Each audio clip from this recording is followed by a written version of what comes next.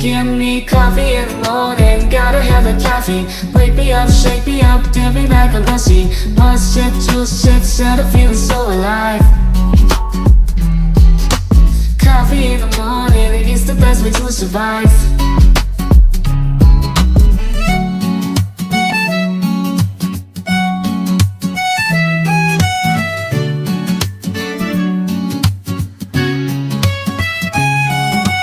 Woke up in the morning, sleepy eyes yawning.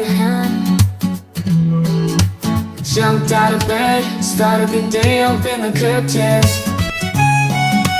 Felt the cool breeze, the sun shining on my face. But something was missing, I needed my job to chase. Give me coffee in the morning, give me coffee in the morning, gotta have the coffee. Wake me up, shake me up, dip me like a lassie. 1 sip, 2 sips, and I'm feeling so alive.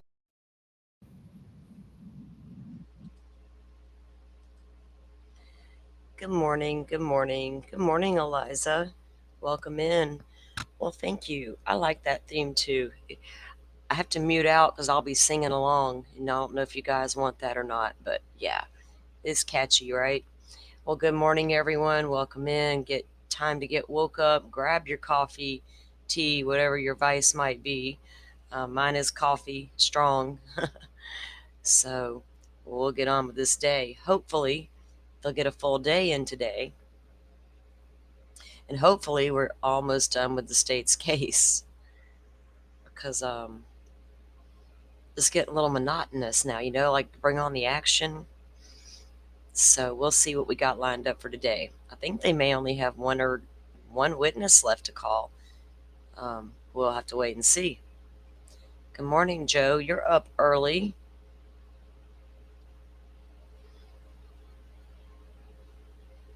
Always forget I've gotten used to remembering that you are behind me now, so I know it's early for you. The attorneys are making ways into the courtroom. The feed is up, but no action yet. Not even the only fan is alive this morning yet. Making me dizzy.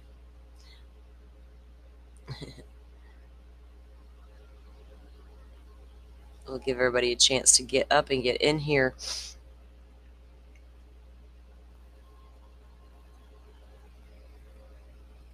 Well, coffee's hot, which I want it to be. I'm not ready for cold coffee yet.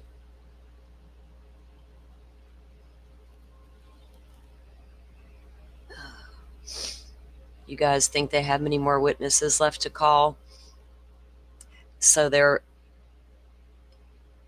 apparently they didn't call or have no plans to call the trooper Paul that I guess testified in the first trial, the state trooper accident reconstruction guy. If he had such relative information, I don't know why he's not called now. So I guess they went with the aperture guy instead, which do you, boo, but I don't know if that's a good, do we have faith in aperture at this point, right? I don't have a lot of faith in them, so I'm curious to see what this guy has to say. And apparently it looks like any kind of expert testimony that I'm going to get relating to this crash is going to be some data dudes dumps, and I'm scratching my head going, I don't even know if any of that'll get me there, but okay. If that's all we got, that's all we got.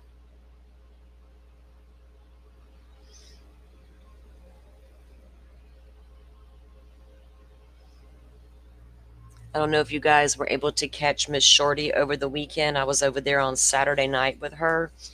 She's doing her Camp Shorty weekends and her recaps over there. We had a great discussion on Saturday night.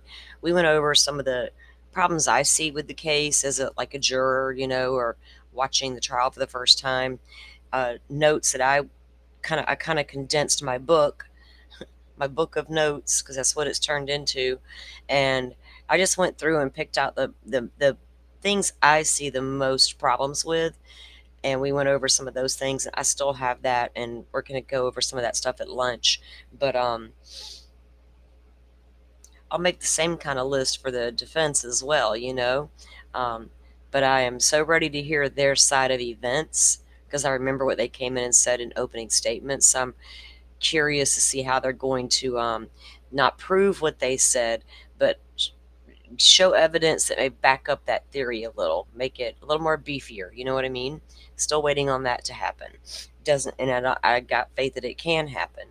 Um, but yeah, there's just a lot of issues on the prosecution side that I see that if I was one of the jurors, I would have extra questions about, right? And they're legit stuff. They're not conspiracy related or things like that. Some things are because I need to know how some people are connected and what were they doing and why. But it's the investigation itself. There's a lot of questions there. Um, that's the whole point of watching a trial, Joe. For me, you know, I want to get the good takeaways from it. The whole point for me of even watching is hopefully getting to some facts or truths that I didn't know before, or things like that. Like paying attention, man. That's one thing. Trying to make these notes and remember. Wait a minute, that was not what the other person testified to. You know, and trying to keep these times straight, compartmentalize all the information you've heard. Can you imagine how overwhelmed juries must be with that at times, especially with large data dumps and all of that to remember and take notes on? And ugh, it's a lot, right? We hope the jurors are paying attention, Joe. That's what matters, right? There's times I drift off, especially during the boring testimony, and I feel like it's stuff that I already know and do not need an expert to get me there because I feel like a lot of it's common sense. And I get bored and I start drifting off. And I'm like, oh, yeah, wait a minute. I'm supposed to be listening to this guy. And he's so not even worth my time. Can't help it if y'all can't keep our attention, right? Mm, those details matter.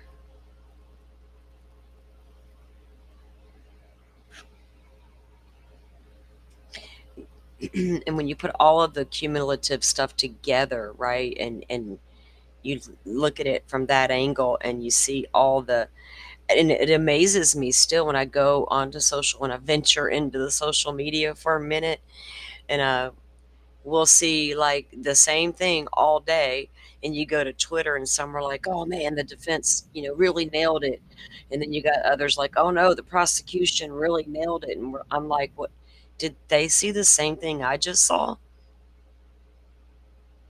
It's so odd, isn't it? Another good reason to have all the jurors because they're all going to see things differently. So Joy, welcome in with your joyful name, bringing a little sunshine our way this morning. I got lots of sunshine right now, but I hear tell we got rain coming. Don't know. That's what that weather guy said that I watch. I like watch one.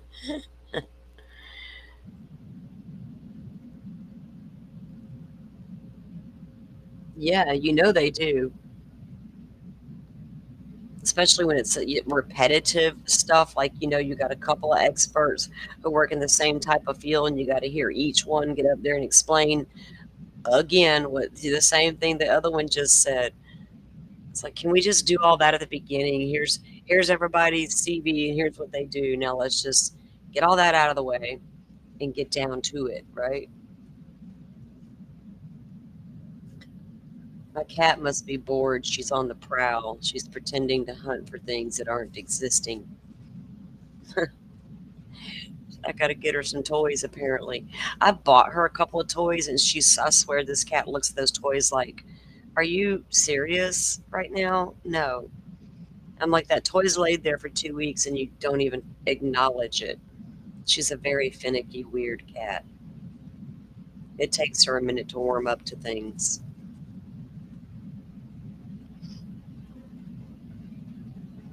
It's weird to go from a dog owner to a cat owner. You're like, these creatures are so different.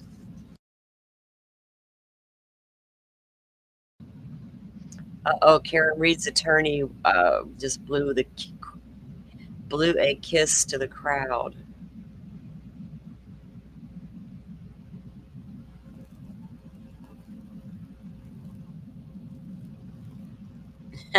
Right? I love that idea. Like the popcorn and the soda. They're gonna need it at times. I would be like, "Excuse me, could I get a hot coffee? Because 'Cause y'all are putting me to sleep. Don't call for a break, Bev, we're good, just let me have a beverage, right? Give me my coffee and carry on."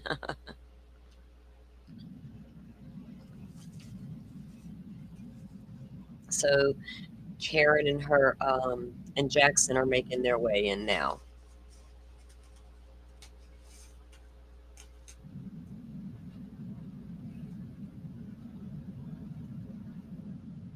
I don't know what my cat's trying to do. Okay, we have the only fan shown in court now.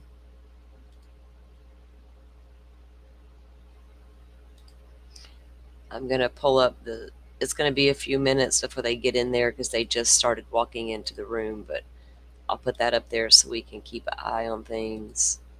Let me get me out of the way from being so giant. Ah,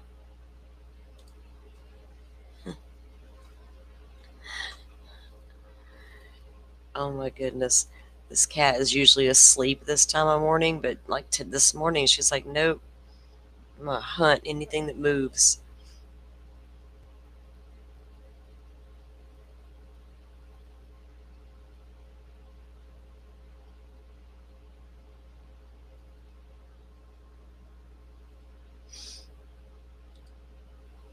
Oh, sorry, I clicked on the wrong thing. So, do you guys think they have a lot of witnesses left? Or are we down to the final one or two? Do you think they'll wrap up today with their case? I don't know how long they would. Well, I can't say. Well, it shouldn't take too long because it could be a 3-day event, right? We never know.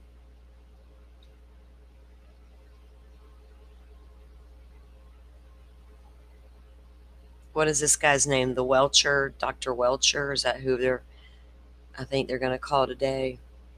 Did he testify first trial? I don't remember. I mean, I don't know because I didn't watch the Aperture people.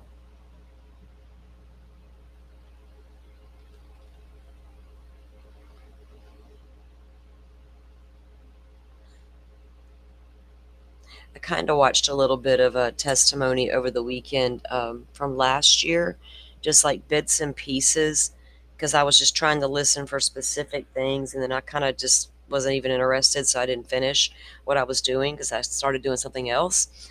But there's a few people left that not left, but there's people that the state did not call that would make one curious as to why they didn't call them. But it's people I kind of want, I don't need to, but I want the defense to call them. Kind of do need them to call them, especially since they've laid out the idea that something else could have happened to John O'Keefe at the hands of these people. So those people are important to hear from, right? You can't just tell me that story and then never bring those people out here. And the only one we've seen really is Jen McCabe. And like I've seen enough of her. Can she sit down a moment and bring me the other people that she was talking to in her family text thread? The ones that were like, "Don't tell him he went in the house." Those people. Yeah. So I can't wait for the defense to get on that. Like if they don't call those people, then I need to red flag them and like wonder why. And don't say there's reasons behind it because I can't think of a justification for not calling them, right? Especially if you're going to tell me they're a part of a conspiracy type theory.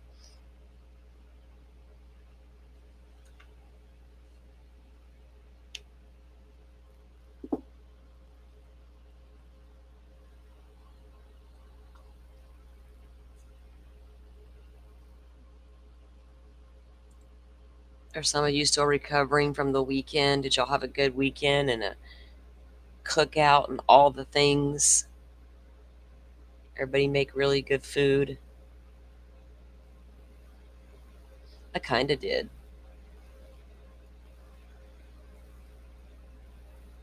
I like to eat the really good food versus I don't mind cooking it sometimes, but I would just assume have somebody else cook it. That makes sense.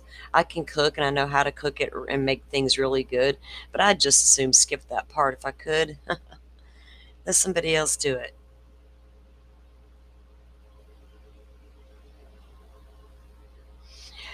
Yeah, I watched a little bit of Paul's testimony because everyone's like, just wait till you hear it. But I'm like, I already kind of know.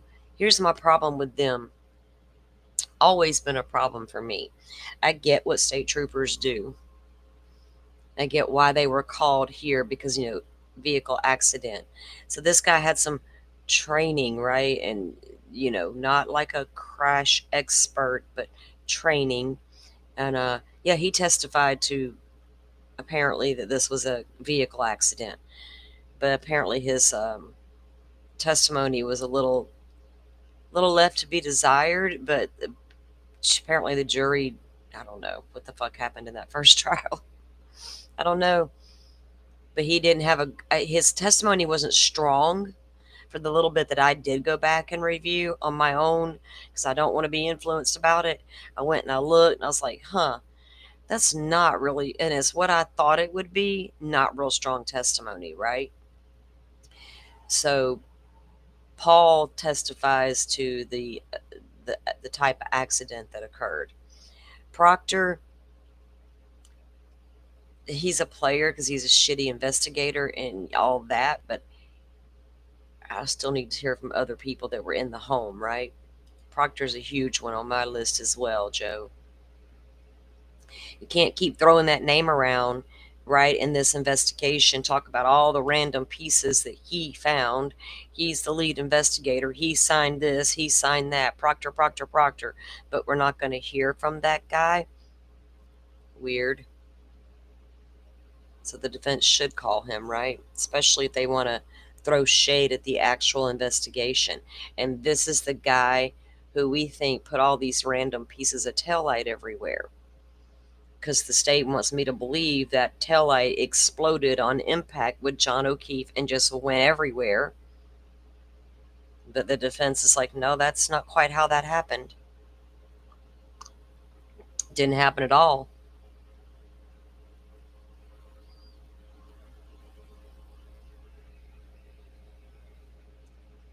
Proctor, the Alberts, the McCabe's, Higgins, Tully, and Link. I need to hear from those guys a little more. I already got the gist from everybody else that was talking smack. The Real Housewives ladies, Carrie and Jen, those two. Heard from them.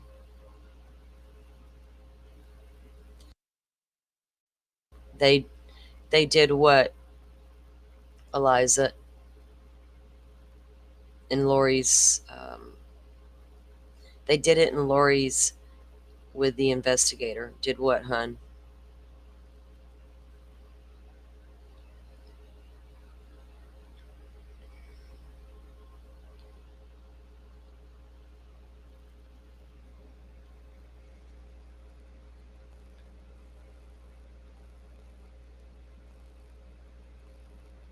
Brandon's trial's fast approaching.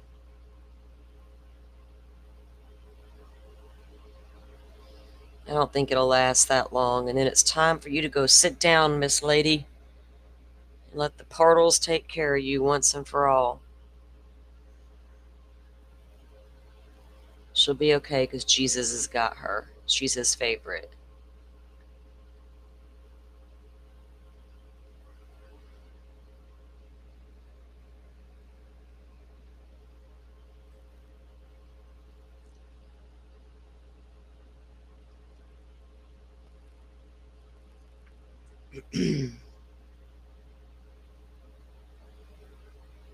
Oh, gotcha. Neglected to call the one investigator they keep mentioning. Well, if the defense doesn't call Proctor, wouldn't that be a huge red flag? Like, why wouldn't you call the main guy that you're accusing of planting evidence, right? I would so call that guy in a freaking heartbeat. Um, yeah, that's the one that they didn't bring out to testify, but he was on the state's list.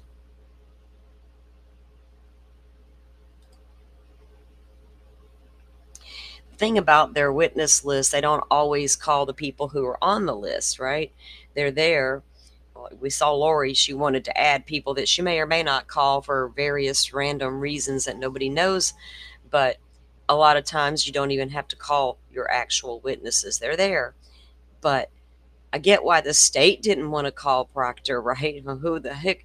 Why would I want that guy up there making my investigation look really bad and our evidence not look as strong? We don't need him up there.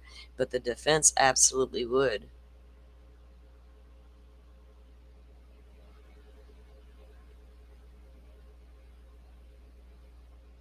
Yeah, I don't think it was, and Lori's case was so different, right? So different.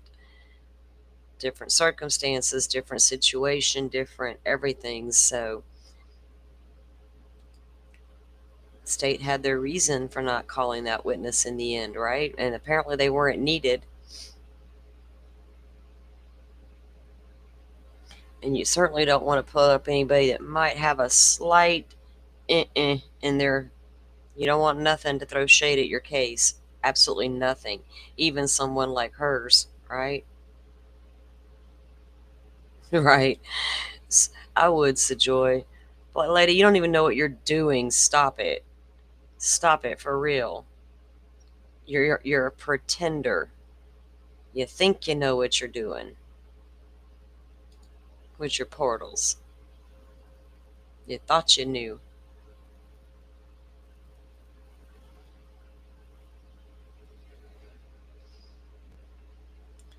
Yeah, Lori does a lot of things for attention, but I'm telling y'all, she's not even the most narcissistic child killer on the planet. There's one way worse. I was floored. I'm still blown away as I'm moving through all the case files in this one case I'm looking at. I'm like, dang, lady. Dang. Hmm. You mothers who do this are an odd breed. I don't think we'll ever make it make sense with any of them.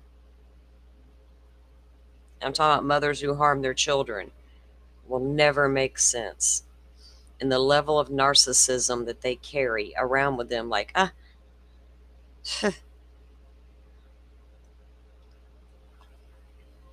unbelievable.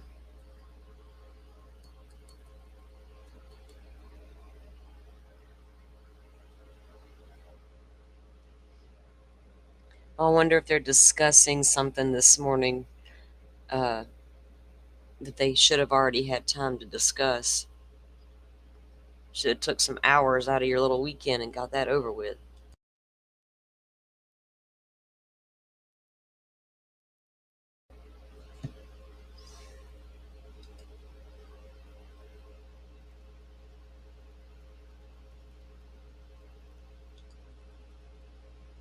Okay.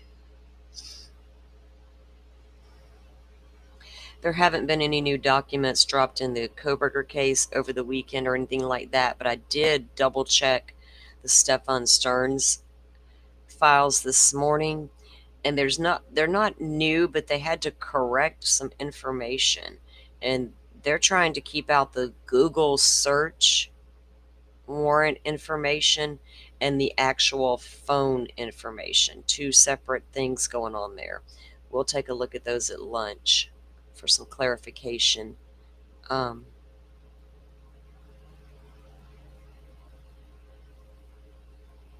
yeah, so sidebar lady. She just eats up our time, is all she does. That's my biggest complaint with this woman. You allowed way too many sidebars, and I'm with Judge Hippler, excuse me, wrong judge. Why do we got a trail of attorneys walking up there? I want the one dealing with the witness, the judge said. He laid the law down. And he said, don't be tugging on the other attorney's arm sleeve. Don't be passing them notes while they're questioning a witness. Let them do their job, he said. They know what they're doing. I was like, oh, hell. Bev, you listening to this?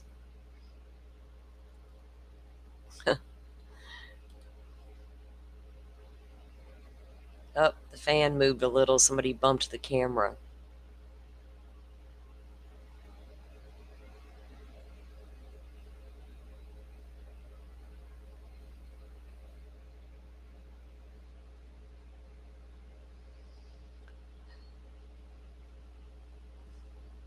They wait too long, it's gonna make me hungry just sitting here watching the stupid fan spin.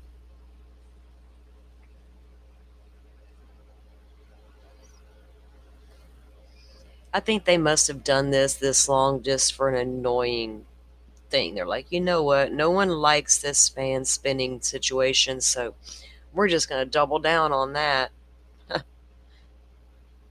Ha ha.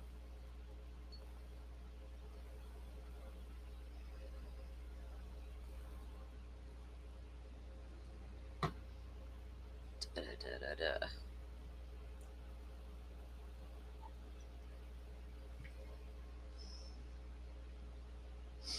I'll have my coffee finished before they start.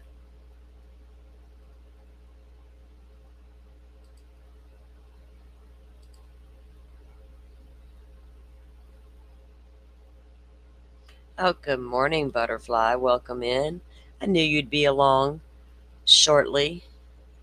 You always are. Appreciate you. Guys, I talked to Forrest about a week ago. He's still getting settled in. Hopefully he'll be back with us soon. He knows we all miss him. He was able to pop in recently. Uh-oh, we got sound. We got action, guys. How long will it You last? are unmuted.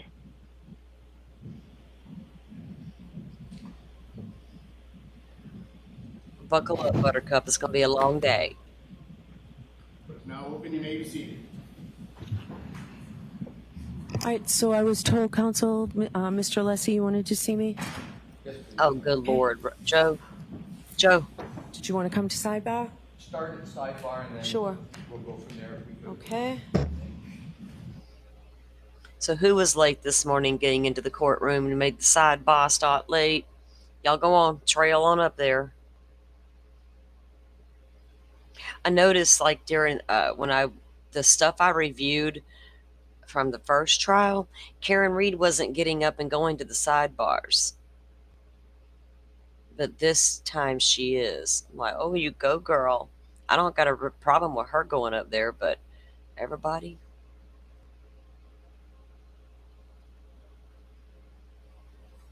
It is quite unusual to see the defendant get up and go up there as well.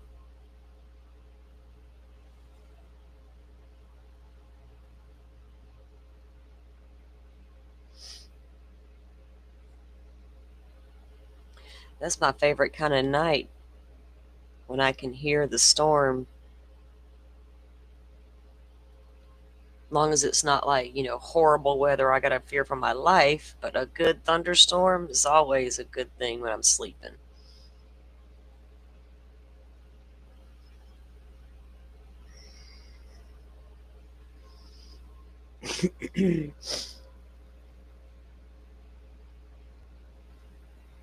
Give it another couple of months and I'll be having my afternoon pop-up thunderstorms that are the normal. That couple hours you stay inside at the end of the day. That daytime heating occurs and it blows up.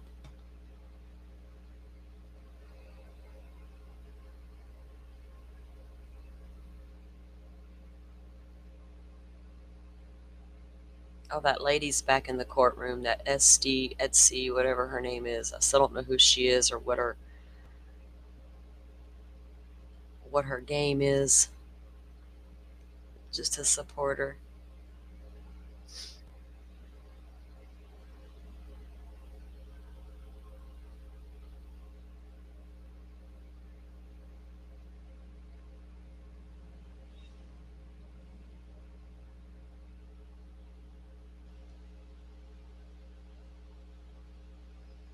It's that kind that goes boom and it makes you go, oh my God, what happened? Sometimes I'll think a car crashed out front, like, because it's a 2-lane highway, and I'm thinking, oh shit, that happened last time. It like this was this horrendous noise, and it woke me up, and it took me a minute to realize it was thunder. Then it always reminds me of the song, woke last night to the sound of thunder, how far off I sat and wondered. I always think about that song when in the middle of the night when a storm is coming.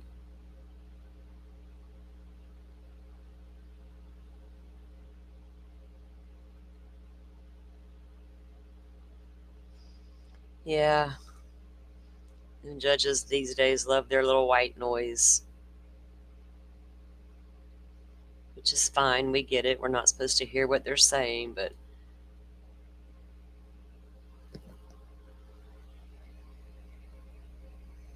I don't guess they heard of pretrial motions and stuff like that here. We don't do that. We don't do that in this state. Mm-mm.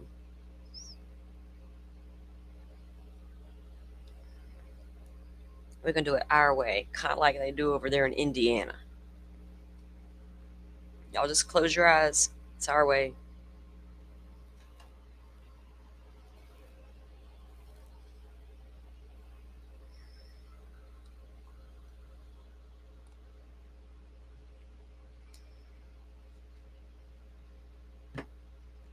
Everybody's like wondering what the hell's going on. Why does this take so long? What are they even talking about? And the judge will say to the jury, guys, we took a little longer at sidebar so we don't waste your time later. I'll be like, man, but you just literally wasted my time.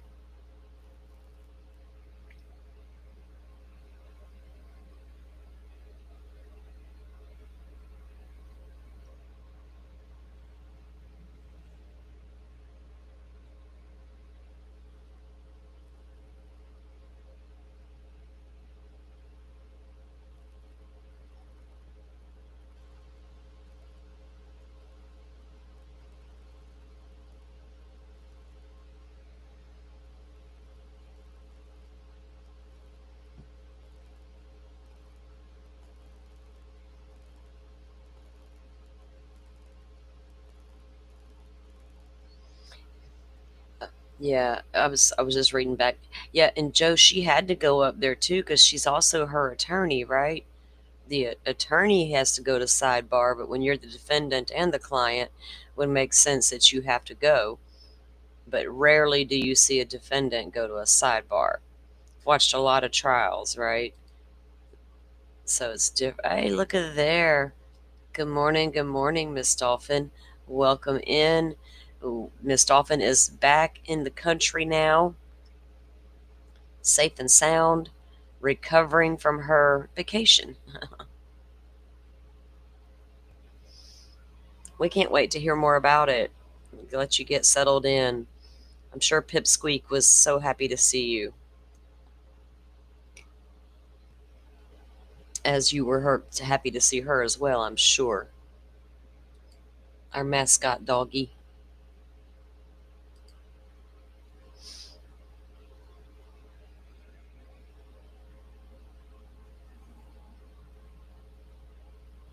Oh no, back with a cold. You brought the funk back with you.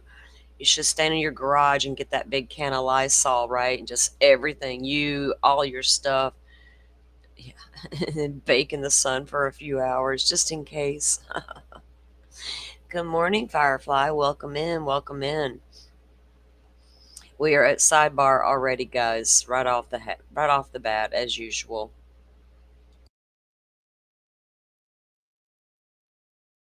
They came into court about 8 minutes late, and then, of course, had to have that sidebar immediately.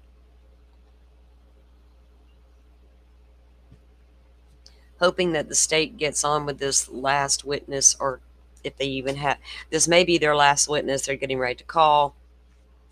And if so, hopefully they'll wrap up their case today so we can get the defense presenting their case.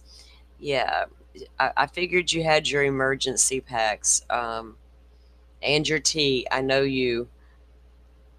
Yeah, get you an order, girl. Call and get you some good food ordered up. So you don't got to cook anything. Get you some medicine ordered up, and then chill out, right?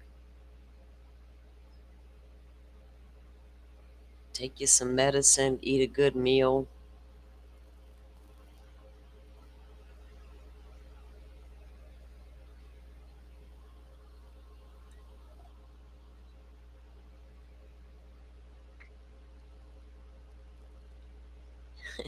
At least your pup was close by, huh, Dolphin? That you didn't have to like run all over town to collect her at a kennel somewhere. It was very close, so that was very convenient.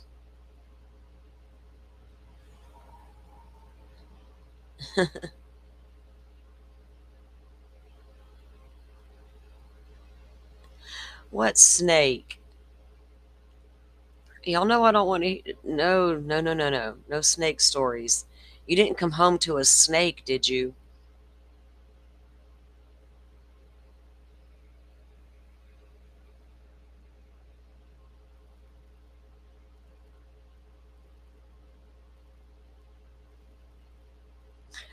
I knew that food was coming. See?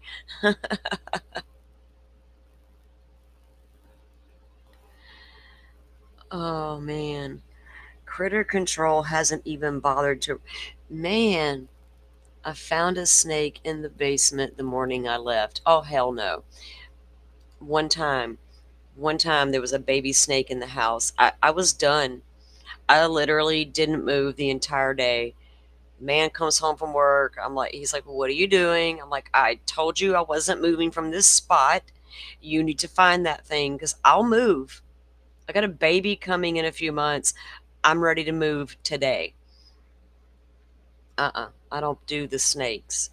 It finally, we don't know where it went. It was a baby, right? And it left. I never saw it again. It took me a while to be comfortable in that house. I hated it. Then my roommate, she calls me out back one day and she's like, come here. I'm all really pregnant at this point. I'm like, well, what are you going to show me? And she's like, look at this. And she shows me. And that was not a good day. About went into labor right then and there. She found the snake. And this time it was big. This time it didn't survive. I'm like, y'all think I'm playing. I'll move and leave all of y'all here. I will so be out of there. Yeah. Like, where did it go? You don't even know where it went now, Dolphin.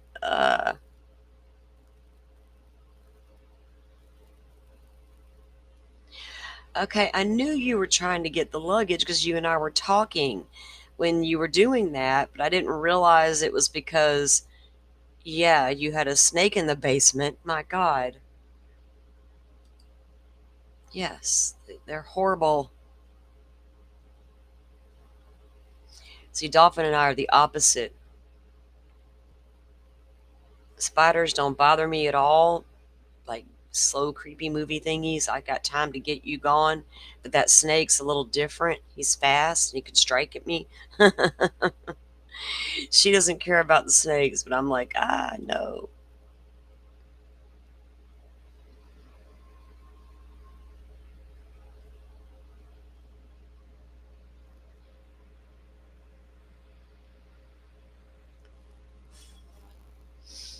People will say, but what's Karen doing talking to Tiny Desk Guy? And what was taking so long, ma'am?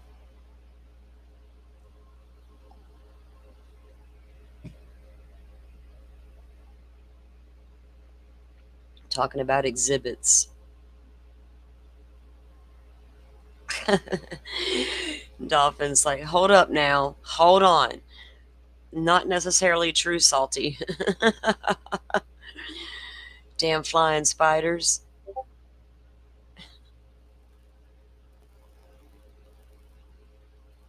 And they do. This is true. Oh, my sister made a mistake of thinking it was a good idea to stomp one day. Yeah, not such a good idea when they're pregnant. And there's thousands that just literally run everywhere at that moment. I was like, holy cow. I did not expect that to happen.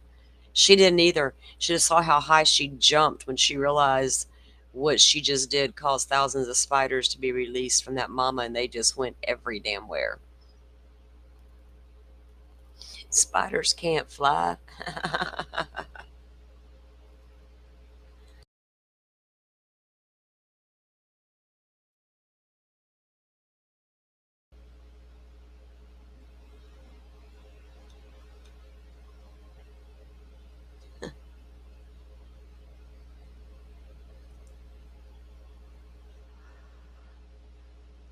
They got to be discussing the next witness's testimony.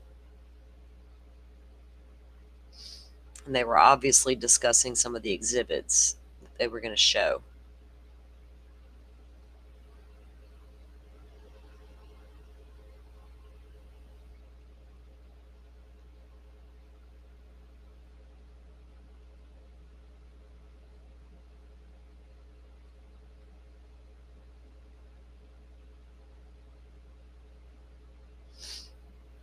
Hmm. I'm going to need to get up and go get something to drink.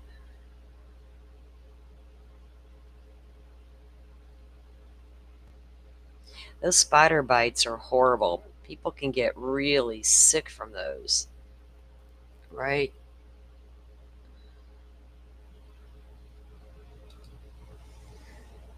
Joe says he can't do snakes and lizards. People with pet snakes and lizards are like, it's harmless, just hold it.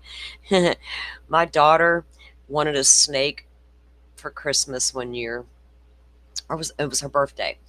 And I'm like, no, absolutely not. I cannot even consider doing a snake in my home. Never going to happen. Well, can I get a lizard instead? Okay. I'm thinking gecko. No, no, no, no. Iguana. I let my ex keep the iguana in the divorce. You take that thing and you take it with you now. And your giant bird. That thing's still alive. They can live up to 80 years old. But I don't mind little regular lizards. We used to catch those when we were kids at my grandma's house, and we would have lizard races, me and my cousins. Anyway, yeah, we didn't have internet back then, so we just played with whatever we had. We'd play with those lizards. That's a whole different beast than a damn iguana. That thing, he was aggressive too.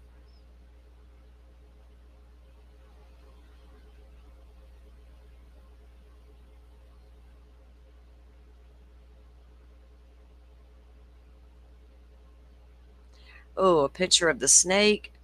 I have a cousin who used to send me random pictures of snakes thinking it was cute.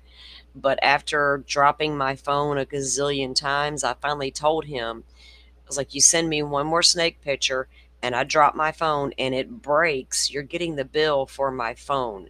He didn't send me any more snake pictures after that because I would literally not expect it. And just my whole phone would fly across the room the second I had to look at that. Yeah, they do, Firefly. They run around down there in your neck of the woods. People release them, right, and they escape and all the things, and they run around rampant down there. And the giant birds, the things my husband had as pets, they run around loose down there in South Florida because people let them go, and that's why there was all those pythons running around loose in South Florida. People just let them go, and they got the little spider monkeys down there now. Yeah, it's a whole jungle down there. To heck with them alligators. Y'all better watch that jungle that got released into the wild by, people who cared about their animals. Okay. Enough to turn them loose.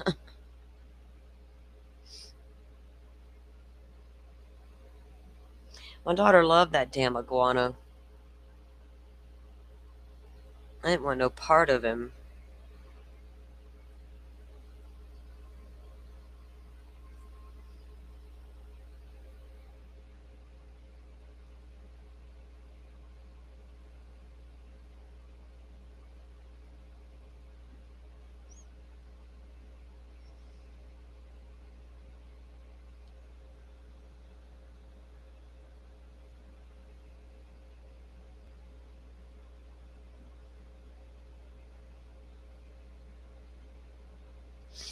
iguanas are strange. They're pretty easy to take care of. As long as you got them.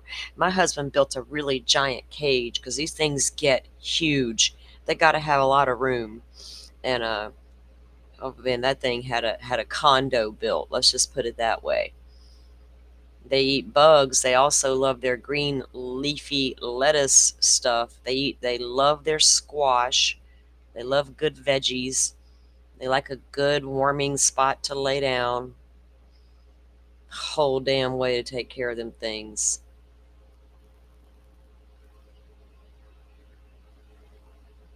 Look, thank goodness we don't have those.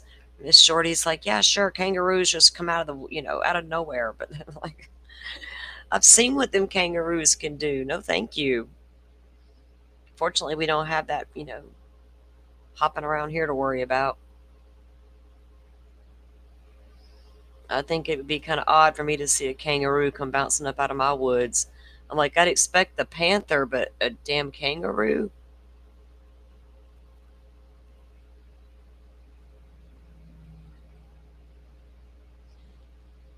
No, I don't know where he's at. I thought he was sitting behind his mom. I just ignore them.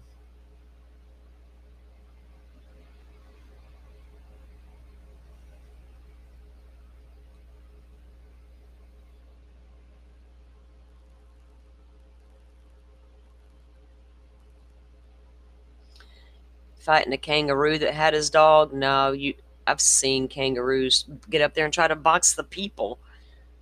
Here we worry about the bears trying to get the dog, you know what I mean, versus the kangaroo. We had a normally we have a this goes on all the time where we call them the bears of South Santa Rosa. People start building and infringing on their territories. We've had a lot of issues over the years where these bears just are in the yard, getting into the garbage or trying to get your little dog, or nobody's gotten harmed yet. But recently a man did. He had to call 911 because the bear bit him in the leg. When he went out back to his dog woke him up in the middle of the night. He goes out back to investigate, and there's a bear in the backyard, which is kind of the normal here. So could you imagine living where the kangaroos? You're like, oh, it's just a kangaroo today. You're like, it's normal. I just saw a bear outside. It's normal. Depends on where you live, right?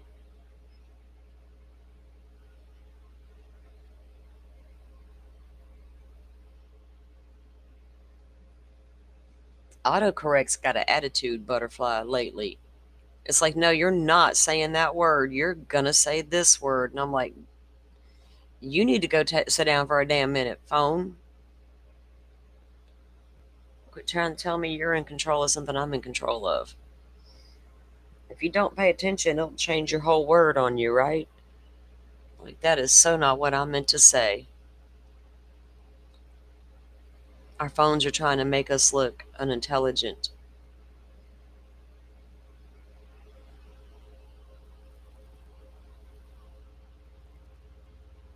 It would, Butterfly. You would think it was a man, right? That silhouette, except them tall ears. Especially if it starts punching.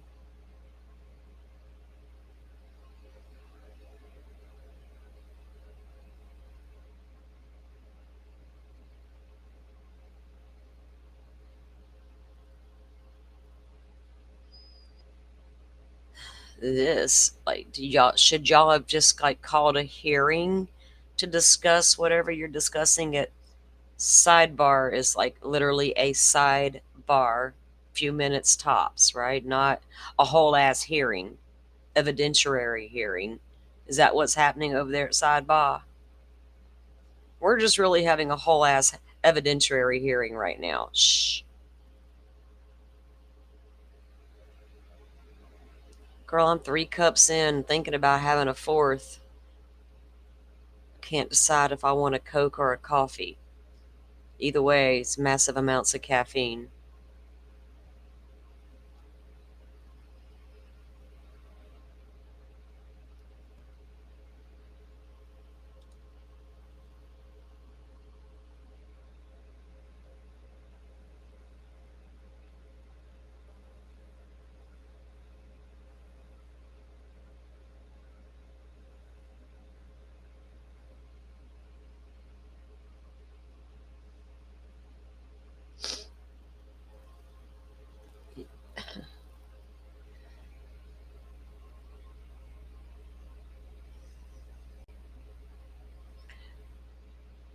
wonder what the jury thinks when they think to themselves, what's taking so long and why?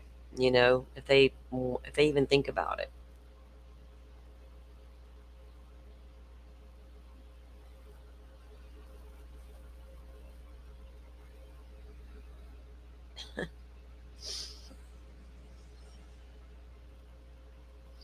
I've seen some pretty aggressive mama kangaroos, right? That baby in that pouch, no, you're not gonna mess with that baby. She'll tear you up.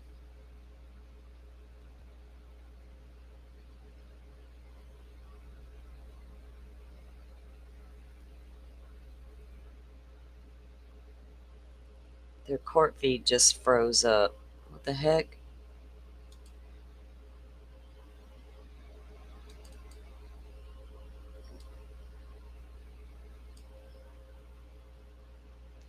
I guess they are, Joe.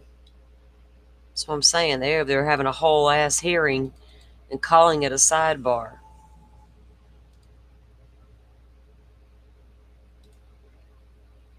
Okay. Damn, their feed just did the same thing. It like showed the same thing over. Here, let me get somebody else's. Oh, this is, yeah, it's Law and Crime doing something wacky. They're like showing the same scene, and then it freezes again, but Boston 10 is up and current. Okay, let me see if it matches Court TV's. And it does.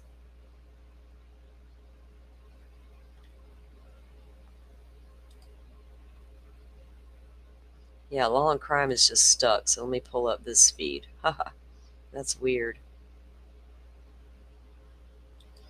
That's why I always try to have a couple here just in case. Because we have had an issue once before with the Law and Crime. There we go.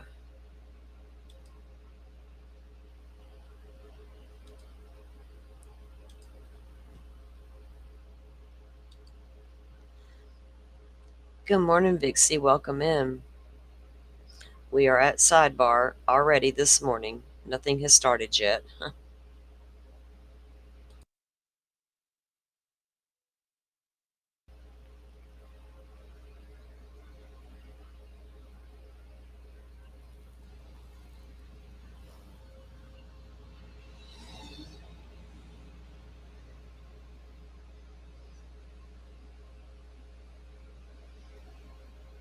Did they call Tiny Desk Guy up there for some reason? Where'd he go? Did he go to sidebar too?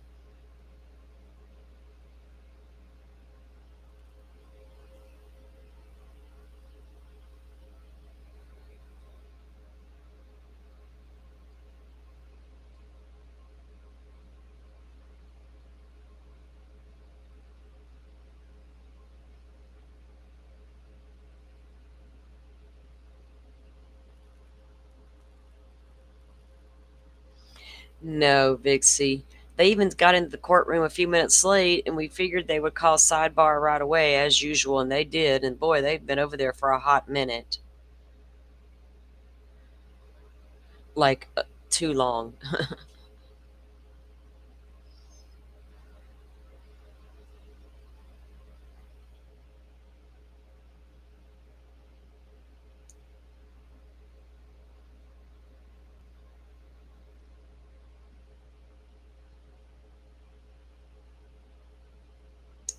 If the defense doesn't have, if they have confidence that this guy Welcher's testimony won't be that strong, then let it go, let it flow, and then get up there and take him apart on cross.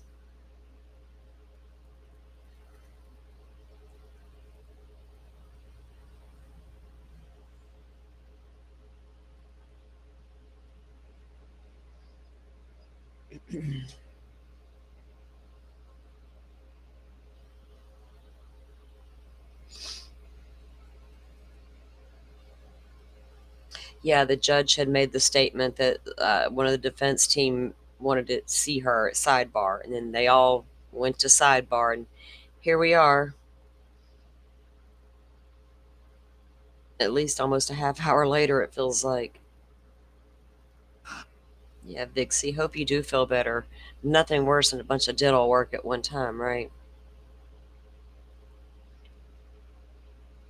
Hopefully, you have something to keep you comfortable while you're healing.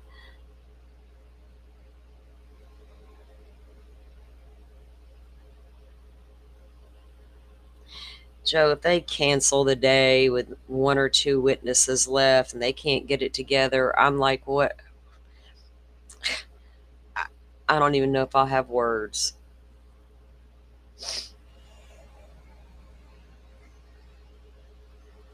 Yeah, I would. I would call out the entire state at that point. Like, what are y'all even doing? This is a joke, a mockery. What are you literally doing anymore? Because you're not trying to find justice for any damn body. I feel like you're putting on a sideshow and look at me syndrome. Watch me go. I'm a judge. Ooh, I'm an attorney. What are y'all doing? This is not about y'all to start with. It's about a defendant and a dead person.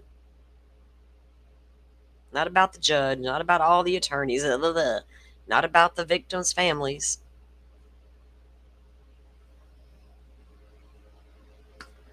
And they're just up there making a mockery of the whole situation. I would be pissed off if I was a family member from either side if this shit show continued the way it does. I'd be out there on the sidewalk screaming through a big old one of them microphone things. Y'all want to hear something? I'll let it roll. That's what I'd do. I'm not under no gag order. That's what I'd tell them. I'd probably be a lot more vocal than Reed's dad or even John's parents at this point.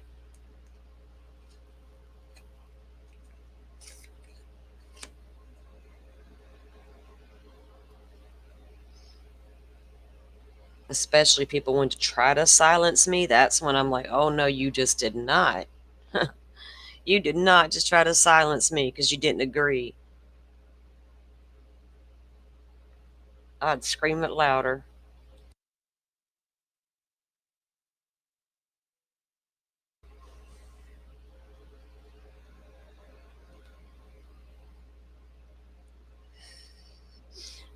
Yeah, remember the judge already said juries don't like when they got to sit around and wonder what's going on. She's given them plenty of reasons to sit around and wonder what's going on. That's her fault, right? Uh-oh. Did y'all solve something? Here we go.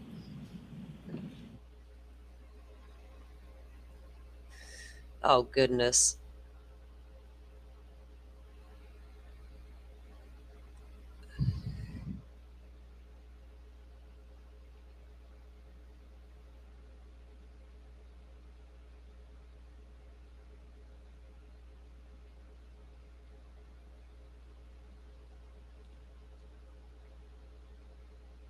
I should change my banner to if we ever get there, this is day 21.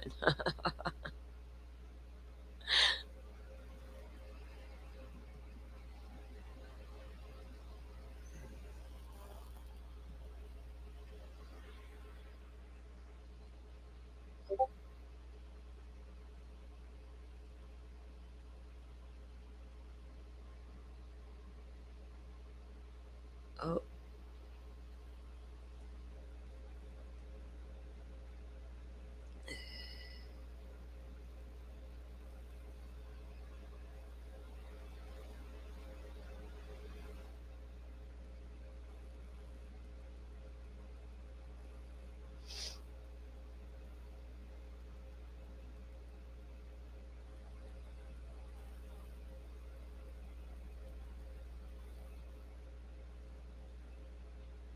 ah, good advice, Butterfly. That medicine is pretty good.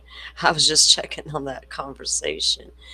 Yeah, I think everybody should be concerned now, Firefly, right? It's because shitty investigations this is not the only one, right? And that's a problem. If you can't trust an investigation, can you trust anything about it, right? Anything.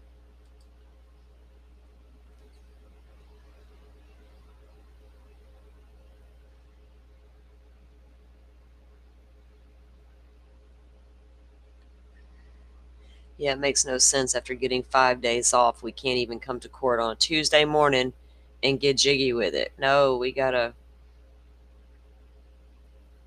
watch the damn fan, right, butterfly? Here y'all go. This will solve all the problems. Fan knows what's up.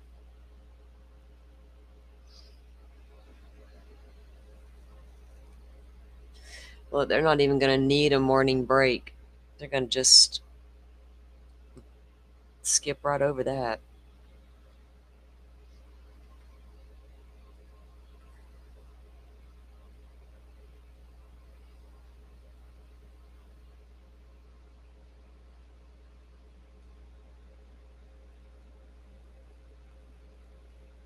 Well, they didn't go back to the sidebar, did they?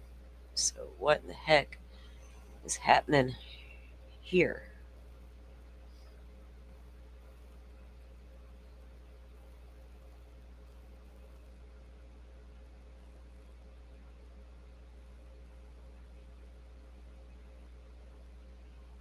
Hmm.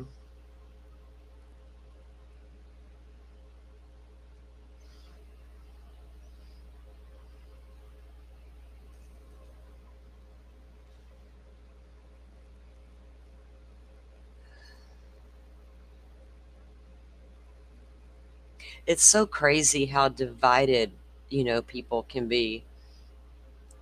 Yeah, Dolphin, they had all of Thursday off. They were going to do like a half a day Thursday, but it ended up being all of Thursday and Friday off. And of course, the weekend, and then Monday being the holiday. So, yeah, they had a 5 full days off, rest and relaxation for all of them, including the judge. Huh.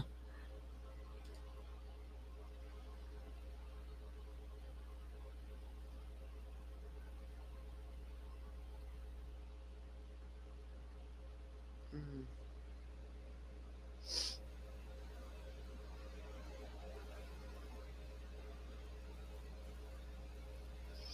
So you would think that they would have been able to get right to it this morning, right? Without having all this.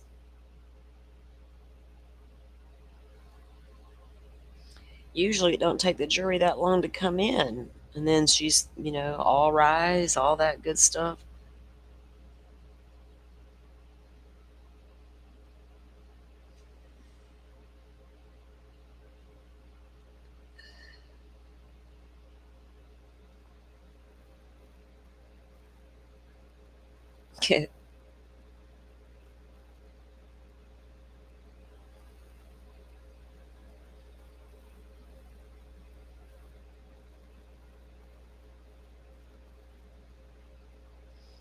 How long to take court to start?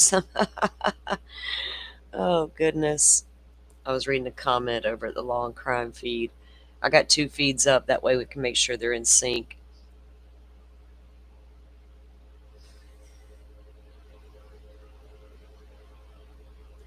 I mean, it's like, is there going to be a huge issue with this next witness? I mean, that's the only thing y'all can lead me to believe right now. One of you sides has an issue, and I'd like to know what it is, especially if it pertains to the next witness. Like, what's happening and why? Inquiring minds want to know. We need to know all the deets.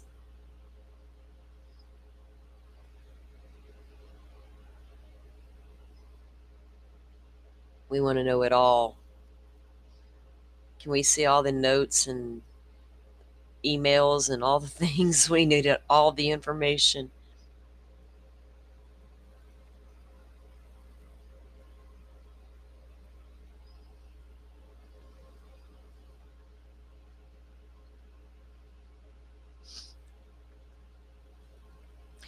Something that curiously caught my attention whenever Higgins testified round one. He made the comment when they asked about him destroying his phone, and he said that he didn't want all of his personal information out there, for everyone to see, blah, blah, blah. And I thought, well, when you conduct an investigation, sir, do you usually go through the person's entire phone, regardless of what they want you to see and not see? Usually you do. Why would you be privileged? Let me go extract what I think is relevant for you guys, and then I'm going to throw away the phone, and y'all are going to say that's okay. No, we're not going to say that's okay. Anybody who thinks that's okay can't honestly say they're looking at that with an honest lens, right? Um, that's insane to me. That people are just going to be like, oh, nothing to see there. That was an odd thing to say. What did you not want out there that didn't pertain to the Karen Reed investigations? What I want to know. Was there other communications on said phone with other cops that may be involved with nefarious activities? Is that why it was really destroyed? See, conspiracy brain can run wild at any given moment, especially when it gets bored. Like, I need a big story now because this shit's boring.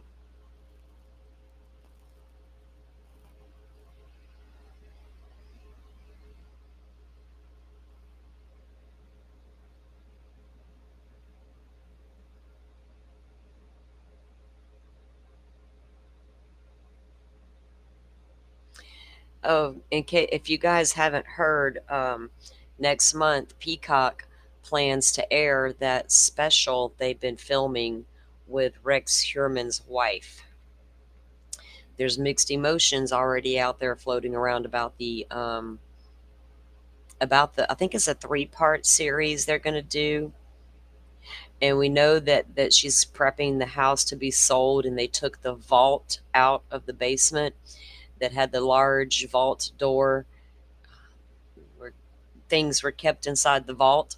Well, they took that door and they removed it, I guess, to prep the house or whatever. And apparently there's going to be like an image of her sitting in this damn basement right in front of where that door would have been. Like, that is so creepy. How could you, in her mind, how I wouldn't want to go down there. Like, my husband was doing what in my basement? I'm not going down there. I don't want to even be in the house. But it's freaky. But I'm gonna watch it. But I don't know if I don't know. I know they followed her around for months, going to the different hearings and things like that, and filming things. And we've known about it for a while. But apparently they have wrapped up everything and they're getting prepared to air that out to the masses. So we'll have to see what all that entails. I'm curious.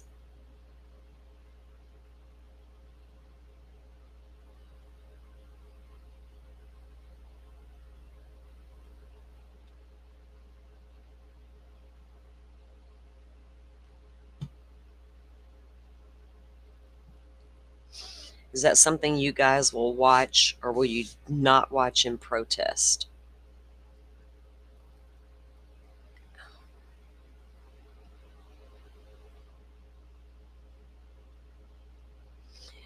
I'm curious to see what all the wife has to say.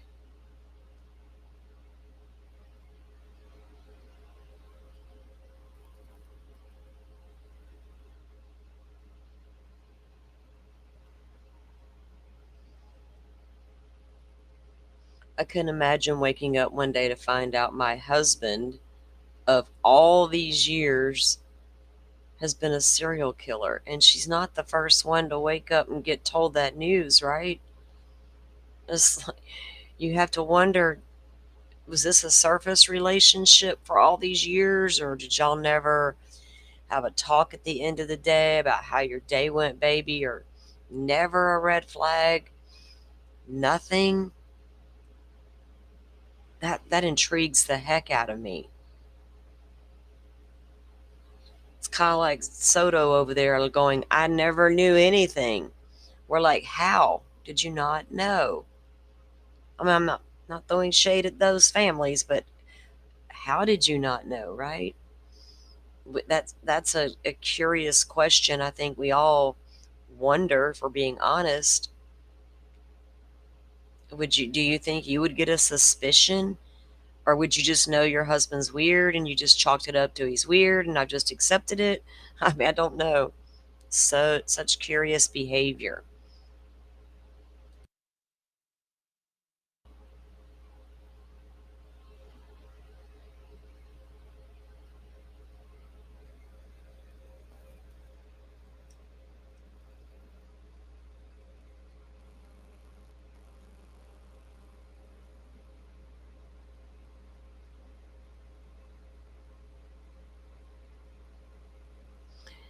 Man, some people are awfully brave out there in this world with what they put out for the masses, thinking that won't come back to bite them in the butt at some point. Interesting.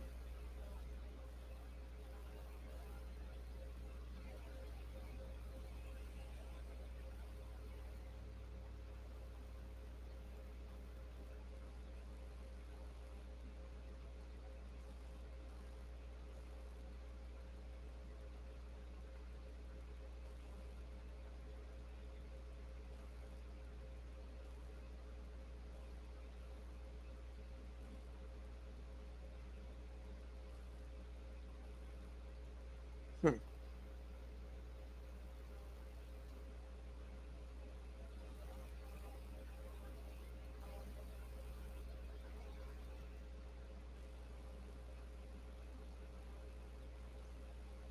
Oh man, someone just put something on Twitter I didn't think about. Two bathroom selfies from two individual suspected killers, almost dressed the same. Hurman and Koberger. Whoa. And I've got both those pictures, and I just never put that together visually in my head. And I've never been one to take a picture of myself in the damn bathroom. I always thought that was weird. In the bathroom, I get it, lighting and all that, but okay, in the bathroom, I'm way older than those selfie taking people.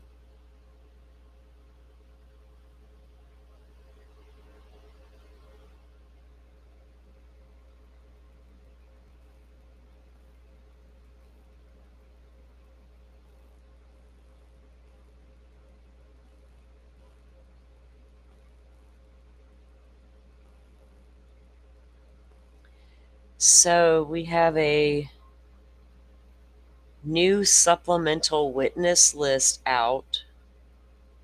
Defendant Karen Reed's supplemental list of prospective witnesses.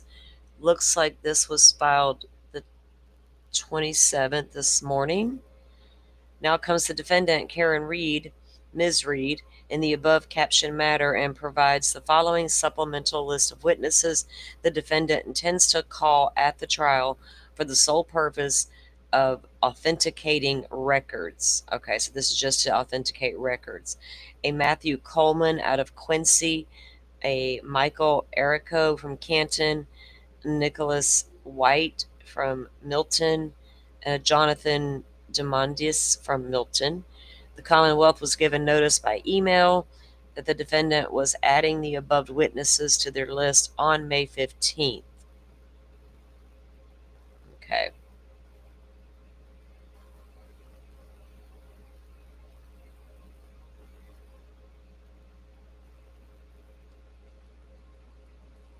So I don't know if they're having issues about that right now or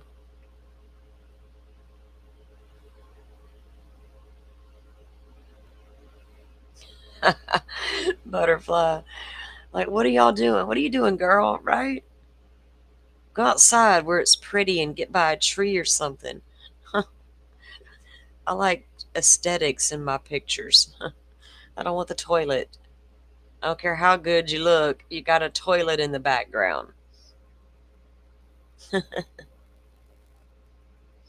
You can get a better effect outside. I'm sorry.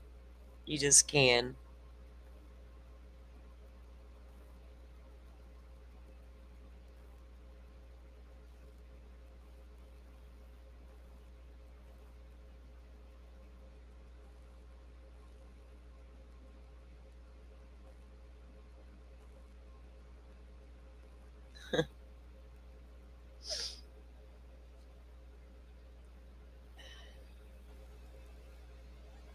Goodness, what the heck? Um, are they doing?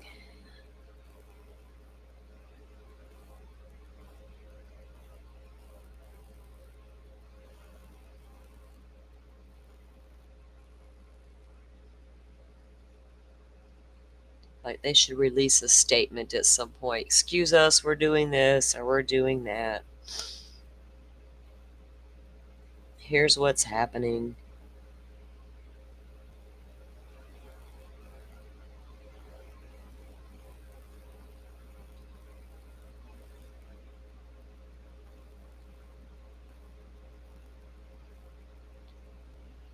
I still think the state's got some pretty big hurdles to cross because they haven't, even without this last testimony here from whatever this person's going to testify to, with what they've given us so far, it doesn't beyond. There's a lot of doubt still, right? Because of they weren't able to 100% back anything up, in my opinion. There was too many holes in stories, too many issues with particular people, the investigation itself, the data that's been collected in the case, experts that don't seem to quite align with one another. I got one expert telling me this phone kept moving after this expert tells me the crash happened and the man would no longer been moving. That's a problem. And those are the kind of problems that are the problems in my eyes that they need to get past, that I don't think they were able to recover from that, right? And it's weird that you got to put this Burgess up there to try to make it all make sense, and in the end his credibility was stripped away before everybody's eyes, right? They didn't have enough strong witnesses to prove anything yet. So in my eyes, the case is not strong enough, from the state side.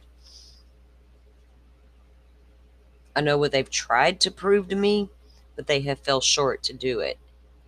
Even when they show all of Reed's video clips, the text message thread between her and Higgins and her and John, that shows me something, but doesn't show me intent to murder somebody.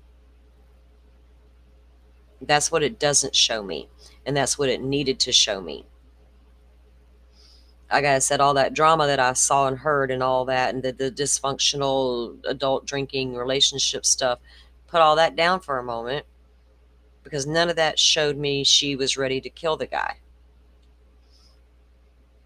So I don't know how strong that evidence was to perpetuate that theory, because that's all those things were doing. That's all it was set out to do, was to show me, well, we got a crazy manipulative lady here who absolutely did this in cold blood. And look at her clips. I hit him, all the things. Yeah, but we also understand that was also kind of asked in the form of a question, not an all out jumped out of the car, oh my God, there he is because I hit him last night. There's some failures there.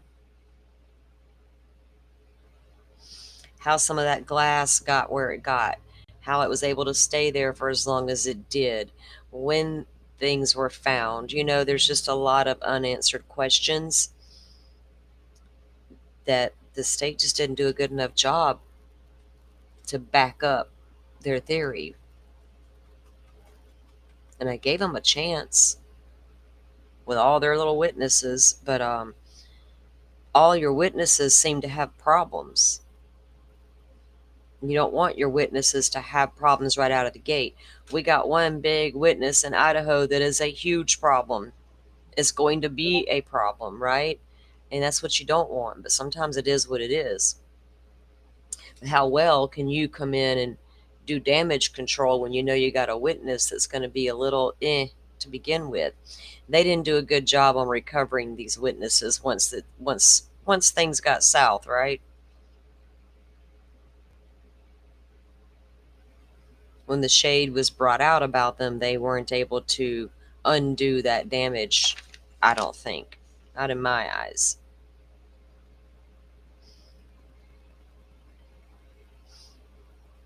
And I think they also could have kept the data stuff a little more simpler for the jury. When you got 3 to 4 witnesses coming in spouting off times, this is what occurred at this time, all these times, and you take all these notes. Then you have another witness that comes in, does the same thing, but then their times aren't matching up with each other. No, oh, your new work cancels out all of that guy's work. Huh. Well, let's bring him back up and ask him how he feels about your clock drifting situation. Right? I'd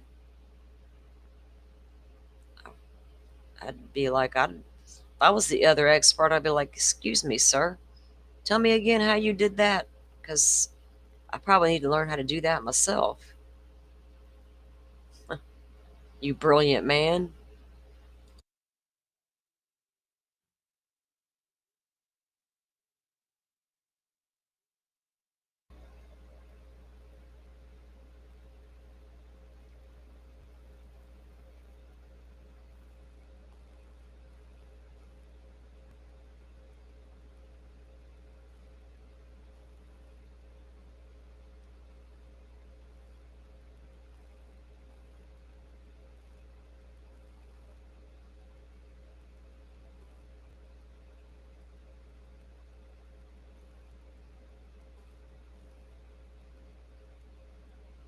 Hmm.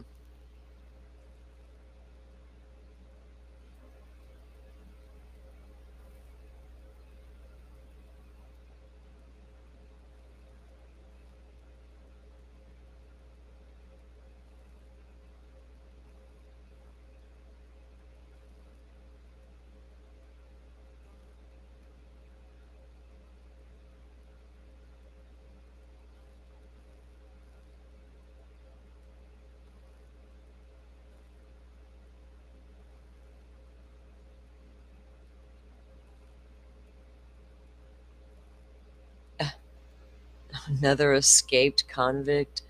Have they captured all those escapees over there in New Orleans yet? I don't even know. I haven't got back to that story. I'm just irritated that it even happened. That's the bigger irritation for me, is that it even freaking happened. Like, some of this stuff is not rocket science, and we all know it shouldn't even have happened, right? Figure out how that happened and don't ever let it happen again. Shouldn't have prosecutors and witnesses tucking tail and running out of town because y'all let some damn bad guys go out the back door through a toilet hole. Goodness. Don't they know bathrooms were made for selfies, not prison escapes?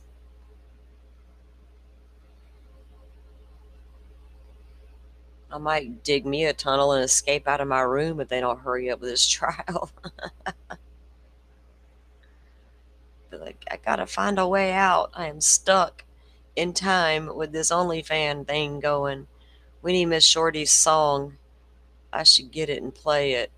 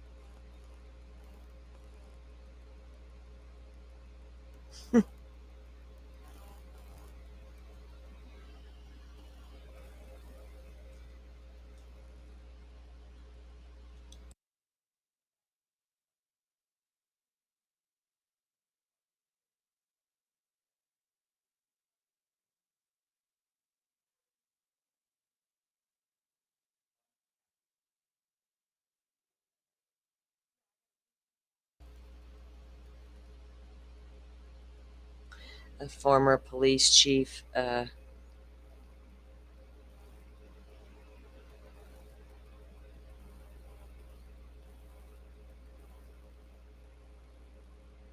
court is on a 30-minute recess according to the law and crime feed.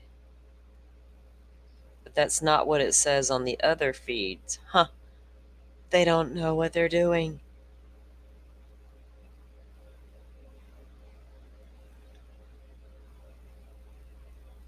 And then Court TV also says live court is on a short break. Okay, then.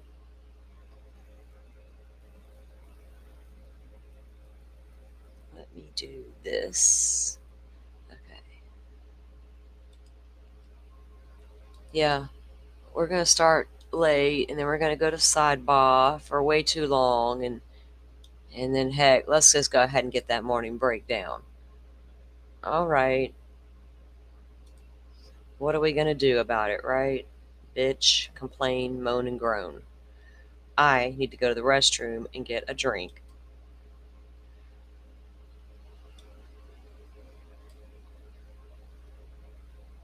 Okay. Yeah, they haven't started yet, already under a recess.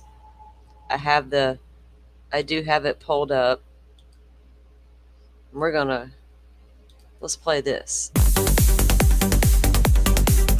Only fan knows that they killed a man, an officer, a friend.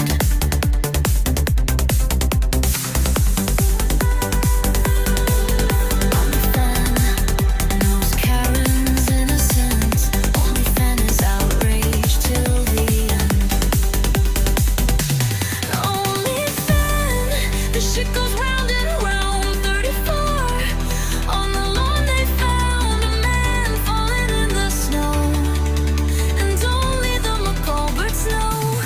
Only fan, the Commonwealth. Only fan, her environment of health. Only fan, what the fuck is going on? Only fan, you've seen it all.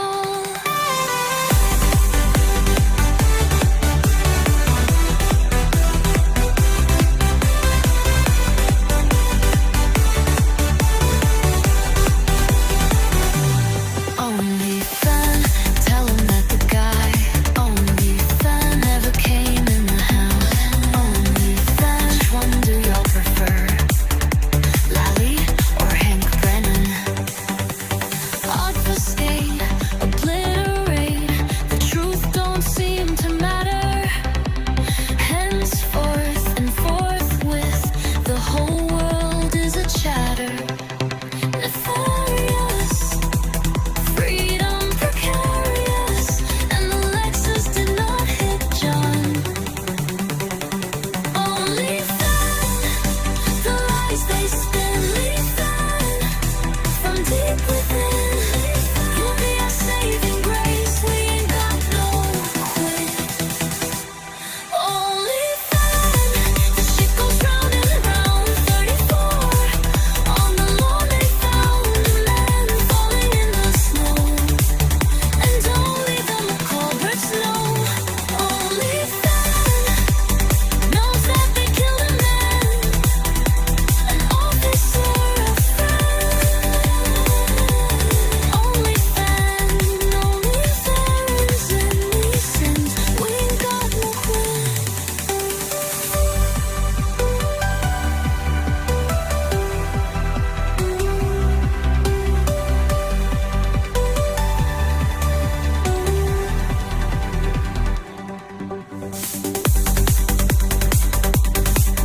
Only fan, the shit goes round and round. 34 on the lawn they found a man falling in the snow, and only the McCulberts know. Knows that they killed a man, an officer, a friend. Only fan, yours Karen's innocent. Only fan is outraged till the end. That's Miss Shorty's music, guys. Figure we'd throw that in there since we got to watch this damn OnlyFan all the time. She's got more. She's got more. Yeah, that was a pretty good one, right, Dolphin? She's got some that they're so comical they'll crack you up. It's good comedy relief when needed. When needed, my goodness.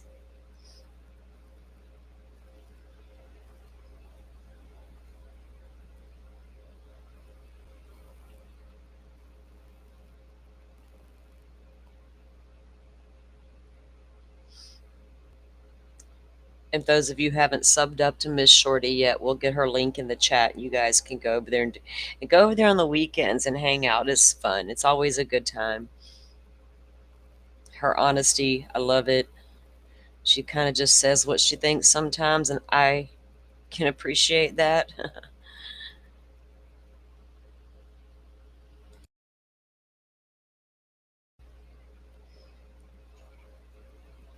Don't be afraid to say what you're thinking sometimes, right?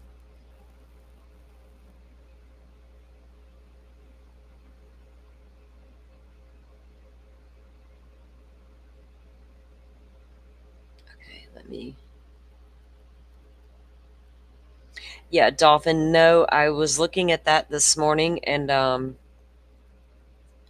on, let me get over here. So there's been 3 new documents filed, but they're corrections, and I'm going to take a look at those. It's just motions to suppress evidence, but I looked at those briefly this morning so that I could make sure I was up to date. Okay, thank you, Butterfly, for adding that. So what they are, yeah, Dolphin, let me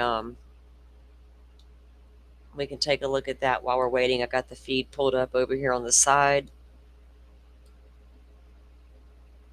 so I can keep an eye.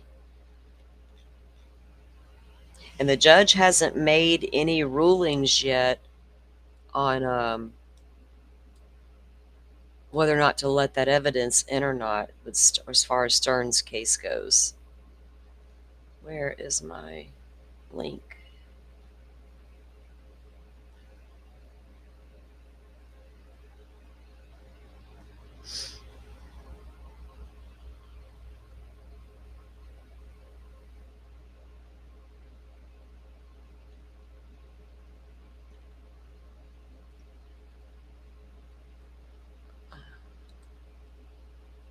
Stern's docket. Okay.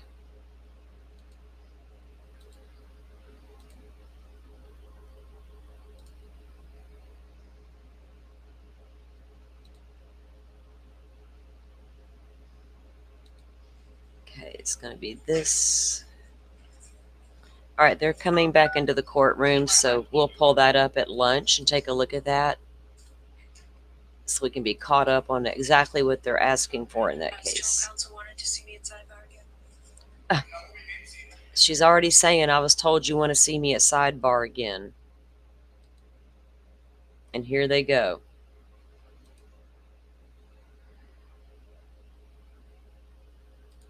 It better not be long.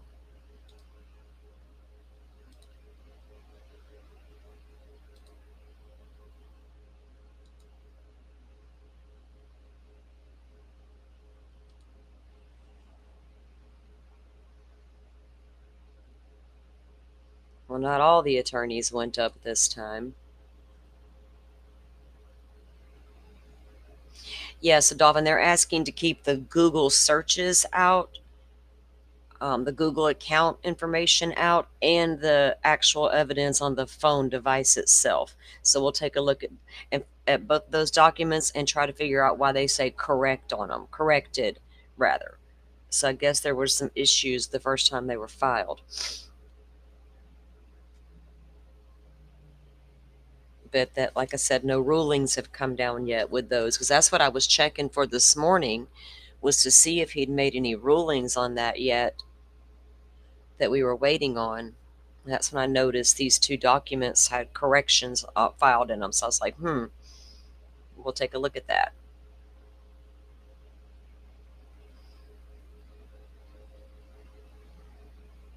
Yeah, there's some information, verbiage like, he was coerced in the middle of the night into giving up that phone. I was like, wait, what? I got to read this thoroughly.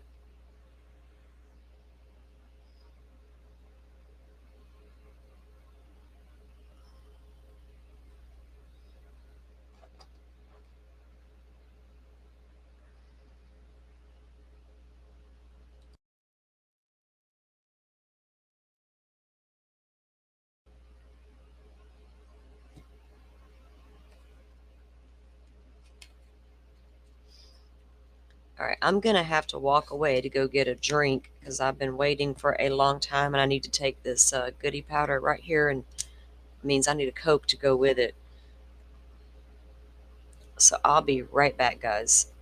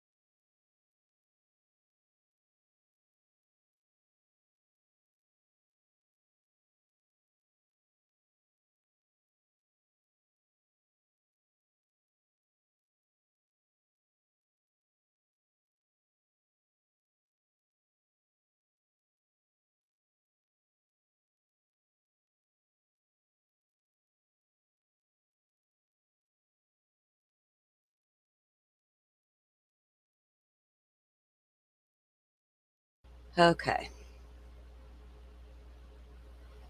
Girl, DoorDash everything that you can. I wish I could DoorDash things. Well, it's probably a good thing that I can't, but I wished I could. I wished I lived close enough to do all that. Man, I have my son, though. I usually make him stop and get me things, or I'll order it and have him go by and pick things up. But it'd be so much easier if I just do it myself and just deliver it right here. Why do we have to go anywhere anymore, right?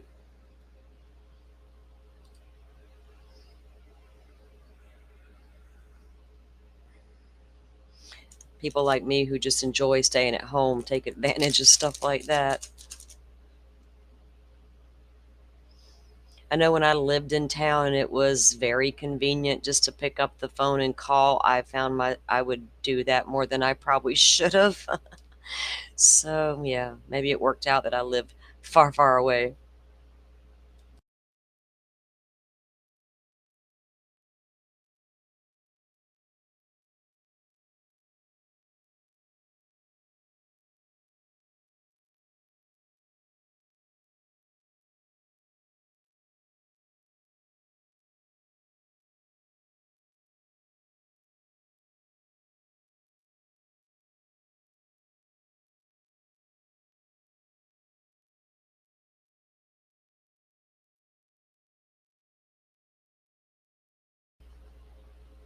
I think Walgreens does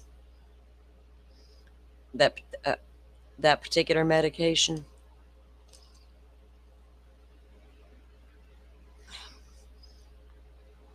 Your husband is your DoorDash. My son is mine. All right, we might be getting somewhere.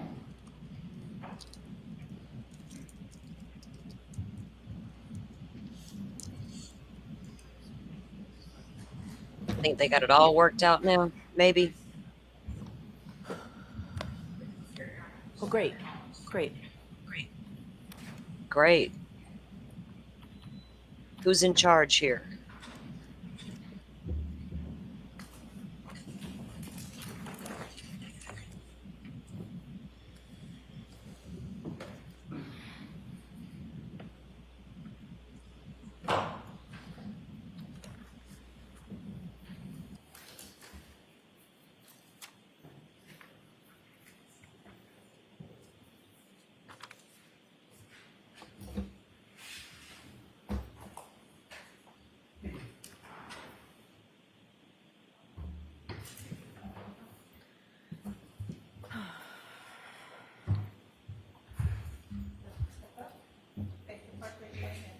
You solemnly swear the evidence you give to the court in the case now and hearing should be truth, the whole truth, and nothing but the truth, so help you God. Yes, sir.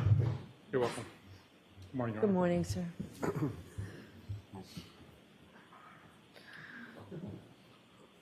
So we're going to have a short voir dire. Yes, ma'am. Okay, so Mr. Lessie? Thank you, Your Honor.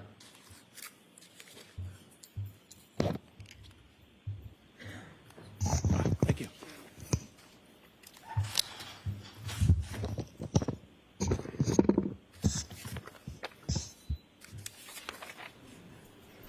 Morning, Dr. Welcher. Good morning. If you look at any documents in answering my question, I appreciate you letting me know that, okay? Okay. Do you have any documents open in front of you at this moment? I do. I have a binder. Your Honor, I would ask until the question comes Can you up. do without it, sir, for a few minutes? Depending on the question, sure. Okay, so just let us know if you need to look at it. Don't look at it without Yeah. I mean, permission, please. All right, go ahead, Mr. Thank you, Your Alessi. Honor. Dr. Welcher, you have changed your PowerPoint presentation in the last few days in this case, correct? I deleted a slide and removed a couple words. Right, but you've changed your PowerPoint presentation, correct?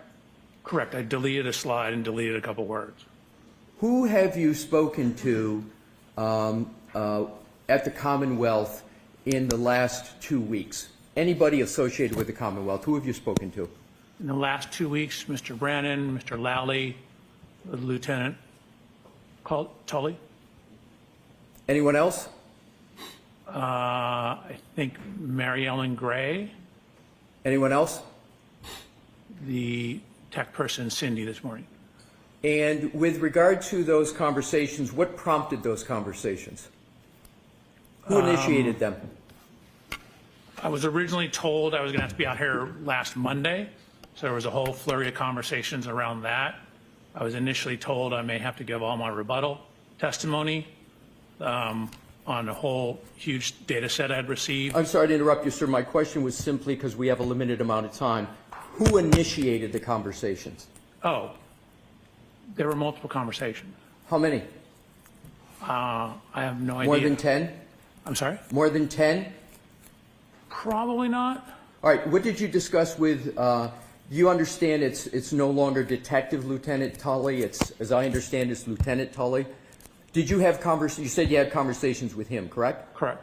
When was the first conversation, how many, and what are the nature of those conversations? Are you limiting it to the last 10 days or in total in my life? Within the last 2 weeks. Last 2 weeks. I believe it was when I got here on Saturday night, I informed them I'd landed, and then Sunday morning, he gave me a ride over to the district attorney's office. And what did you discuss from when you, did you have any discussions with Lieutenant Tully before Saturday, within the last 2 weeks? Not to my knowledge. What did you discuss with Lieutenant Tully? Topics. Give me a time frame. I keep saying the last 2 weeks. That's the time frame I'm looking all at. the conversations I had with him? Yes, Can you have somebody pick me up at the hotel? I'm talking substantive, sir, about your outline, your PowerPoint presentation. Topics of, what discussions about the topics in your PowerPoint presentation? I had no discussions with him about the topics of my PowerPoint presentation. Who did you have discussions with from the Commonwealth about the topics in your PowerPoint presentation? Mr. Brannon and Mr. Lally. Describe those conversations and how many you had, including the first one that you had. Well, I originally submitted my presentation with my original report way back, I believe, in January. Right. I'm asking for conversations within the last 2 weeks. Okay, your question wasn't clear. Then on Sunday, we just went through top to bottom through my presentation.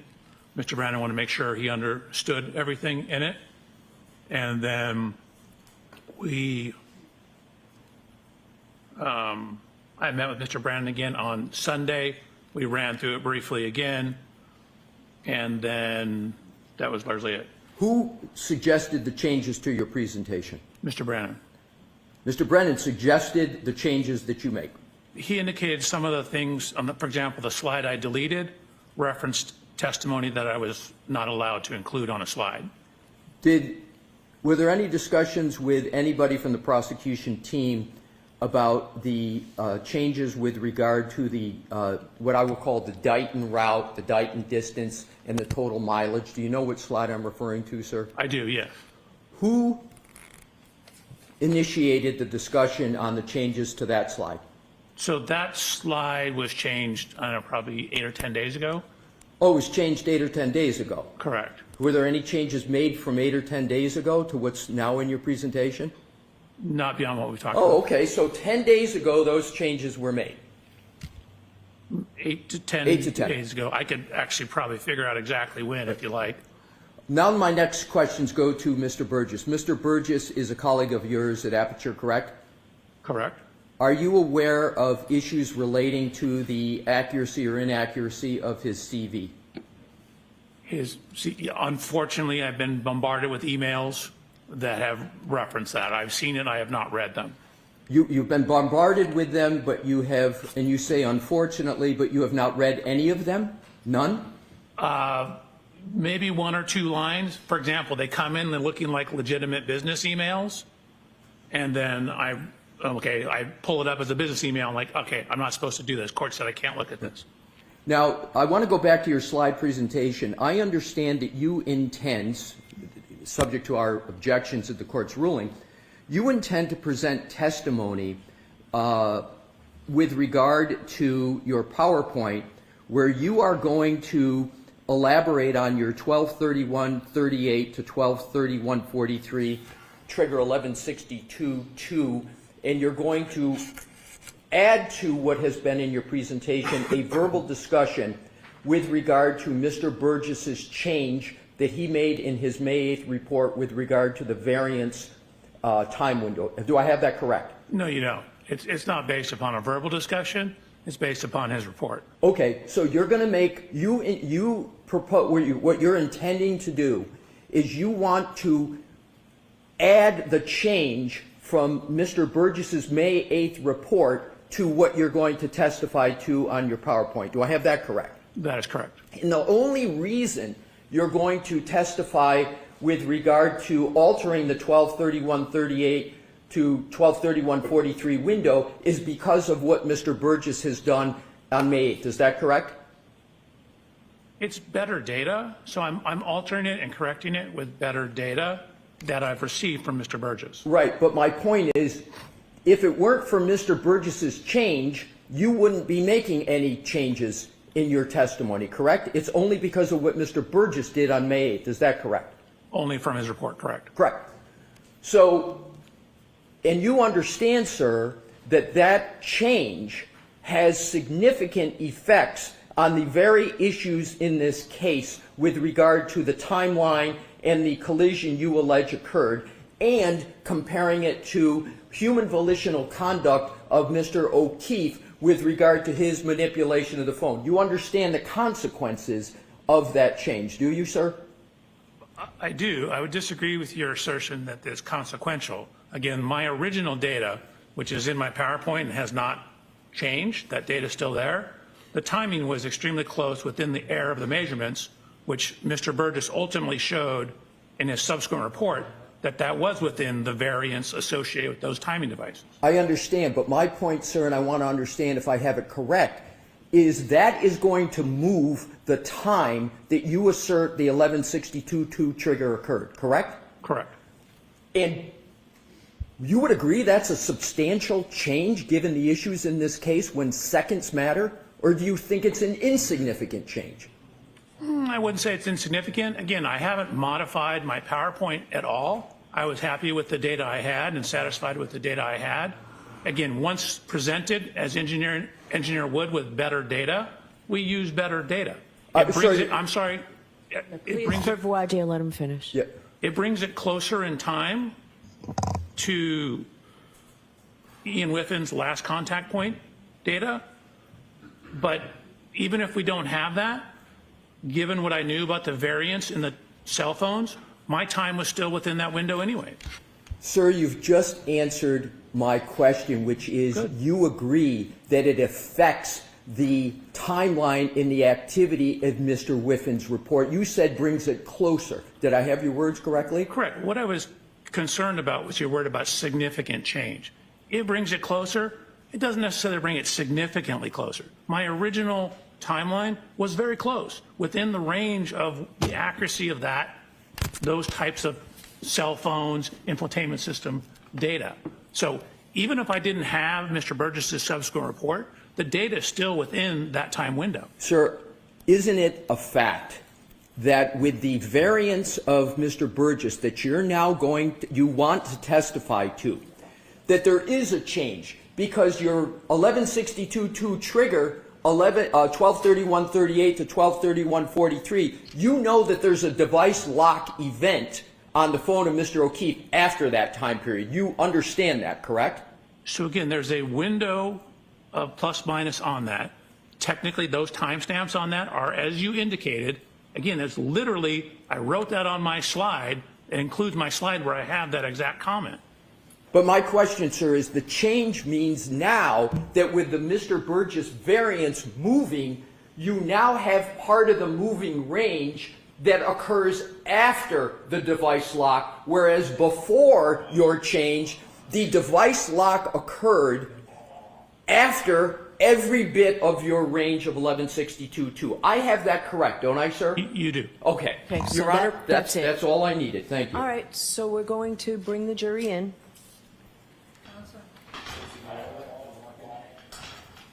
Are they outside the door? Awesome. You may as well stay right there. Thank you. Okay?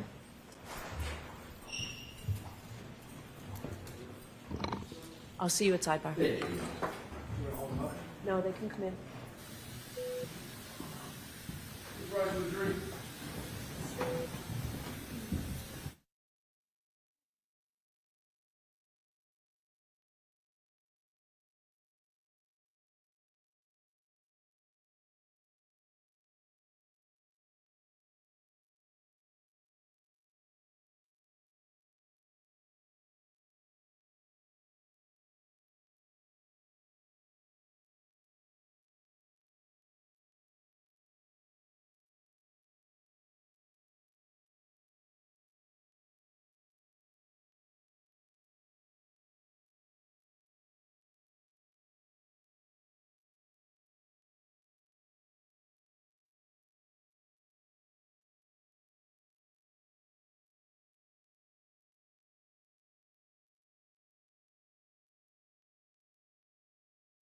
This lady, it's like she knows when I get up and walk to the kitchen, she's going to call it every time. Sidebar.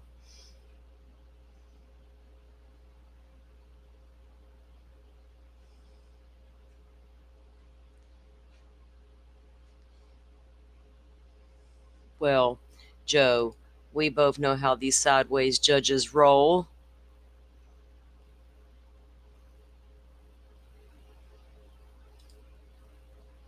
It's okay. He'll be able to get him on cross on some of that. He should be able to. You would think. You're right, Dolphin, her comment about how their attitudes are still strong with these witnesses. Yeah, they are. They don't like being called out. So we took up a lot of your time this morning. I think the coffee and donuts and muffins was probably a hint that we were taking longer than what we ordinarily would do. I do appreciate your patience. So I have to ask you those questions. Were you all able to follow the instructions and refrain from discussing this case with anyone since we met last week? Everyone said yes or nodded affirmatively.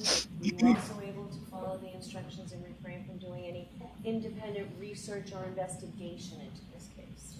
Everyone said yes or nodded affirmatively. Did anyone happen to see, hear, or read anything about this case since we left here last week? No. Thank you. With that, Mr. Brennan? Thank you, Your Honor. All right, let's get it on. Sir, can I just stand and raise your right hand? Yes, sir. Do you solemnly swear the evidence given to the court and jury in the case now here is the truth, the whole truth, and nothing but the truth, so help you God? Yes, sir. Thank you. You're welcome.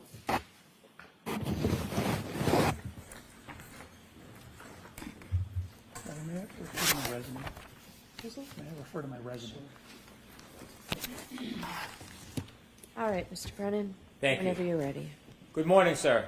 Morning, Mr. Brennan. Could you please introduce yourself to the jury and spell your first and last name for the court reporter who's next to you? Absolutely. My name is Judson Welcher. My first name is Judson. Last name is Welcher, Welcher. Sir, what do you do for a profession? I'm an accident reconstructionist and biomechanical engineer. I'd like you to explain to us a little bit about what an accident reconstructionist does. Sure. You can think of accident reconstruction and things such as this as the physics and engineering that happens in car crashes. So accident reconstruction tends to deal with everything that happens to the car and outside the car, skid marks, vehicle damage, the electronic recording systems in the vehicle, things that have to do with the motion forces and how the physics of everything occurred and how that affected the motion of the vehicles. You said that you were an accident reconstructionist, but also a biomechanical engineer. How is your work as a biomechanical engineer different than an accident reconstructionist? So simply, you can think of biomechanics as similar, but to everything inside the car. So biomechanics is looking at how the effects of physical forces are applied to the human anatomy. When I'm trying to explain to somebody what I do, I say, hey, it's like a civil engineer who's designing a bridge. So many trucks and cars on the bridge. Are that going to cause the beams in the bridge to fail? Is that going to cause the cables to fail? So a human body is governed by the same laws of physics, just like the bridge. Obviously, it's made of a lot of different materials, but in the human body, my beams are bones. My cables are the muscles and ligaments. Different material properties, but everything's governed by the laws of physics and principles of engineering. So I'm looking at how physical forces, the outside of the car, when people are inside the car, seat belts, airbags. The first seat belt was patented by an engineer. It's engineers who quantify the force of the crash and what kind of injury damage there is to the body. So it is force that causes damage like a fracture. And so we're looking at how the physical forces are applied to the body and what that means in terms of what happens to the body. Dr. Welcher, I want to ask you a little bit about how you became a biomechanical engineer and an accident reconstructionist. Can you tell us? Sure. So when I was getting ready to go to college, my father, who was a physician, said, whatever you do, do not go to medical school. Because I was getting ready to go to medical school. So this was 39 years ago, I believe. 35 years ago. 39 years ago. He said, it's just not worth it. So I said, okay. So then I entered into the mechanical engineering. I grew up riding motorcycles, taking things apart, frequently pissing my parents off when I couldn't put it back together. But I liked taking things apart and figuring out how things worked. So I went to university and got my undergraduate degree in mechanical engineering. From there, I happened to be at a Thursday meeting of the American Society of Mechanical Engineers. A group came in from a company that did this type of work, and they showed some examples of how you apply engineering concepts that you learn in mechanical engineering to the human body. And so I was like, man, that's a great job. That's the perfect mix of engineering that I have and my desire, to learn the medical side of things as well without becoming a doctor. So I talked to them. I actually applied to the company and was ultimately hired as a biomechanical engineer. How long did you continue as a biomechanical engineer until you went back to school? So I actually, very quickly after I started the job, I took a human anatomy class at a community college. I quickly realized that wasn't enough. And so in around 1993, I went to the USC Medical School and enrolled through what's called concurrent enrollment, which means you can take the class, but you're not actually in medical school. It's a medical school class. But I took gross human anatomy. So it was me and 160 or so other doctors. I took the same human anatomy that first year medical students at USC took. So it began in 1993. Did you continue to work as you pursued your higher education? I ultimately started my own company, continued to work, continued to do research, had a wonderful opportunity to have 2 beautiful children, and continue to this day. Tell us a little bit about the company you started and when. Sure. So in about October of 1994, I started my own company. Me and the guy who was my immediate supervisor said, hey, we can do this better. We can do more research, more testing. And so we started our own company. What kind of company was it? It was an accident reconstruction and biomechanical engineering company. We also early on did a bunch of testing and design work for amusement park rides. The same concepts for car crashes, applies to roller coasters, basically anything. So we worked and had some contracts on improving ride safety, and I was also on the ASTM committee that looked at amusement park ride designs. Did that company grow from 2 people? Correct. We took it from 2 to about 25 people, and then we ultimately sold it in right around January 1st of 2022. Before 2022, did you obtain a master's degree? I did. And what was that in, and where was that from? So again, I was working full-time. Actually, while I was doing my master's degree, I was also teaching classes at Texas A&M through their law enforcement training division. So it was extension classes.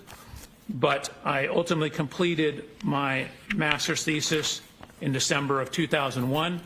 That was from USC, University of Southern California, and I received my master's degree in biomedical engineering. I wrote my thesis.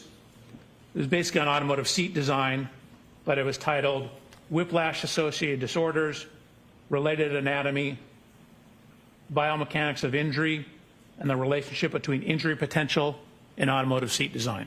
Excuse me, Your Honor, if I may, pardon the interruption. If Dr. Welcher reads from his report, which I think he just did, can we know when he's doing that? Sure. Dr. Welcher asked me if he could refer to his resume, and I said yes. So if you read, just let us know. Thank you, Your Honor. And it's my resume, not my report. Your resume, did I say? Report? No, you did. He said report. Yeah, no, it's his resume. You share with us that your company continued to grow until you ultimately sold it in 2022. During that time, did you continue to pursue higher education after you obtained your master's degree? I did. So again, ever since 1993, I've been slowly pursuing higher education, both obtaining my master's degree as well as my PhD. During that time frame, I also published 20 peer-reviewed scientific publications. I taught for 5 years at Texas A&M and served as a peer reviewer for both the Society of Automotive Engineers and for a short period on the Archives of Physical Medicine.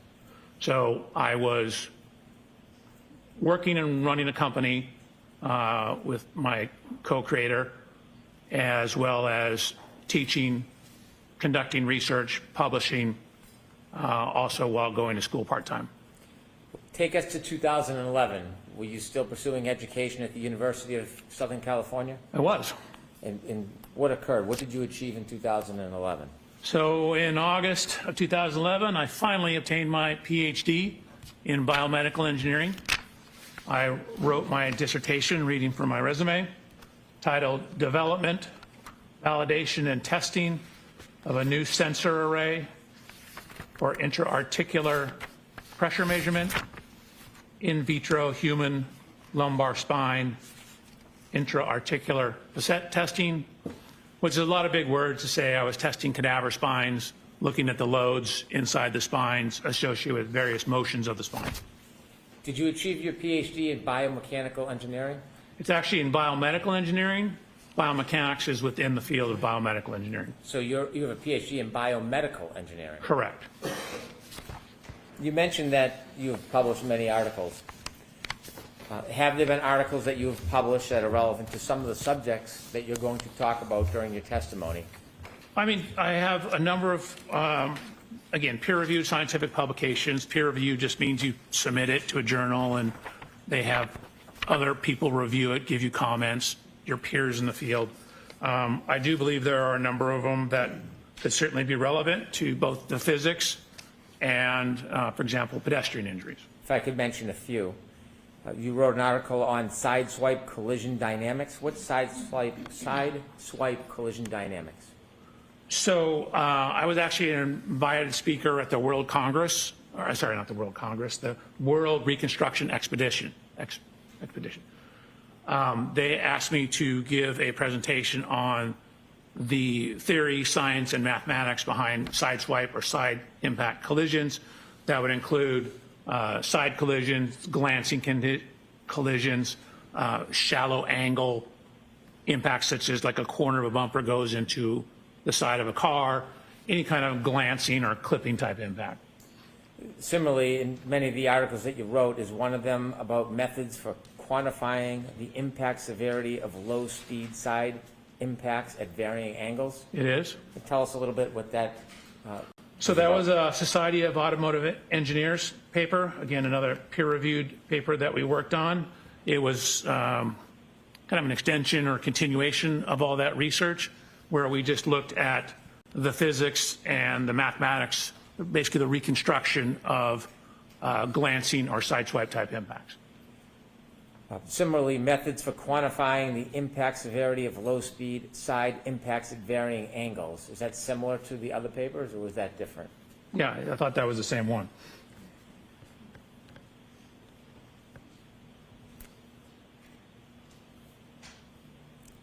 If I can continue, another article or publication that you wrote, Occupant Kinematics and Loading in Low-Speed Lateral Impacts. What does that mean? So in the course of my career, I've done probably 12 to maybe 1,300 actual crash tests. I've crashed everything from skateboards, mopeds, up to trains, motorhomes, and ambulances. I've conducted, relative to this case, probably or been involved with 50 to maybe 70 pedestrian impact tests. So the low-speed side impact one is we actually put human volunteers in side impact collisions. And what we did is we had accelerometers, which are things that measure acceleration. If you had physics or memory, Newton told us force equals mass times acceleration. So knowing the acceleration of something, you can get an idea of how much force is applied to it. So we have various sensors on the body. We have various sensors on the car for the reconstruction aspects of it. So that study was the biomechanics portion. And the first paper you read about the reconstruction was the reconstruction portion. So the first paper you discussed was everything outside the car. Then we looked at how the forces applied to those impacts to people inside the car. Have you had a lot of publications and studies about the force applied to people outside of a car?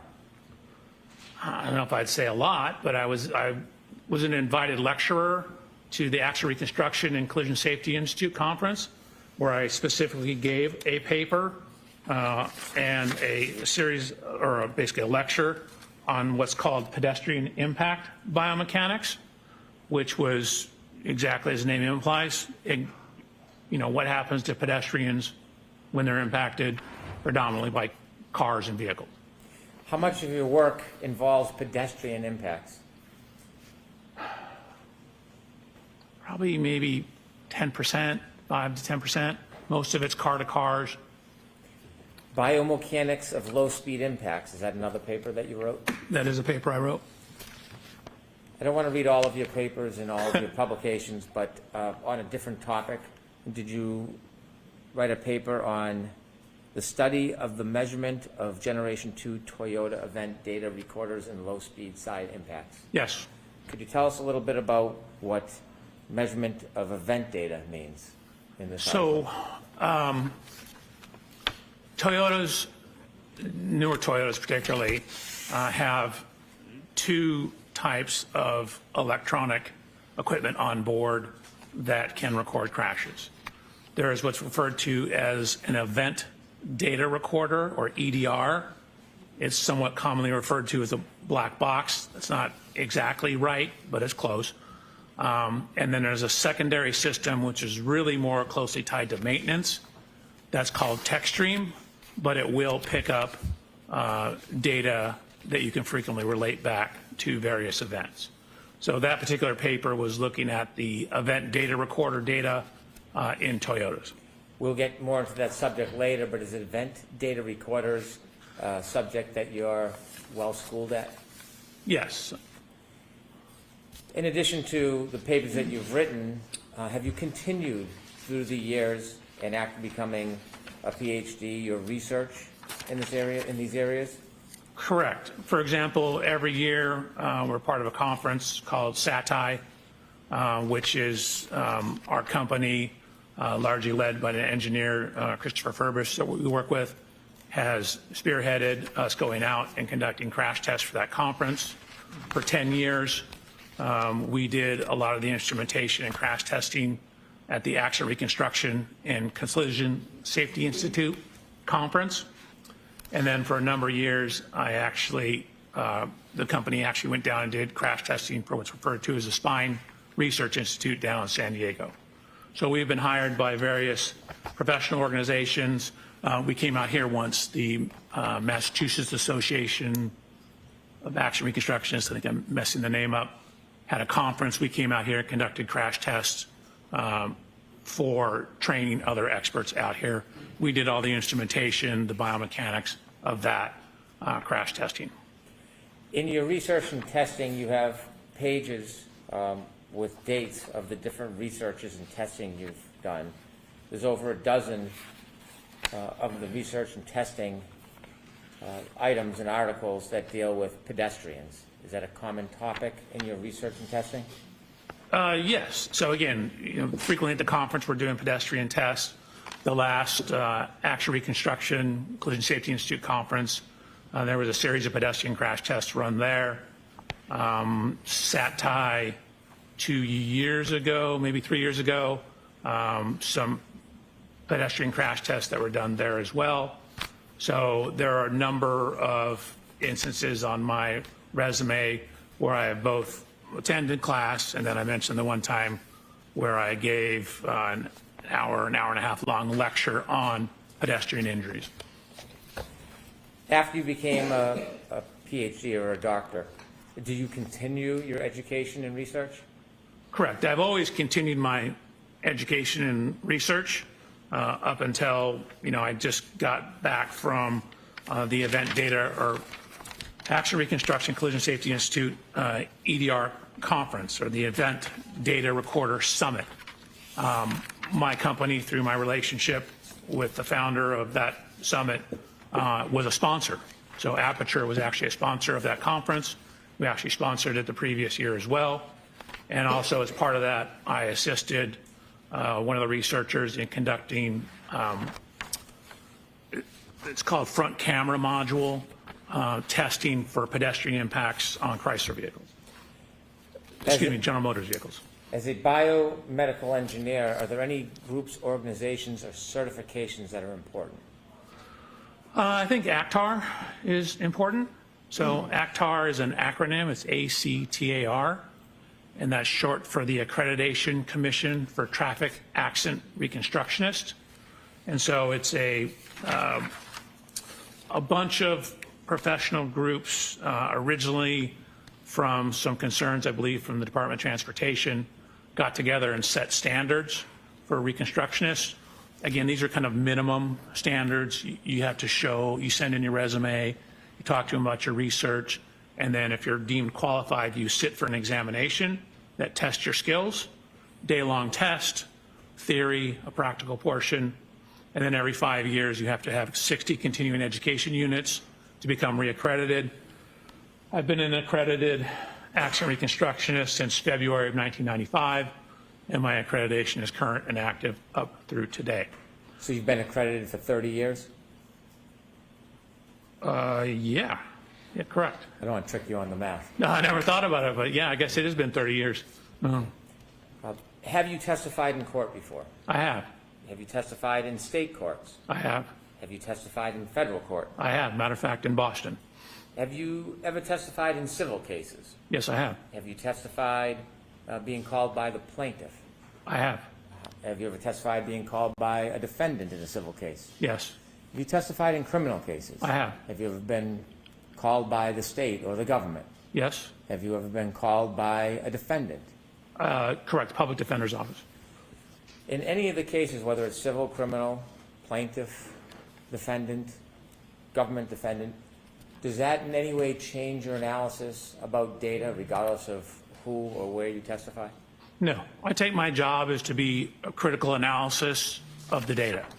So I wanted to look at the data as objectively as possible and form conclusions based upon the data, trying to remove wherever possible speculation, try to remove wherever possible reference to testimony. Now, sometimes testimony is the only thing we have, and so we need to rely on it for bits and pieces. But generally, my job is to try and look at data and see what the data shows. I have no dog in this fight. I don't, quite frankly, care. what I'm doing is trying to do a good engineering job, which is looking at the data and drawing sound principles and sound conclusions from the data. Presently, you said you had a company and you sold it. Where do you work? It's a company called Aperture. I guess we were acquired or merged into it technically. How many offices do you know if Aperture has? Oh God, I should know that. I mean, we have them in Massachusetts. We have them in, I think there's 3 or 4 in Texas. There's, I think, 4 or 5 in California. So I want to say there's at least, I don't know, 13 to 15. Do you work at a particular location? I do. Where do you work? Long Beach, California. Do you work with other people? Do you have a team? I do. How many people are on your team? 5. And what's the team comprised of? It, Is everybody a PhD and engineer? one individual is a PhD in engineering, Dr. Umali, and then I have 3 other engineers and 1 case reader. I guess it's 6 people. I have a case manager as well. Is there any, do you work interchangeably at the different branches around the country, or do you have your own team in California that you work with? 99% of the time, it's my own team. Occasionally, we'll get a case from another office. I've worked on a couple cases out of the Texas office, Okay. and maybe a couple out of the Nevada office.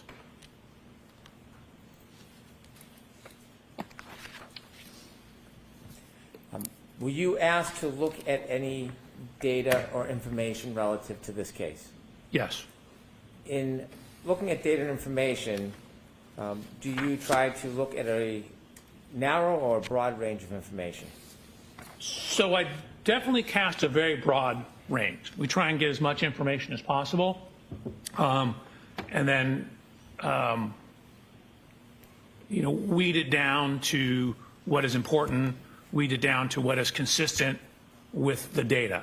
So start off very big, and then get down to sort of the meat and potatoes of it, the important information. Do you necessarily rely on everything you look at? No, I certainly consider everything I look at, but I frequently don't rely on everything because sometimes it's not reliable or it's irrelevant. In this case, can you share with us materials generally that you looked at in your review? Sure. Your Honor, may I read from my report? Yes. Thank you. So, Mr. Reporter, I apologize. It's a lengthy list. Slow? So I have police reports, including the Canton PD incident report, and I have 8 other reports, also the 34 Fairview Road Rams final report, or CARS report. I have the ring video from Mr. O'Keefe's residence. I believe that's One Meadows. I have the cruiser cameras, which are the police vehicles, onboard cameras, both front and rear cameras from 1, 2, 3, 4, 5, 6, I believe 10 different videos. I have photos and videos of the scene from Sergeant. I have photos of the vehicles, 140 photographs of the vehicles lined up together.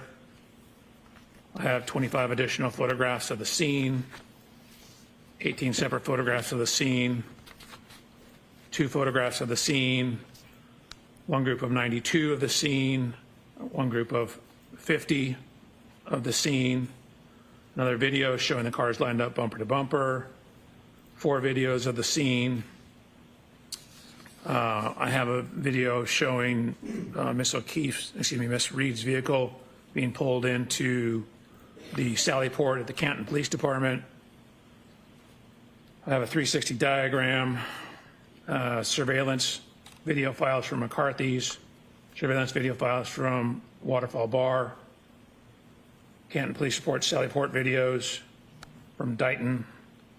I have the Lexus Connect Verizon records. I have the alarm.com videos.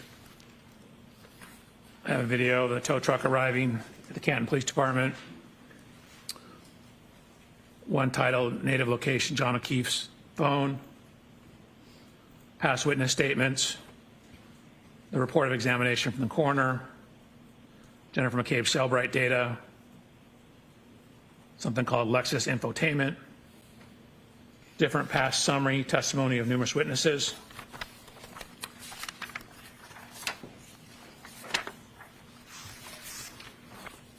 have earlier summary testimony of numerous witnesses, the Boston Magazine interview with Miss Reed, a Dateline interview with Miss Reed, a 2020 interview with Miss Reed, lab reports from BODE, the Crime Scene Response Unit Boston, Crime Scene Service Section Maynard, Crime Scene Service Section Southeast, the Criminalist File Folder, Trace File Folder, UC Davis Veterinary Report. I have Verizon records, GPS location records, John O'Keefe GPS points, Axiom cache location, weather reports, medical records, including the Canton Fire Department run report for both Mr. O'Keefe and Miss Reed, medical records for both Mr. O'Keefe and Miss Reed from Good Samaritan. I have 2 retrograde extrapolation reports, one, and a serum plasma conversion report relative to Miss Reed. I have the neuropathology report. I have the Orange County Medical Examiner's report, the diagrams, the postmortem toxicology report, and a second same autopsy report, more pages. In addition to the information that you reviewed, did you on your own go out and obtain information that you thought might be helpful for your review?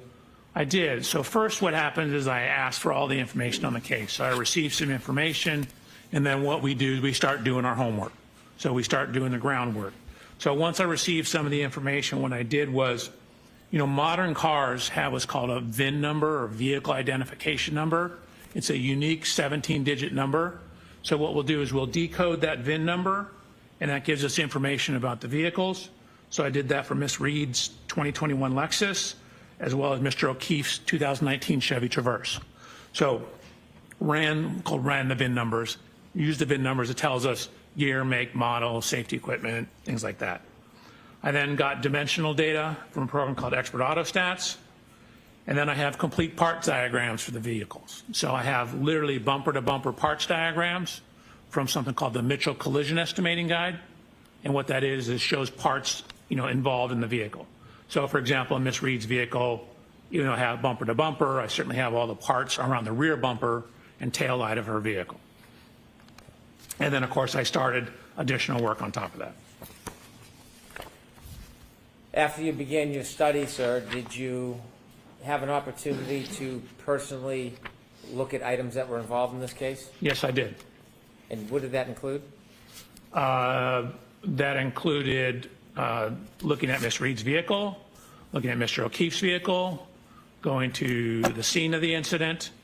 I ultimately purchased a 2021 LX 570, the exact year, make, and model of Miss Reed's vehicle, and conducted testing with that vehicle, as well as doing a whole bunch of research and compiling data for my report and slides.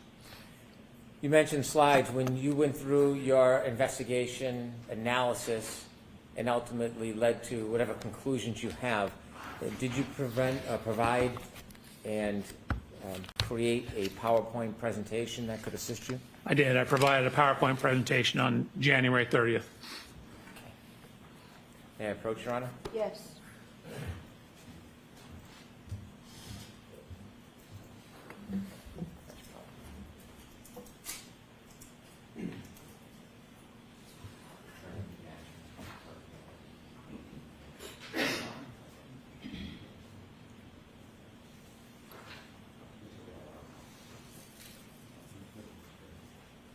Yes.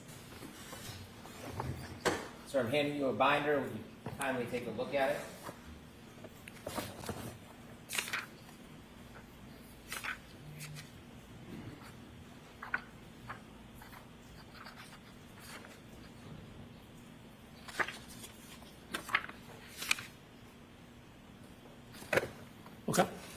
that appear to be a copy of the PowerPoint presentation that you prepared for us today? It appeared, 141 pages, didn't look at every page, but it looks right. Okay. All right, I asked to mark this for identification. Okay.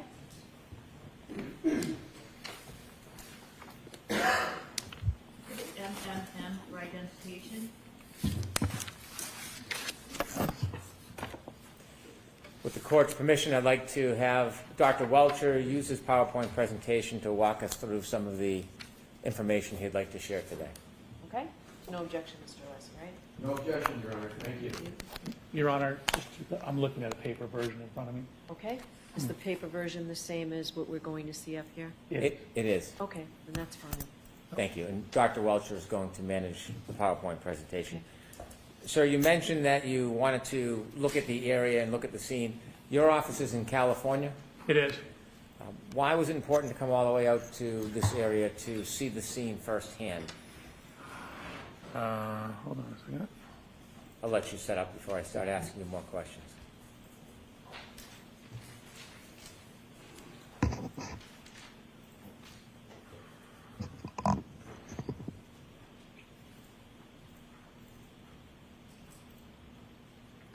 We went through this, had it working perfectly.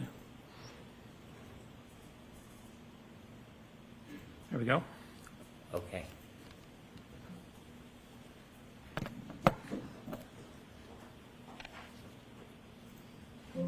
So that's me. No, that's my first slide. No.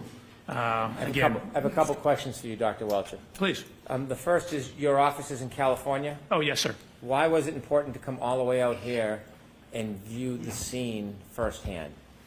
And you want to have as much information as possible. So I wanted to, physically look at all the things so I can actually see with my own hands, my own eyes, lay hands upon it, look at it as best I can. You try and inspect and look at as many things as you possibly can. Sometimes they don't exist anymore, sometimes they're gone, and you have to make a best approximation if you can't do that. In this case, I was able to look at the scene in both vehicles. Was that an important part of your study, Doctor? I think so. Again, it's always good if you're going to talk about what happened to the cars or what happened to the people to look at what happened to the cars, meaning to actually look at the cars, not just look at photographs when possible. So I have physically looked at the cars. For example, in the Lexus, I climbed in it, over it, underneath it. I downloaded data from it. I did a whole bunch of things looking at Ms. Reed's Lexus to assist in my analysis to try and add some further objective data to what we're doing here. So same thing with Mr. O'Keefe's vehicle. Looked at the rear bumper, took some pieces off the rear bumper to see what was behind the cover, to see what kind of damage we did or didn't have. So went to the scene, looked at the measurements of the curb, looked at where some of the lines are on the road because you can see them in some of the photographs. Again, it's always good when possible to inspect everything you can inspect. If you could now begin and tell us how you started your investigation. Sure. So on September 23rd, I had an opportunity to come out. Mr. Brandon, was the first time I ever met you on that day, I believe. And I had received material before that. And what you see here is, this is my inspection of Ms. Reed's vehicle. In the upper left photograph, you'll see, oh, this doesn't work very well. Upper left photograph, that's Ms. Reed's vehicle, that's Mr. O'Keefe's vehicle, the Chevy Traverse. And then what you see here is a laser scanner. You can see it on the ground here. Laser scanner is creating a 3D model of the vehicles. So I use that to create a 3D model of the vehicles. You can see me in the upper right photograph. That watch is this watch right here, my Garmin watch. And what I'm doing is looking at the construction composition of that right rear corner of the bumper. I'm looking at things such as the dimensions, where various lights and components are, and how does the geometry of that bumper relate to things that would be hit when backed into. Dr. Welcher notes this is 9/23/94. Is that an accurate date of when you came and first started looking at the vehicles in the area? You said 24, correct? I did. You said 9/23/24, correct. And then on the slide, what I tried to do is underline what I'm doing. So this is inspection of the Reed Lexus, and as noted, I'm only showing you a couple. I actually took 445 photographs. Do you remember when you began this case, the month or the date? No, it was obviously before this. I had material before I came out to look at the vehicles. Do you think it was months before this? I don't think it was months. No, it was maybe a month, if not less. So you began your work in the fall of 2024? Correct. And I just want to ask you about the picture in the middle. You see the right taillight housing is missing. Did you Correct. understand that had been removed prior to you looking at the car? It was, yes. Okay, thank you. You're welcome. However, some of the evidence stickers, these white stickers here, were still on the vehicle. You did not place those. Did you place those stickers on yourself? I did not. Were they there when you first saw the car? Correct. They match what I'd seen in other photos. Okay, thank you. So just continuing on, so what you see is, again, I mentioned looking underneath the bumper. So we wanted to see what, if anything, was damaged on the corner. So I'm putting my hand to show where the frame rail ends. This is me looking up underneath to the back side of this taillight. If you can see, this red taillight actually sticks out. And so I'm checking the front here for damage. I'm checking the back for damage. 1 second, please.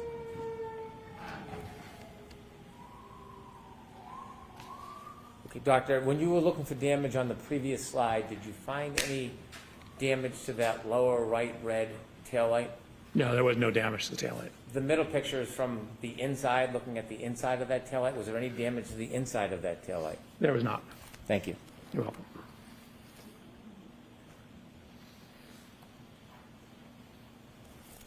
So again, looked at the height of it. I mentioned this lower taillight. Notice how the structure of the bumper protrudes out. You can see one of the marks, which is consistent with the contact to Mr. O'Keefe's vehicle. Here, this scratch mark or scuff mark. Notice how close it is to this light. Again, some of the evidence, stickers. Just a better view of those, then going down the side of the vehicle. So with all that information, I mentioned a laser scan. So you move this laser scanner, and each minute and 51-second scan is collecting about 50 million data points. And so you scan all the way around, and then what you do is you merge all that data together. So even though this looks like a poor photograph, what you're seeing is hundreds of millions of photographs, hundreds of millions of points. And so you literally can figure out, if you wanted to know the distance from this lug nut to where the lighter is on the ashtray, you could probably do that to an accuracy of about 2 to 3 millimeters.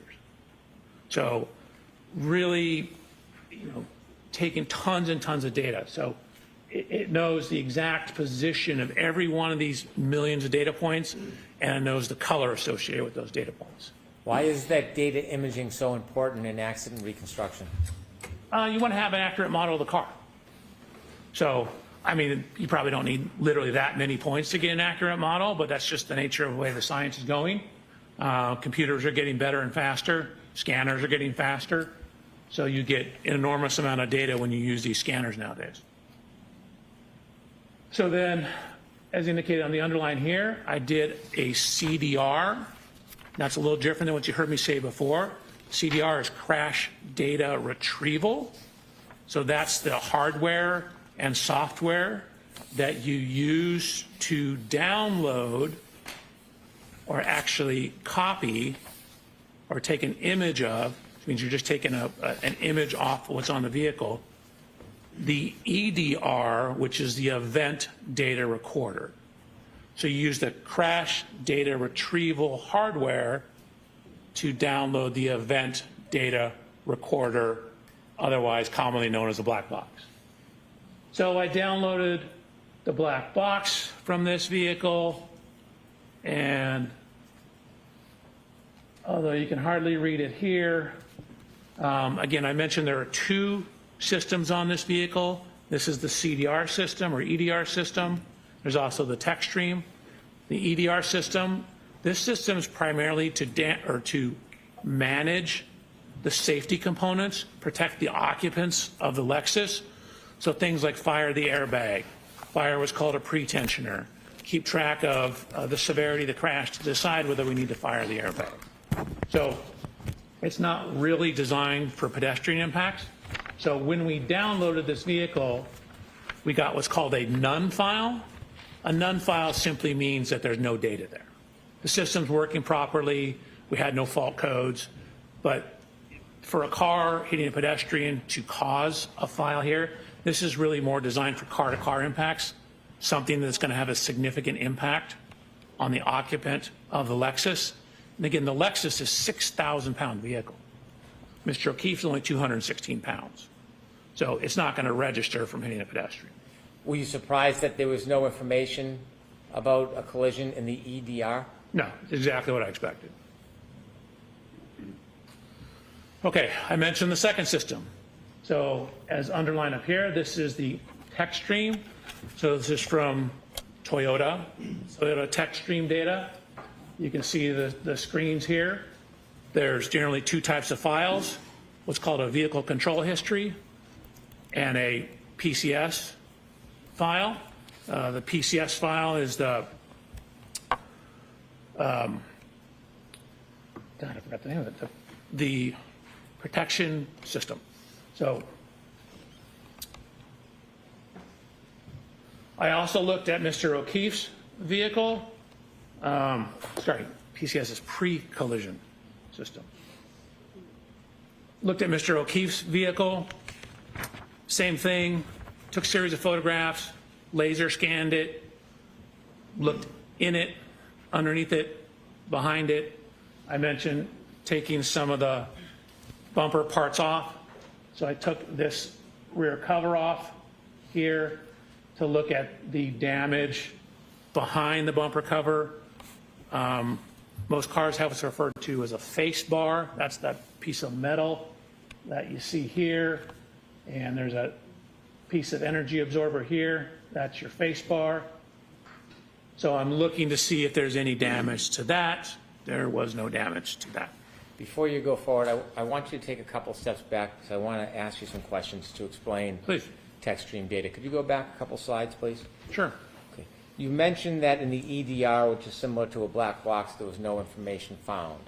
And then you mentioned a different system, the TechStream. Can you make it clear for us how these systems are different and where they're stored on a motor vehicle? Sure. I mean, a lot of data is stored in a similar location. The TechStream system was originally designed, according to Toyota, for maintenance issues. It seemed to come about around the same time Toyota was having problems with sudden accelerations or allegations of sudden accelerations. So the TechStream data or vehicle control history will give you information when there's, for example, excessive acceleration or rapid shifting of the vehicles or rapid steering of the steering wheel. So the statements are that that's designed to help the maintenance people, if you come in with a problem with your vehicle, to diagnose what that problem is. It has a lot of utility in accident reconstruction because if you jam on the brakes before a crash, frequently the TechStream data will record the crash. You mentioned Toyota a number of times. Could you share with us the relationship between Toyota and Lexus? Yeah. Sorry, in my mind they're the same thing. Toyota and Lexus obviously a little different, but Lexus is basically made by Toyota. So Toyota and Lexus has the Lexus safety system, Toyota has the Toyota safety systems, which you both read with the TechStream data. The TechStream data, in this case, does it play an important role in your analysis? I think so, yes. The TechStream data, did you independently download that data yourself? So I independently downloaded it, and then I also ran a test with Miss Reed's vehicle, and I created a new TechStream file so that I had a stamp in the ignition cycles of what the current ignition cycle was. So I did a sudden acceleration test of the vehicle. On the Lexus or on the exemplar vehicle? on her Lexus. When you did the downloading, why did you do it yourself? Again, you, whenever possible, want to be the one that does it, make sure it's done correctly, and be able to say, hey, how do I know that's from that vehicle? Well, I know because I was the one who did it. And so if I get it from someone else, then they frequently have to bring that person into court to say the other ones that did it, so then I can use it. So if I do it myself, it eliminates that problem, and then I have no concerns over where it's coming from. So then I know hey, I did it. This is the right car. This is the right program. You left us at slide 10 when you were inspecting Mr. O'Keefe's car?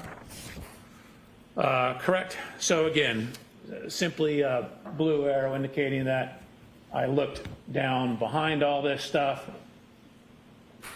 took measurements of it,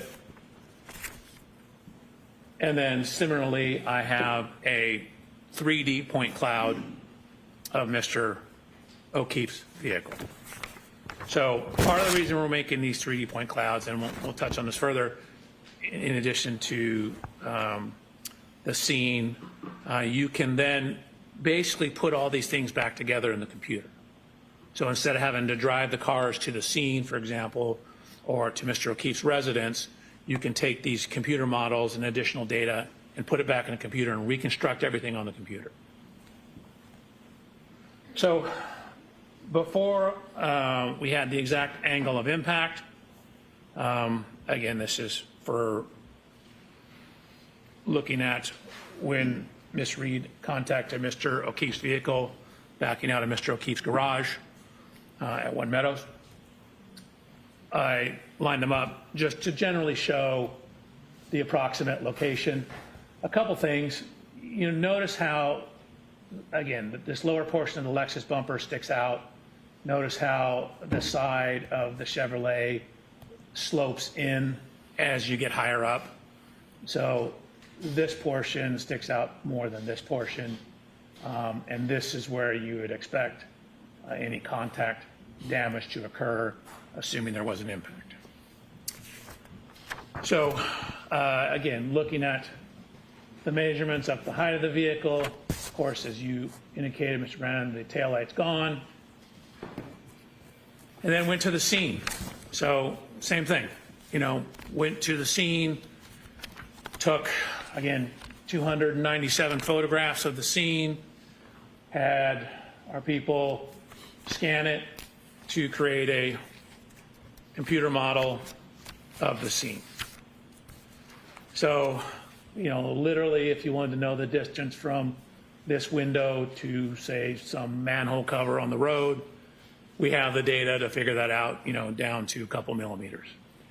In addition to going to the scene and doing the digital mapping, you mentioned other review of materials. Did you have an opportunity to review dash cam footage from Canton Police Department police vehicles to see the general location of where Mr. O'Keefe was when first responders were assisting him?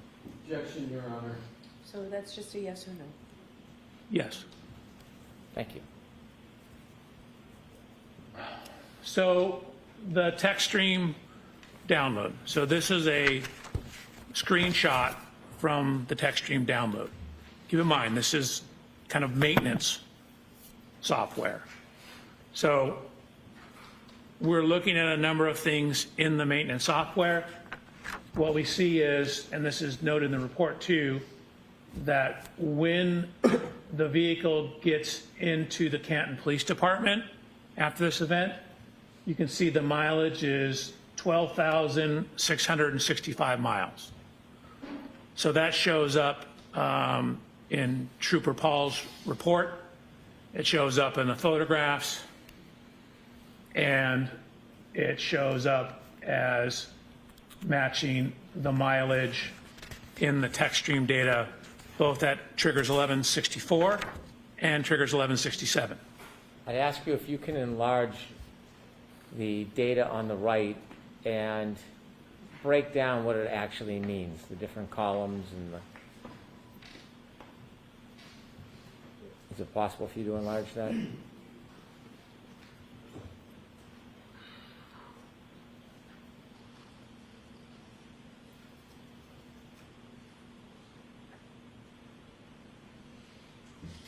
My fingers are too fat.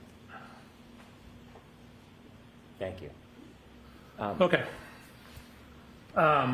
So what you're looking at is what I called event 1162. If you see anything in blue on these charts, that's information that I added. I typically put my initial, JBW, Judson Blair Welcher, that's me. And so this is referred to as the key cycle trip. So key cycle is simply you turn it on, not necessarily turn the ignition on, turn it on, turn it off. That's one key cycle. So I labeled this one 1162-2 because there's also one that's on the same key cycle that I'm calling 1162-1. The system also records the mileage. So again, this is a maintenance system generally. So what you see is the T here is the trigger, and there's a point. So this time in the text stream data, you could think of it as like a stopwatch. It's when it starts when the car turns on and stops when the car turns off. And then if it sees a triggering event, a T, it records that information. So this is when the trigger happened. So that's 1,142.2 seconds. And so I've converted that to minutes and seconds, because most people don't think in seconds. And so what it also does is once it sees a trigger, it's constantly circulating data through the computer. So when it says, okay, we have a trigger, it saves 5 seconds before the trigger and then 5 seconds after the trigger. So the trigger's in the middle, and you have 5 seconds of data before and 5 seconds of data after.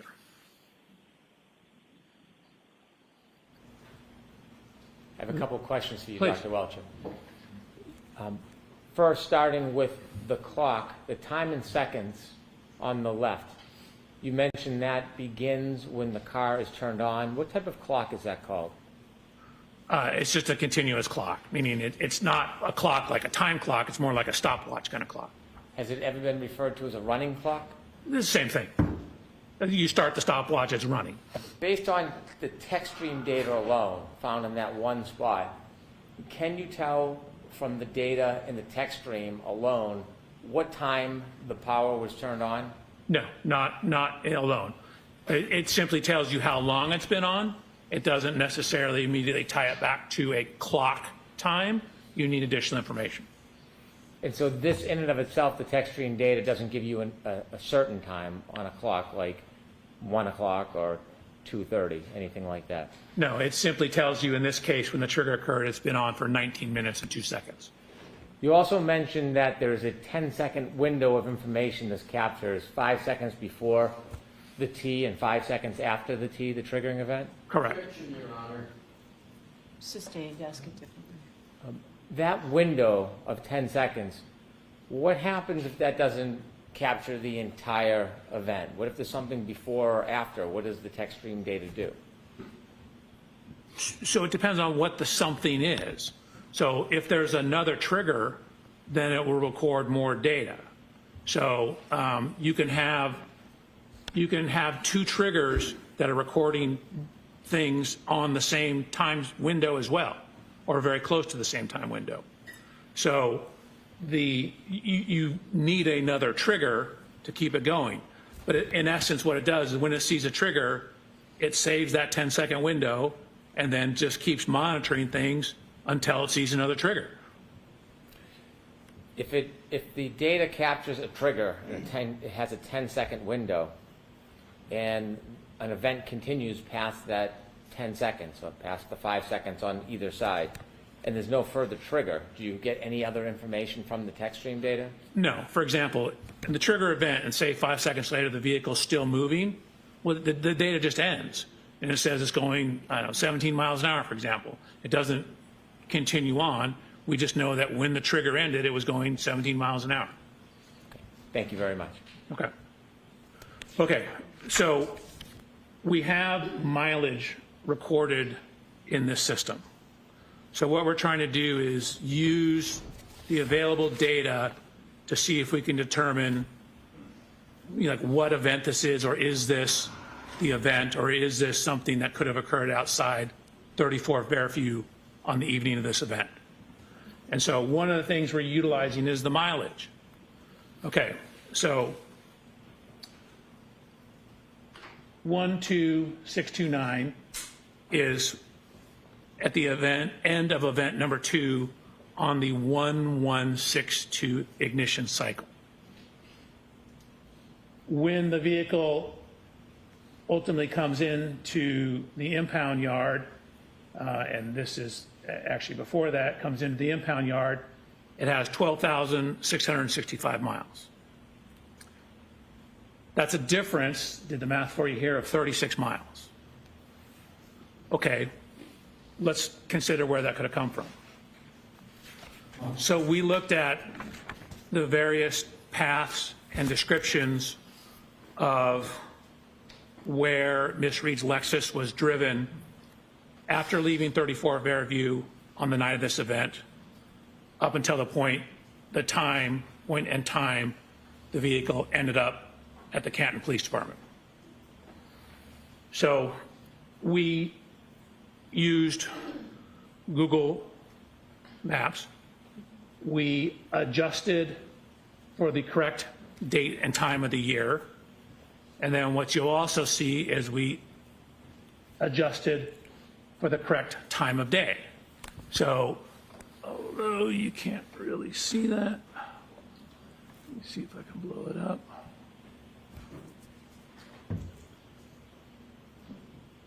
So you can see that's looking at the mileage and time. Again, really didn't use the time, just used the mileage on Saturday, January 29th at around 12 a.m. That, of course, does not take into account the weather. And what are the addresses? It's hard to see on the top from where to where?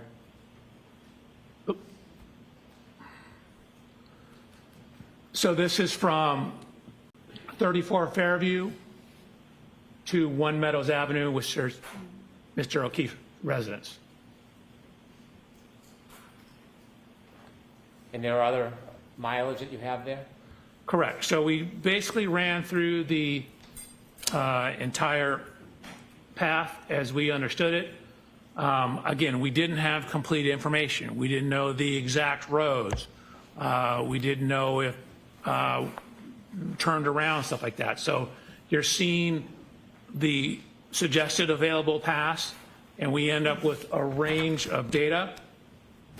So we go through all the paths, and you can see that this is what we end up at the bottom here, which is very hard to see.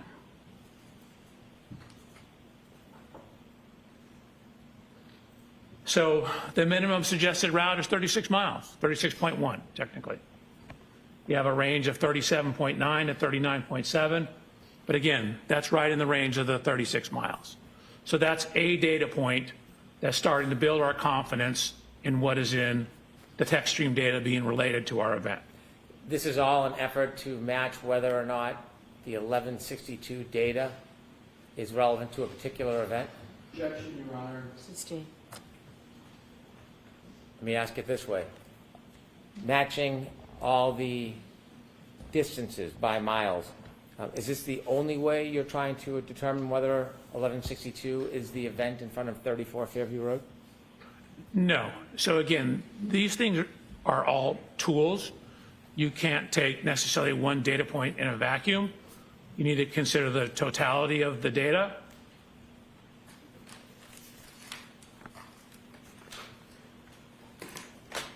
Which is what I did. So we mentioned the continuous clock that was in there, or the running clock that was in the vehicle. So what you see over here, Could you enlarge that for us, Doctor? I hate to I am interrupt, but doing that right now. You can see we have the time, and again, I've converted it in blue to minutes and seconds. This is the first trigger on that key cycle. So on key cycle 1162, there was 2 separate events. The vehicle keeps a continuously running clock. So we're able to see the time each event occurred relative to when the vehicle was started and the difference between the 2 events. Okay. So at trigger event 1162-1, we know that the ignition has been on for between 10 minutes and 57.4 seconds. Or that's when the trigger is, sorry, 10 minutes, 57.4 seconds. Again, the trigger has plus or minus. So that's from 10 minutes, 52.8, plus 10 seconds, which gets you to 11 minutes, 2.8 seconds. Or, as I wrote here, 10 seconds total. So again, the text stream data indicates at the time this event was written, the trigger occurred, again, at 10 minutes. You see we have the T, 10 minutes, 57.4 seconds. Dr. Welch, if I could ask you a couple of background questions. This block of time that you're reviewing that mentions two triggers, can you tell whether those triggers are immediately related or two separate events? So you can tell they're separate events because there's a separate amount of time between them. There's about 8 minutes between the events. And so they're on the same ignition cycle, meaning the vehicle hasn't been turned off in between, and we have this continuously running clock that records when these things occurred. So it tells us when event 1 occurred, when event 2 occurred. We know it's on the same ignition cycle. So if we have some idea when the car was turned on, we can then tie that back to clock time or real world time.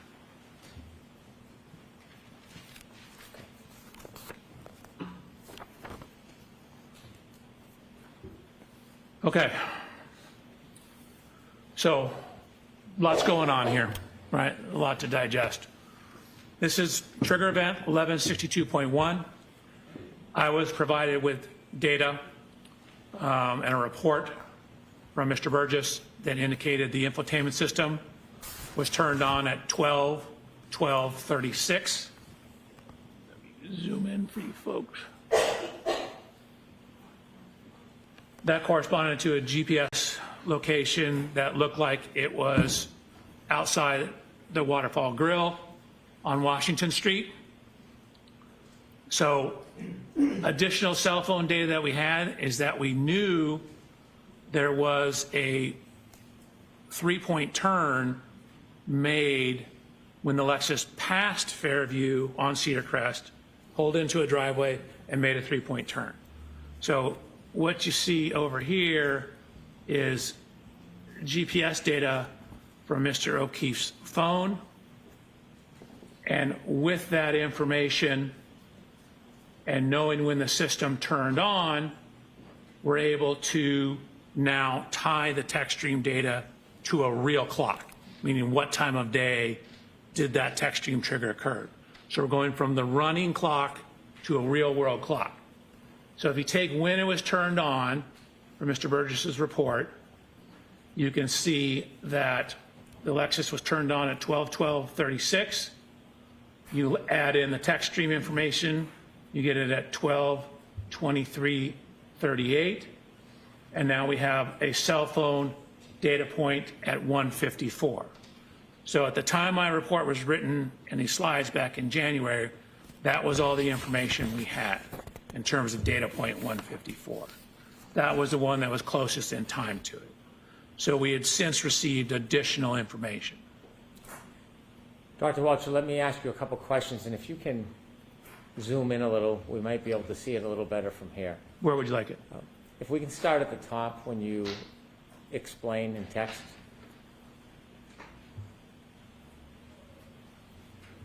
You told us that the text stream data does not have an actual clock, it has a running clock, like a stopwatch.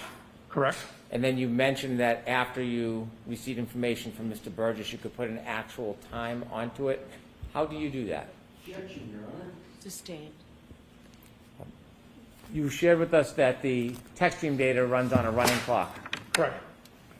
And then you received further information so that you could actually identify a time. Where did you receive that information from? I'm going to allow that. That was from Mr. Burgess's report. And do you know where that information came from? That came off the SD card, I believe, in the infotainment system. Do you know when Mr. Burgess found the SD card on the infotainment system? No, I'd have to go back to his report. but this information was in his original report. Based on the SD card information about when the car was turned on and off, how do you match that with the text stream data to get a time? So when the car is turned on, that's approximately when the running clock starts in it. There may be as much as a 3-second delay in it, but that's approximately when the clock turns on. So this shows us when the stopwatch was started for the text stream data. So knowing that infotainment system has date and timestamps on it, so that ties it to a real world clock from GPS information. And so now we can, when that infotainment system turned on, it's very close in time to when the text stream data started recording data. That allows us to tie the two together. The times that you're showing on this slide, does that relate to the first or second event on the text stream data, the first or second triggering event? The first event. Do you characterize the first event in any way? I call it the 3-point turn. In addition to the data you analyzed, was there any other information you saw that evidenced or supported that a 3-point turn occurred at the area depicted in your slide? Right. We have a whole series of GPS data with heading angles, as well as a description that Ms. Reed gave in an interview. The time that you have after you consider the SD card ignition on and the running time, what clock is that based on? It's my understanding that's a clock in the infotainment system. And then we are ultimately trying to also tie it back to the clock on his cell phone. Mr. O'Keefe's cell phone? Correct. Do you have any understanding whether all devices have the exact same clock? So it's my understanding they do not. In my discussions with Mr. Burgess, reading reports, that they can have, there can be as much as 30 seconds to a minute of variation.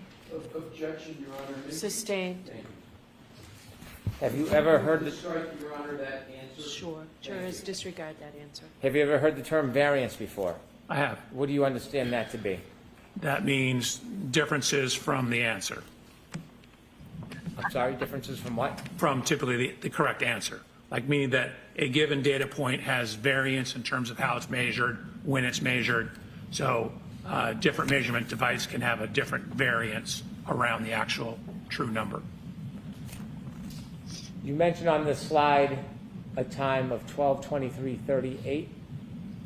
Correct. In O'Keefe's cell phone data, that point 154, approximately 12:23:58. Correct. Is there a difference between the clock on the Lexus text stream data and that of Mr. O'Keefe's iPhone?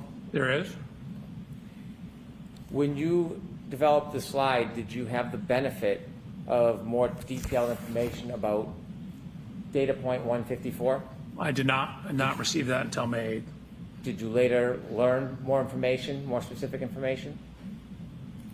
Yes. Okay.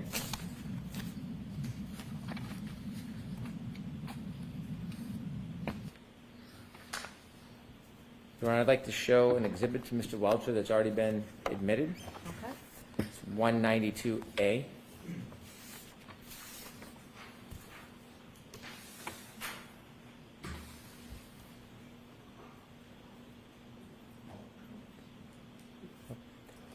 Ms. Gilman, can we start with 192B? Dr. Welcher? Your Honor, can we approach on? Yes, we'll call.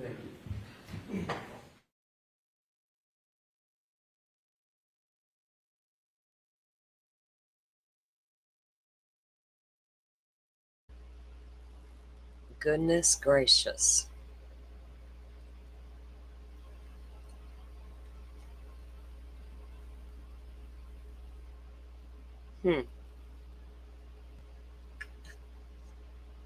Y'all aren't too impressed with this guy yet, are you?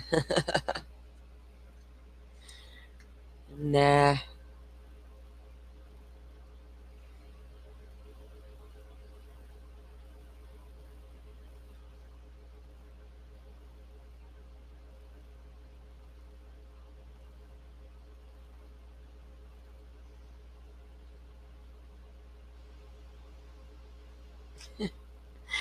Just looking back to the comments. Oh my goodness. Firefly had to go for a meeting.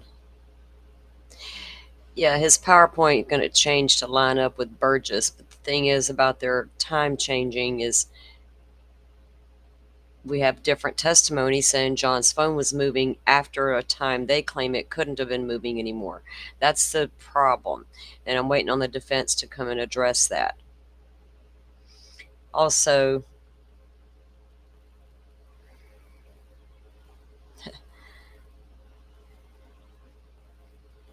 I got problems with your text stream data.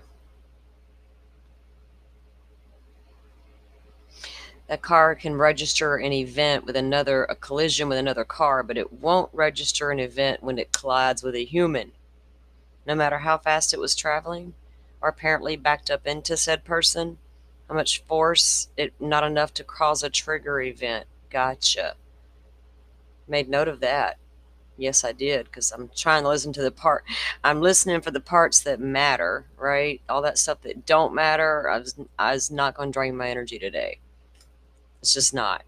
You don't get that. You don't get that kind of control over me, energy drainers. Not just him. 'Cause it's not just him that's going to change it. You know, they all changed it based on what one other one did, and it is what it is. We all see it, right?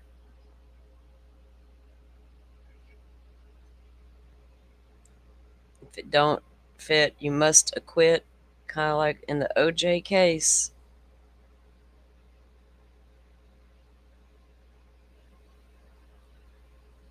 I think the defense did a pretty decent job of pointing out about these changes that occurred, recently on these reports, and how and why. So I'm hoping the jury's paying attention to the stuff that matters, right?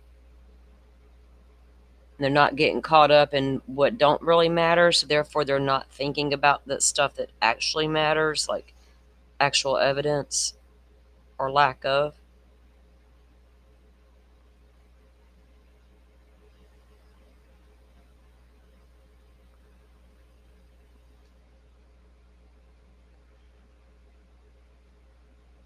Call it a lack of evidence. Yeah, keep trimming it, right? You can only do so much after a while. I mean, data isn't going to lie. The way it's interpreted might not be accurate.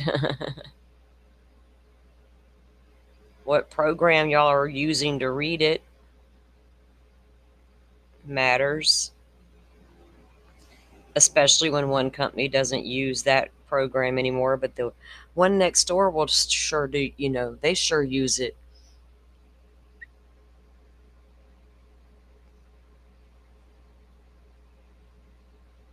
Which is what we've seen here with Celebrite and the other company, the Axiom stuff. It's exactly why the timestamp was deleted thing, because they removed that part from their program. Celebrite did.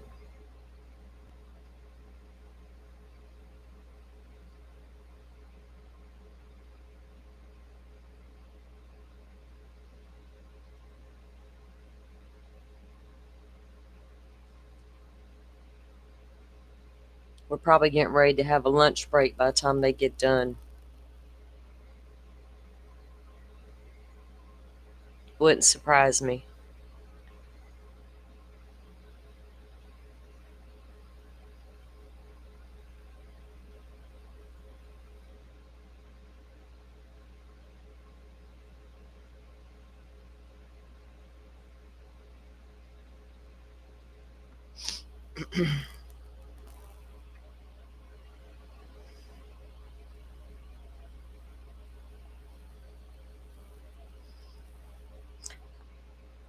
I don't know why they're discussing this guy's stuff. You're gonna let him go, obviously, so let the defense have their way with him and his ever-changing report status.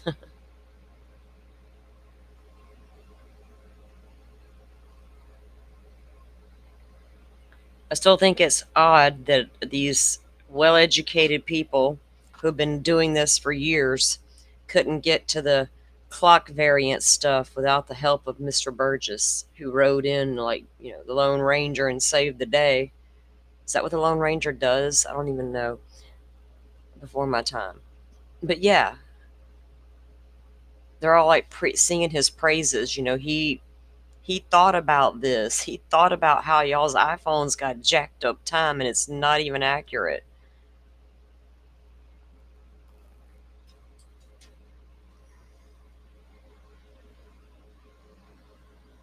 I think that somebody else should have also thought of that, considering they were the ones that held the degree and not the other guy. Like, I don't really care about degrees, don't impress me, right? Like, I'm not that person. I'm not impressed by your titles and your toys. I'm going to be turned off by that, if anything. So, no shade at the guy for not having a degree, but the people who do have degrees didn't think about doing what you did. I find that odd. That'd be like me walking into the surgeon's office and being like, hey, sir, did you think about this? And him going, well, damn, I should have thought about that. What?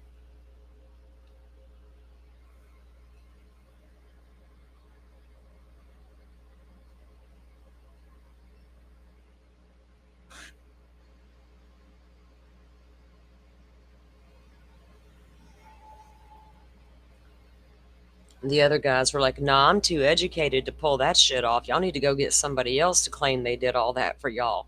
That ain't me. Maybe that's how that went down. They're like, no, dude, that doesn't exist. Go find somebody else to say it does. Okay, well, we'll be right back.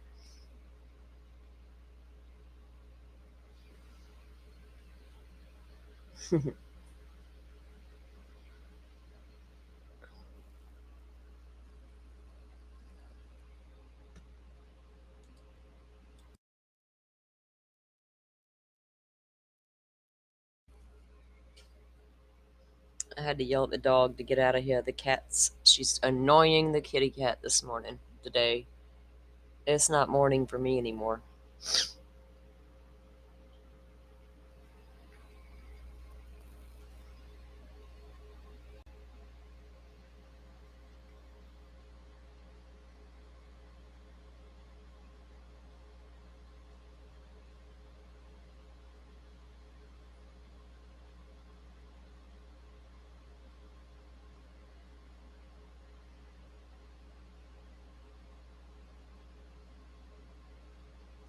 The defense is probably completely aggravated that the judge has allowed some of this to even play out, considering that there was a sequestration on these witnesses, and then here they coming in, last minute with changes and all of that. I'm sure it's super frustrating.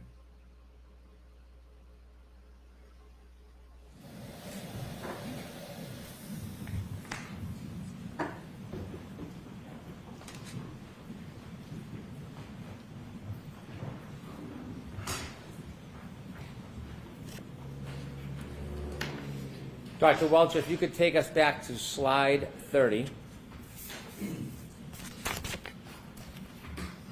Okay. And so we understand you mentioned there were two triggering events. Is this the first one or the second one? It's the first one, Is that the one you've labeled the three-point turn? correct? And where did that happen? What street?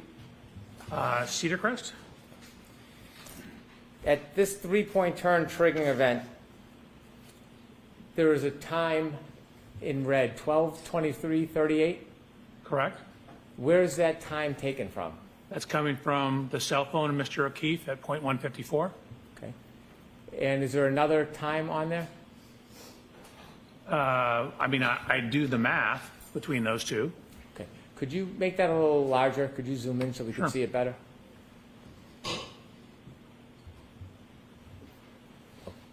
So there's an infotainment time of 12:36, I guess another time, to answer your question. Then we have, The 12:36, what does that indicate? What's that relevant to? that's when the text stream data basically turned on, plus or minus a little bit. When you say the text stream, is that relative to when the car turned on? Correct. Sorry. Okay.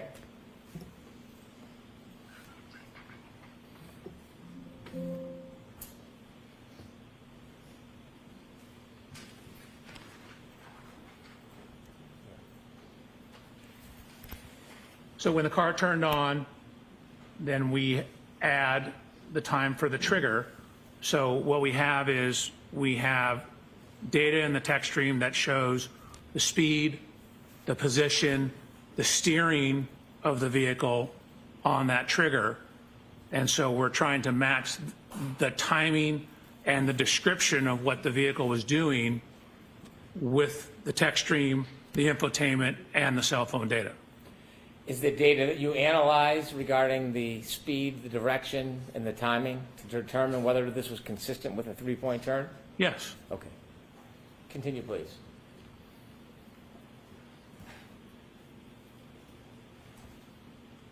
And if you can enlarge that, because it's hard to see back here. Sure is. Okay, so again, we are looking at event 1162-1. The information in blue is speed. It comes out of the text stream in kilometers an hour, converted to miles per hour, feet per second, looked at the total distance traveled, shift position. So in the text stream data, a shift position of 1 indicates you're in drive. A shift position of 2 indicates you're in reverse. There's no zeros. What would a zero indicate? 0 is usually neutral, and I believe 3 is park. So there's also data on the acceleration of the vehicle. So basically, what is the effect of whatever you're doing in terms of stepping on the gas or not stepping on the gas? And then there's also information on the steering of the vehicle. So again, there's trigger, 5 seconds before, 5 seconds after. So over here, a positive number equals a leftward steer.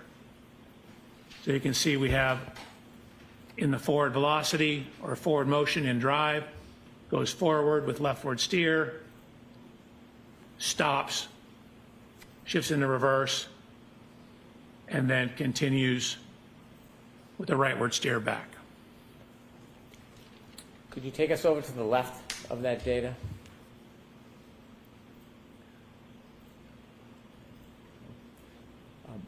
When you look at the number 1162-1 as an event, can a key cycle, or when a car is turned on, power ignition on until the point is turned off, whatever amount of time, can it have more than one triggering event? Yes, you can have lots of triggering events. In this case, it has 2. On a key cycle 1164, there's 11. On 1167, there's 10. If you could move a little bit to the right on this, is there something you can see on here that caused the triggering event, some of the data? Yes. So if you look at the triggering, the indication of what this trigger was, what you see is accelerator opening ratio, which is basically, you can think of it as how much you're stepping on the gas pedal. And so if it exceeds, in this case, 30% quicken time after shipping into reverse, that tells the system, hey, we might need to start recording this data.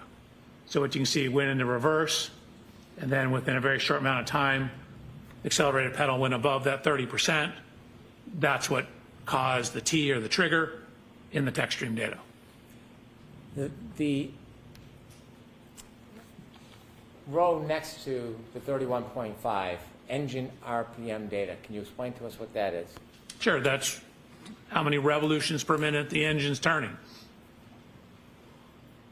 The more gas, is it generally the higher the RPM? Correct. There's going to be a little lag. Your car doesn't move instantaneously. You have to step on the gas, then the RPMs go up, and then it starts going faster.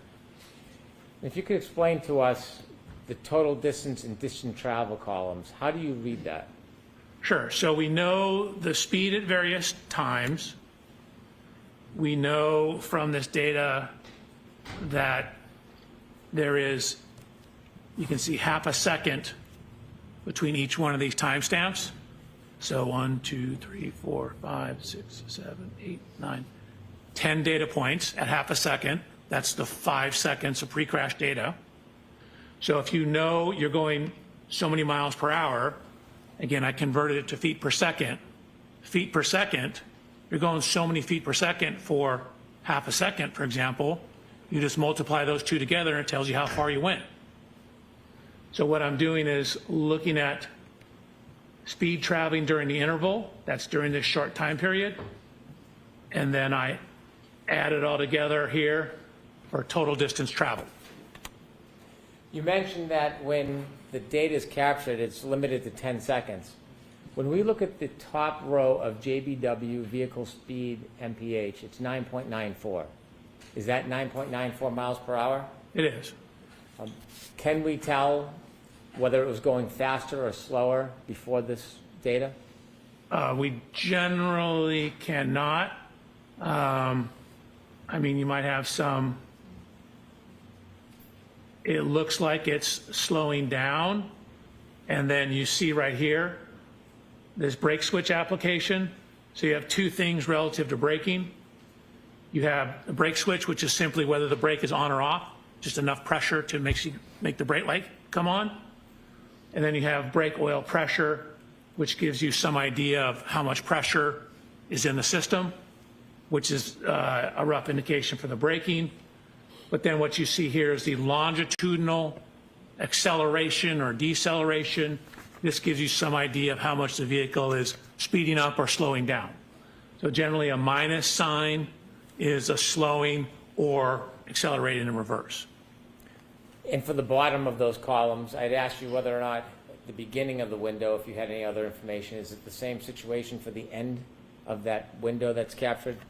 Correct. So at the end of this window, you can see it's still going about 8.7 miles an hour when the trigger stopped. So after that trigger plus 5 seconds, the system said we no longer need to monitor it. Things have returned to an okay state. And so then it stops monitoring the system. Based on your analysis and review and looking at this data, did you come to a conclusion to a reasonable degree of engineering certainty whether or when this event occurred as it is portrayed in the data? Yes, I did. And could you share with the jury, to a reasonable degree of engineering certainty, when did this occur? So this, you want time-wise or location or both? Start with location, then time. So it happened on Cedar Crest. It happened between cell phone data points 154 and 155. And it's a 3-point turn on Cedar Crest. And it occurred, according to the text stream data, about 12 minutes, 23 seconds after the vehicle was turned on. So, and do you have an understanding of the variance between the Lexus clock and Mr. O'Keefe's cell phone? yes, And what is that variance time? 21 to 29 seconds. And so the Lexus clock at 21:23:38, what time would that put Mr. O'Keefe's cell phone? Objection, Your Honor. I'm going to see counsel at sidebar for just a minute, please.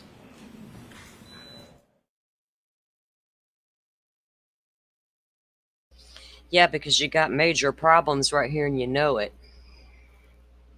Your data's all over the place. Like legitimately all over the place. So, yeah, I don't trust it at all.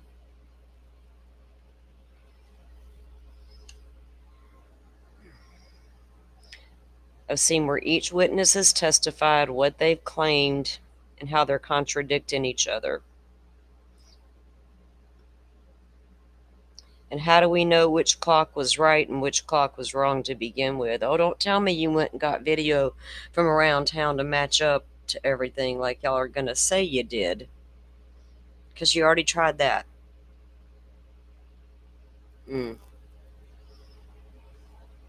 It's the details that matter.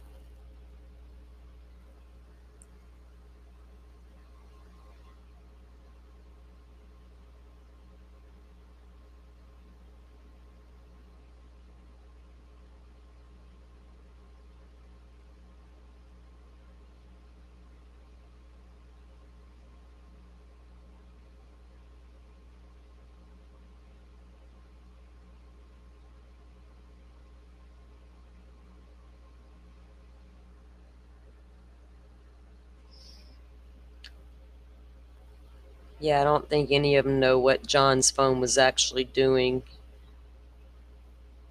Because now they're changing what the phone was doing, and now we need this guy to confirm what the phone did. Well, that guy didn't look at the phone to start with.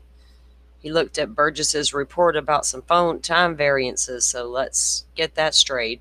He can't testify to what John's phone was doing.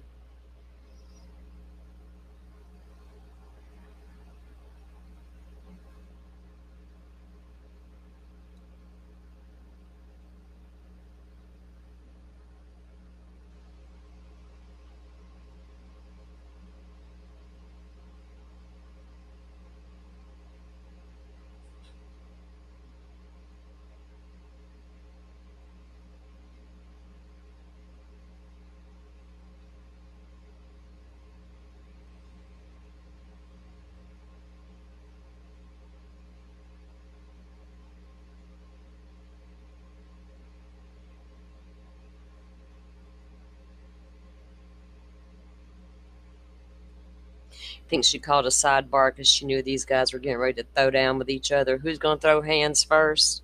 Let me calm this situation down.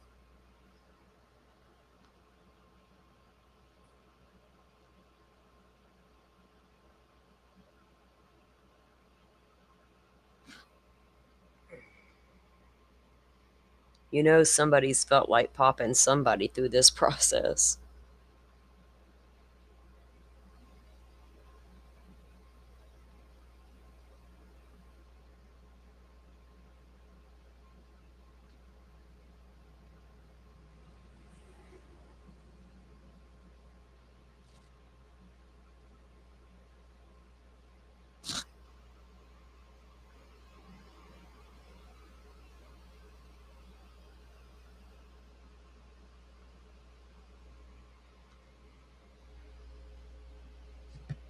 And honestly, I don't need this guy to even talk about time variances and what time he thinks certain things occurred.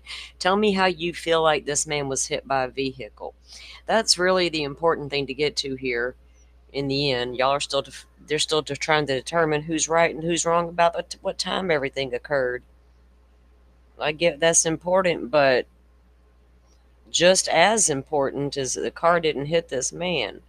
So what time they claim this shit even happened is irrelevant.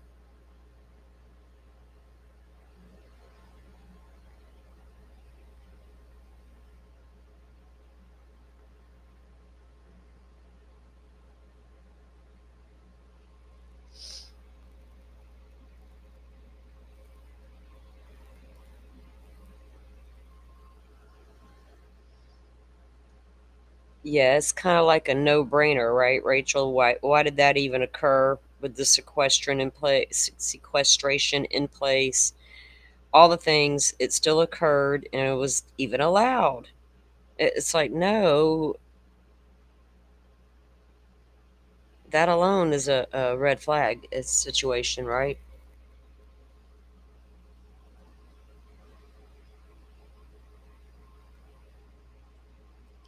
But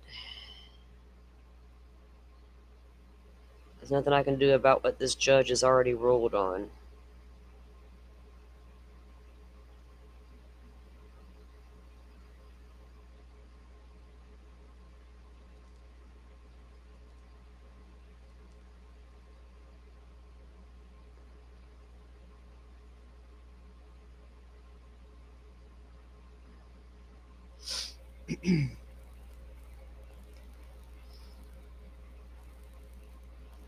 Changing reports that late in the game's never a good idea anyway, right? Like I said, when we following the Delphi case and cases that take years to develop and or make the arrest, we heard it's all the 5 years. Well, because software advancements and updates and technology and all the things, we're able to run more testing on Libby's phone.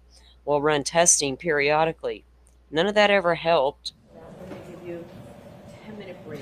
It caused more confusion in the end. 10-minute break and then we'll go again. Jurors, right this way. They're going to lunch. Please rise for the jury. Or maybe not.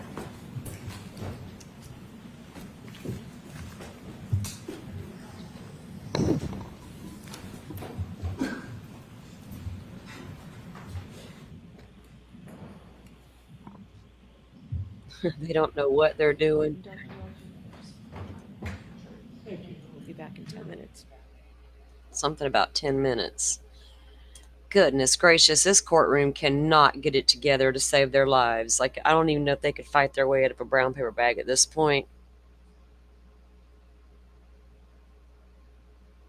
I don't think they'll ever have any cases in this place actually solved or any speedy trials.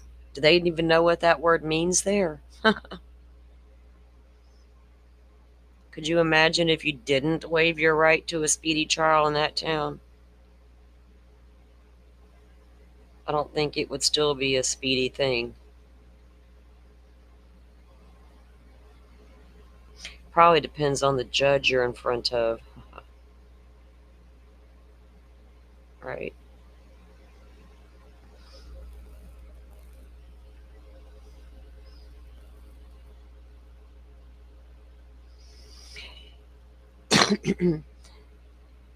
Yeah, the defense has done a pretty decent job of making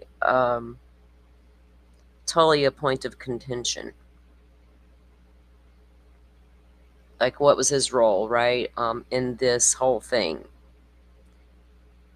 And calling him to the stand would also be interesting, because I have questions concerning him that we've heard about in other testimony.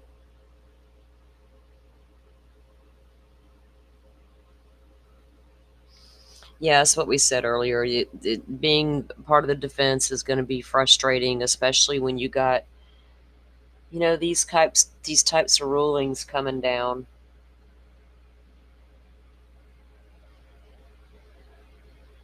And your objections being sustained, and or all the things they can't. But it's going to be, when the tables get turned and it's a case we feel like a defendant's guilty, we got to remember this kind of stuff when we're talking about those cases helps keeps ourselves in check. It does me. Like, I can't demand one thing in one case and then not say that that's not fair in another case, right? Regardless of how I feel, certain things just have to be done a certain way. And I would be feeling the frustration, I think, if I was a defense attorney who felt like they were always being denied at every turn. Some of it is worth, denying, but then again, a lot of it is not. They need to be allowed to put on their defense. Or at least have their concerns heard instead of overlooked.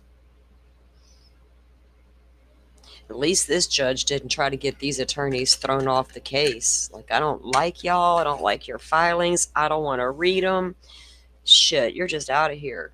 Good riddance.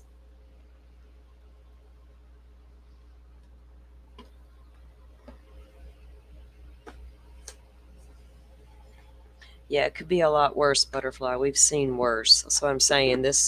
I can choose to let this judge just eat up all my energy, or I can ignore the shit out of her like I do most people and say, no, vampire, you're not getting my energy. You just are what you are. You're a shady ass character, and I gotta let you just be you.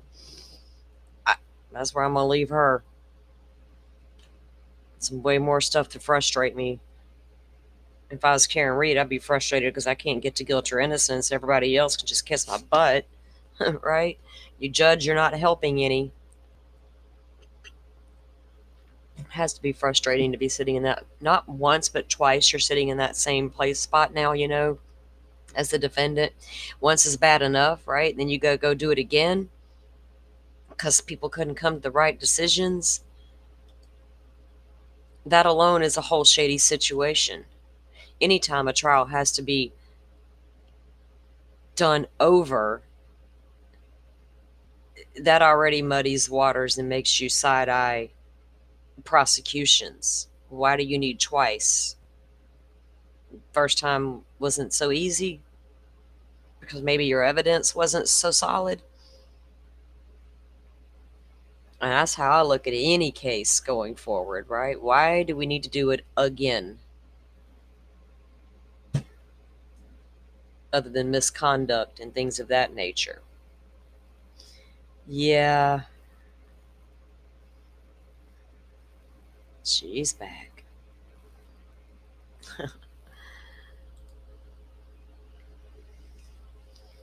So yeah, I thought I heard him say 10 minutes too, Rach, but I don't know if they didn't say like officially, and they didn't say going to lunch either, right? They don't ever tell us what's going on. We don't ever seem to know. We're just at their mercy sometimes. I think they might enjoy that a little bit. That's their narcissistic level of things coming out.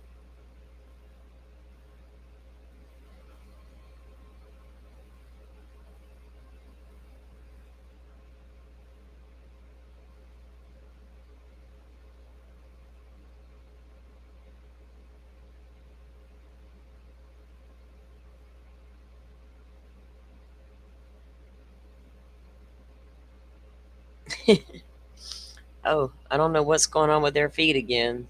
Law and crime. The other feeds are not having the same issue.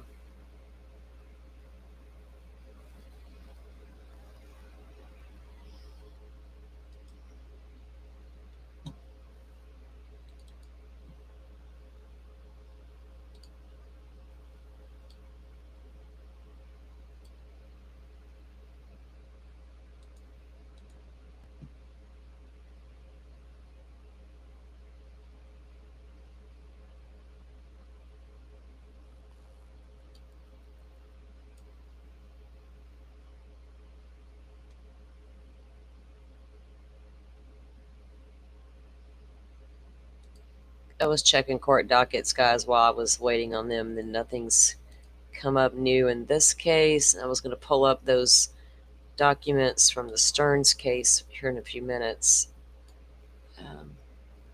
It says the feed is saying they're on a short break, so I do expect them to come back soon.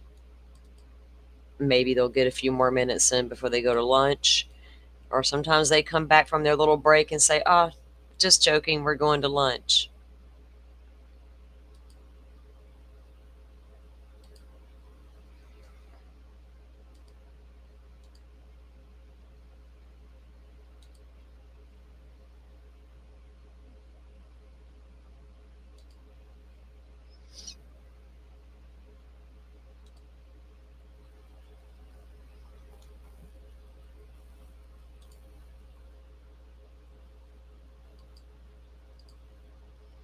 Okay.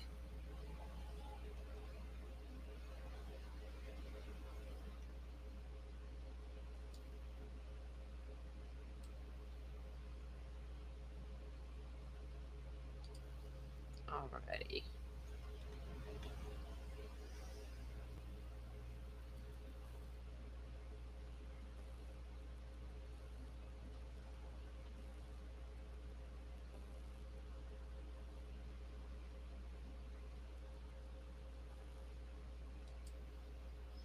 Okay. I don't know if Dolphin's still in here or not. Let me see. So I gotta make this larger so I can see it.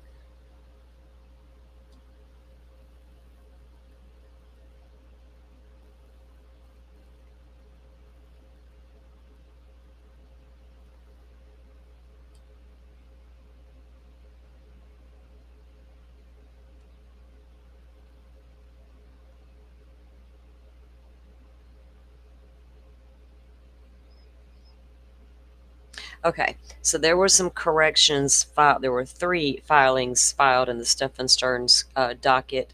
Um, and the first one was motion to suppress evidence obtained from the Google search warrant, and it says corrected. Motion to suppress evidence obtained from unlawful seizure of cell phone, corrected. And then a third one is motion to suppress evidence obtained from unlawful searches of cell phone, and it says corrected as well. So they have 2 for that same. I wonder if they're. I'll look at them and see if they're different. They're like 2 separate phones. That's what I'm wondering. What do we actually have here, right? Okay. Get out of the way. Let me get that one down.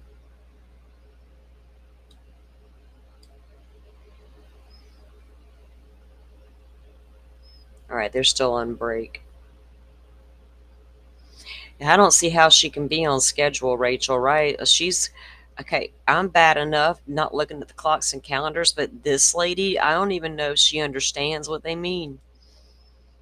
How can you sit there every day and tell and smile at that jury? We're on track, ladies and gentlemen. How can we be, right? How? Random days off, half days, and thousands of sidebars later, we are still on track.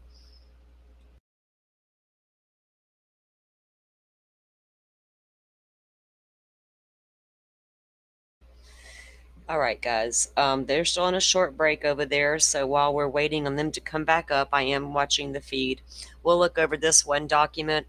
Um, it's a pretty lengthy document, so I don't know how much of it will get read. But this is the updated, corrected information, I guess, from the motion. If you guys don't know, we've been following Stefan Stern's case since Madeline Soto disappeared and then was subsequently found. Her mother's live-in boyfriend, at the time he didn't live there, hadn't for about 3 months, but was still there all the time, was arrested and charged with her murder and sexual abuse of Madeline Soto. Stefan Stearns is now being held in the Osceola County Jail here in Central Florida, awaiting trial. 2 trials coming up, one for the CSAM material located on his cell phone, which contained over 1,500 images of relationships with, I don't even like calling it that, with abuse of Madeline Soto, dating back till she was almost 6 years old. And that's just on the CSAM charges on the phone itself. And then you have the murder charges as well. And we've covered all the documents in this case. We've went over all the body cam footage released, all the phone interviews, jailhouse interviews, interrogation interviews. We have read all of the email exchanges between him and his mom and dad. We've deep dove this case here. We have the playlist is sort of up to date. I'll get that updated for you guys. But again, Butterfly, thank you for all your hard work on this one with me as well. We put a lot into this case when it was first. We've read a lot of documents. Damn it, girl. We read too many documents to do with this case. We're going to keep going because this is justice for Madeline. Okay. So this is the motion to suppress the evidence obtained from the Google search warrant. If those of you don't know, he claims that his phone was illegally searched and seized and searched by the authorities, that the female officer who took his phone didn't have permission when he verbally gave her the permission. They've already had court hearings about it, and we're waiting on the judge to make his decision, and we did air that last court hearing here. The one where Stefan spoke and damn near ate the microphone to pieces. It was disgusting. The man who never bathes wants to eat the microphone. I have to slow my roll because I'm kind of mean to him and the YouTube doesn't like it. Comes now the defendant, Stefan Stearns, by and through his undersigned counsel pursuant to the 14th Amendment to the United States Constitution, Article 1, Section 12 of the Florida Constitution and the Florida Rule of Criminal Code Procedure, and hereby moves this honorable court to suppress all evidence obtained directly and indirectly from the execution of a search warrant for his Google account, sustenant@gmail.com. Sustenant was also his Reddit username. Sustenant is also a tattoo that he has on his back. The account was dated February 28th, 2024. All of the fruits thereof as grounds for this motion, the defendant states. This motion seeks suppression of all evidence obtained through execution of a Google search warrant dated February 28, 2024, as it represents the culmination of a series of deliberate Fourth Amendment violations. Deliberate. The warrant application read entirely on evidence obtained through prior unconstitutional searches of the defendant's phone. Meaning, once y'all illegally took his phone, this is what the defense is saying, you illegally took his phone, saw evidence that you can't use now because you illegally obtained the phone, and because of that evidence you saw prompted a Google search warrant, which now is fruit of the poisonous tree, and you can't use it either. We understand. The warrant application relied entirely on evidence obtained through prior unconstitutional search of the defendant's phone, beginning with law enforcement exceeding the scope of limited consent, followed by unauthorized seizure and accumulating in a coerced midnight download. Rather than establish probable cause, what was he doing to the said child at midnight? Phone pretty much shows what he was doing at midnight. But we're going to ignore that. Rather than establish probable cause through lawful means, detectives relied entirely on evidence obtained through unconstitutional searches to the Google warrant. As bad as I want to say it don't matter, it does. Yeah, they did get trust me, Rachel, I've read every single document, poured hours and hours and hours into this case. They had a warrant for the Google account. But when they obtained his actual phone, handed it from him to the officer, she asked him, "Can I look at your phone?" He says, "Yes." She says, "Can I download from your phone?" He says, "Yeah, it should be okay." Because, he already reset it twice, so he thinks it's okay. He gave her consent. Rather than establish probable cause through lawful means, detectives relied entirely on evidence obtained through unconstitutional searches. The warrant application built solely on the fruits of the constitutional violations and lacking any independent source of probable cause. And the fact that the judge hasn't made a ruling yet, and it's been a few weeks since the hearing, he's going to base it on the law and not his feelings.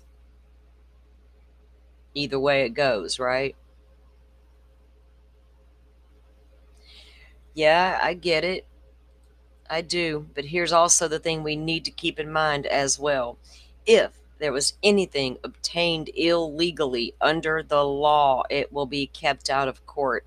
And how is that justice for Madeline Soto? Right? I don't think these cops did anything wrong. I literally heard the man give her permission. So remember, we are over here in the Karen Reed case just propping up these defense attorneys like gods for doing their job. So I kind of look at it, they're doing their job, even though I don't agree with it, and even if I don't think it's going to pan out for them. That's all they got. And it's not going to work. It's just not going to work. There's too much overwhelming evidence on there to begin with. It's insane that they're thinking they can even get it done. But hey, if they think there's the slightest chance, they're going to get it done. Rachel, honey, that's what we said. He literally says it we've played the interviews here over and over. She asked him, Detective Maria Tagler asked him several times, and he said yes each time, right? That's what the problem is. And I'll go back and pull those shows and pull those videos back up, and you guys can see it. And I'll try. I should link them at the end of the day so you guys can see them, where she's asking him. And they even talk about that in the hearing itself when they did the last hearing that we aired. And that's what it's all coming down to. The defendant moves to suppress the following evidence obtained directly or derivatively from the unlawful search of the account of the suspended Gmail account. All files, photographs, videos, and media obtained in the Google search and the Google Drive folders, including but not limited to over 1,700 files of alleged contraband media. That's what they're calling it. You mean videos of Maddie. All right, court's coming back up, guys. Looks like he's still on the stand. They didn't go to lunch yet. We'll pull that back up at lunch and go over it some more just to read what they're saying. Remember, guys, I don't agree with what they're saying. I heard what the man said, but I'm interested to see what the damn do. Talk about the trigger event again. Real world time, no longer in the running clock, is now 12:23:38, Based on the infotainment clock, based on the infotainment clock and that's from the Lexus. from the Lexus. Sustained. And where's that from? The Lexus. Thank you. The 122358 number, what's the significance of that? So that is Mr. Keefe's cell phone data at point 154. Again, from the original data we had just at 154 and 155 and not the in-between points. So, And at the bottom in parentheses, explain to us what that means. sure, if you look at where the text stream math works out to be, 122338.8, and compare that to 122358, the difference between those two is 19.2 seconds. The difference between which clocks? Between what the text stream infotainment system would show compared to what point 154 on Mr. O'Keefe's cell phone is. And based on new data, do you now have information about what the variance, the difference is between the clock on the Lexus infotainment and the clock on Mr. O'Keefe's cell phone? Yes. And what is that? Objection, Your Honor. Going to allow that? It's, you need to advance the text stream clock 21 to 29 seconds. You need to advance it 21 to 29 seconds for why? Why do you need to do that? Because the cell phone is ahead 21 to 29 seconds. After you advance the text stream ahead 21 to 29 seconds, can you then compare the information, the time that's coming from the infotainment system Lexus to Mr. O'Keefe's cell phone from his iPhone? Correct. That's what you need to have an apples to apples comparison. You need to get them on the same time clock. Thank you. You can proceed.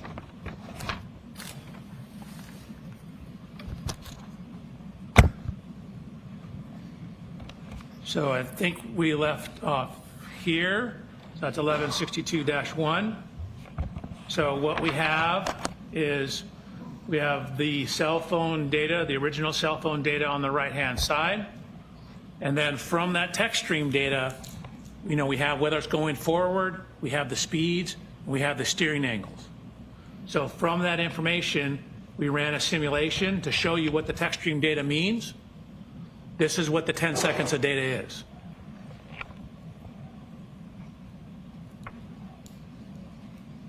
And again, just because the simulation stopped, that's just where the text stream data ends. Again, as we showed you earlier, that the car's still moving, that's just the last data point we have. So what that text stream data shows is matching a 3-point turn on that Cedar Crest Street. So we have the vehicle motion, the timing data consistent with the interview statements about making a turn, 3-point turn. Can you take us back to the data chart and show the 2 points that you just mentioned, the turning? Where's that reflected in the data? Sure. So you can see You'll have to enlarge that. I'm sorry, Doctor. column N, that's the ship position. So that's looking, we start off going forward right here. And you can see at the start of the simulation, we're going about 9.94 miles an hour. And then as you start a 3-point turn, you generally start, in this case, if you're going to the left, with the left turn.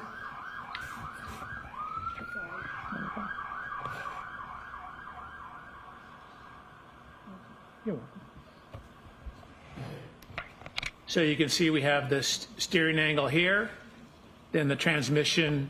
So again, we have the brake application. So you're coming in, but you're slowing down, and you get down to a speed of approximately 0. 0, shift into reverse, back up, and then start to turn the other direction as you're backing up. So again, you want the rear to go to the right, you turn the steering wheel to the right, right is negative, and then as you start to pull around and pull forward, you turn back to correct for the steering, and so that's what this shows. So again, if you put it all into a simulation program, the speeds, the shifting, the distance, keep in mind we only have that 10-second window of data, and the steering angle for that Lexus, that's what it indicates. Can you enlarge the photograph on the right with the data points and explain to us the significance of that? Sure. So again, what we're trying to do is we have the infotainment, we have a text stream. We're now trying to see how that correlates to Mr. O'Keefe's cell phone. So we had originally very coarse data points, 154 and 155. There's additional data points between here. So we're looking at how well does our predicted time compare to those two. So with the cell phone correction, you end up with the text stream data at 12:23:59 to 12:24:07. So that's actually right in between these two data points. And so we know 154 was closest, but it's on the right-hand side of the road. 155 is when it's turned around and heading back in the southerly direction. So the cell phone data corroborates the text stream timing data in conjunction with the infotainment system data. Thank you. Please continue.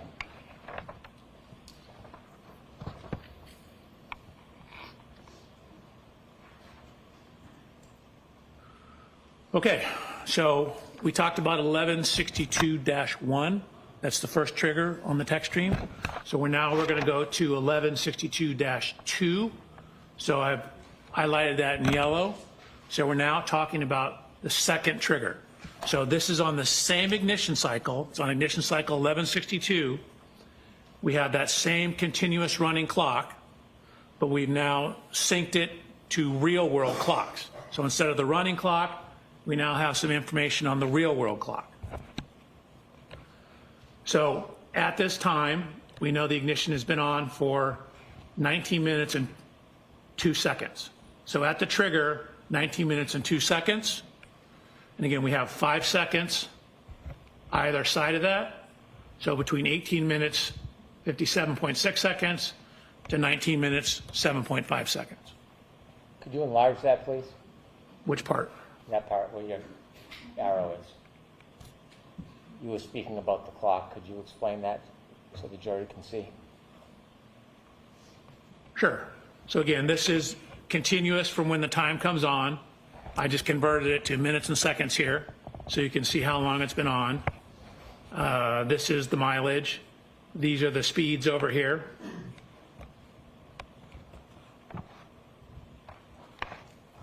And this is some information on how far it traveled. Again, we have the plus minus on the steering. That gives us some information on the steering. Really, there's very little steering going on at this point. Slight leftward steer. Dr. Welcher, did you determine how long after the first trigger, that 3-point turn, that this second trigger occurred? Yes. 3-point turn occurred about 8 minutes after. You said the 3-point turn occurred I'm after... sorry, this event, I misspoke. 11.2 occurred about 8 minutes after. After the 3-point turn? Correct. Okay, thank you. Can you walk us through this data? Sure.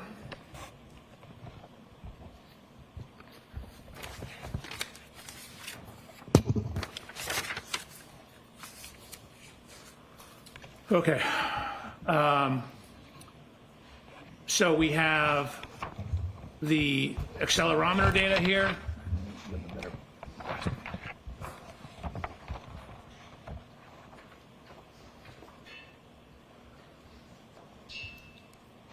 I've highlighted a shift from drive to neutral to reverse. I'm sorry, Again- you're going to need to zoom that in so we can see it. Absolutely. We have information on the brake switch, brake oil pressure. We have the acceleration data here. And then from that information and using the acceleration data, calculating the speed at which it's backing up.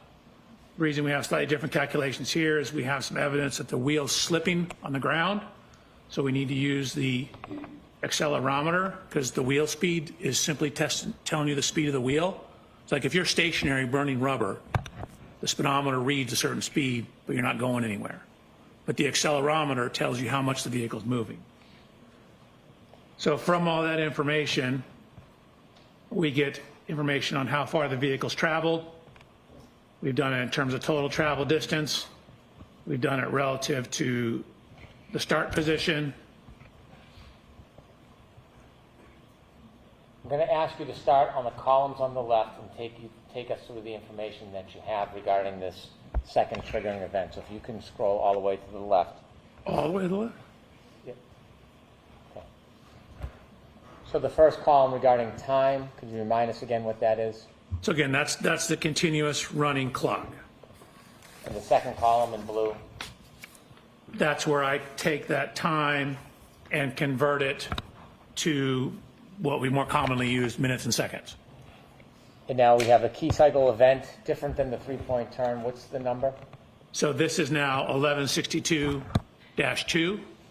So again, it's technically in the system the same key cycle. I've called it 1162-2. And the red number next to it to the right? That's the mileage. So it's actually at the same mileage as 1162-1. So we know, obviously, they're within the same mile. If you can scroll over a couple of columns. From your data, can you tell during that event how far the Lexus traveled during Yes. that event? Yes. And how do you do that? So we have accelerometer data. We have velocity data or speed data back here. I've corrected for what you see down here is, and I go through this on a later slide, but right here you can see a significant increase in RPMs, but yet the acceleration is dropping. So what that means is if your RPMs are going up and the speed's going up, that means you should be accelerating more. But what happens because the acceleration is dropping, that means what's actually happened is the wheel's slipping. So what I've done is I've used the accelerometers data to calculate the speed once the vehicle is put into reverse. And once we know the speed, again, feet per second, we know every data point is half a second. So speed times time tells you how far you moved. Feet per second, feet divided by seconds times seconds gives you feet. That's how far you went. So you get how far you went in each interval, then you get the total distance traveled. And so this is relative to the start. So 0 is the start. The vehicle goes forward about 34 feet. Then you can see it basically stops in this area here, then begins to back up and ends up backing a total of 53 back from where it originally started.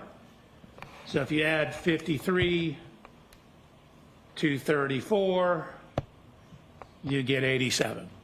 So the total motion, 34 forward, 53 back, the Lexus moved 87 feet total. Dr. Welcher, when you say the Lexus moved 83 feet total, is that according to the data or is that the entirety of the movement of that Lexus? No, that's just from when the data starts to when the data ends.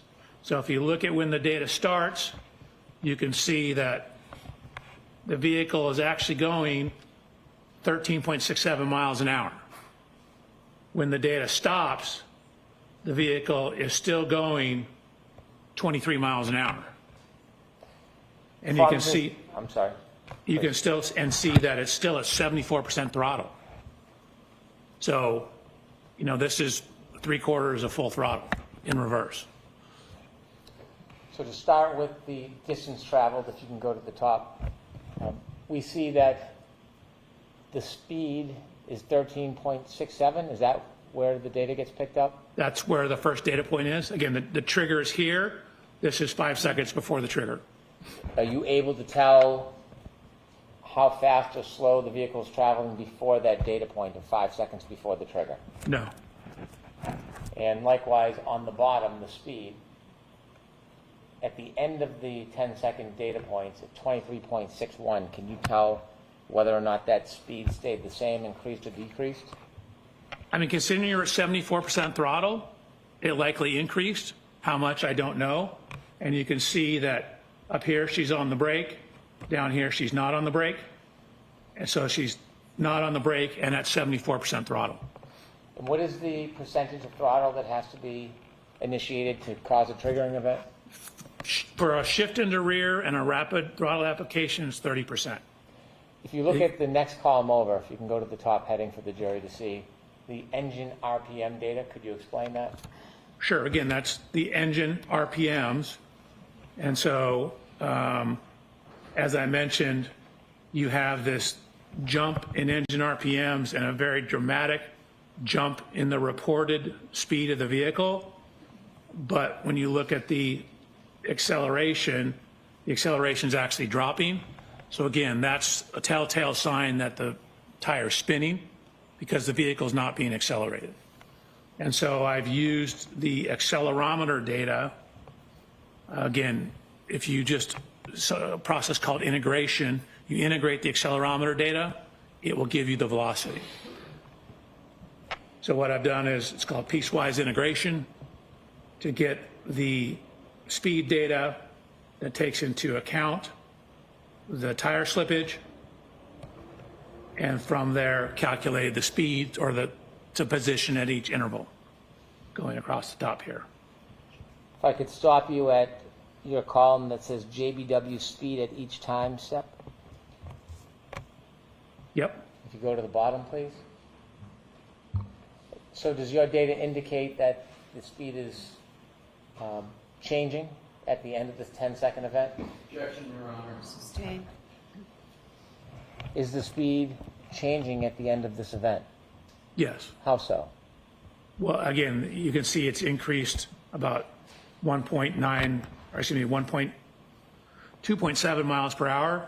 And again, we know from what I already stated that that last time step, you're still at 74% throttle and you have 0 brake application.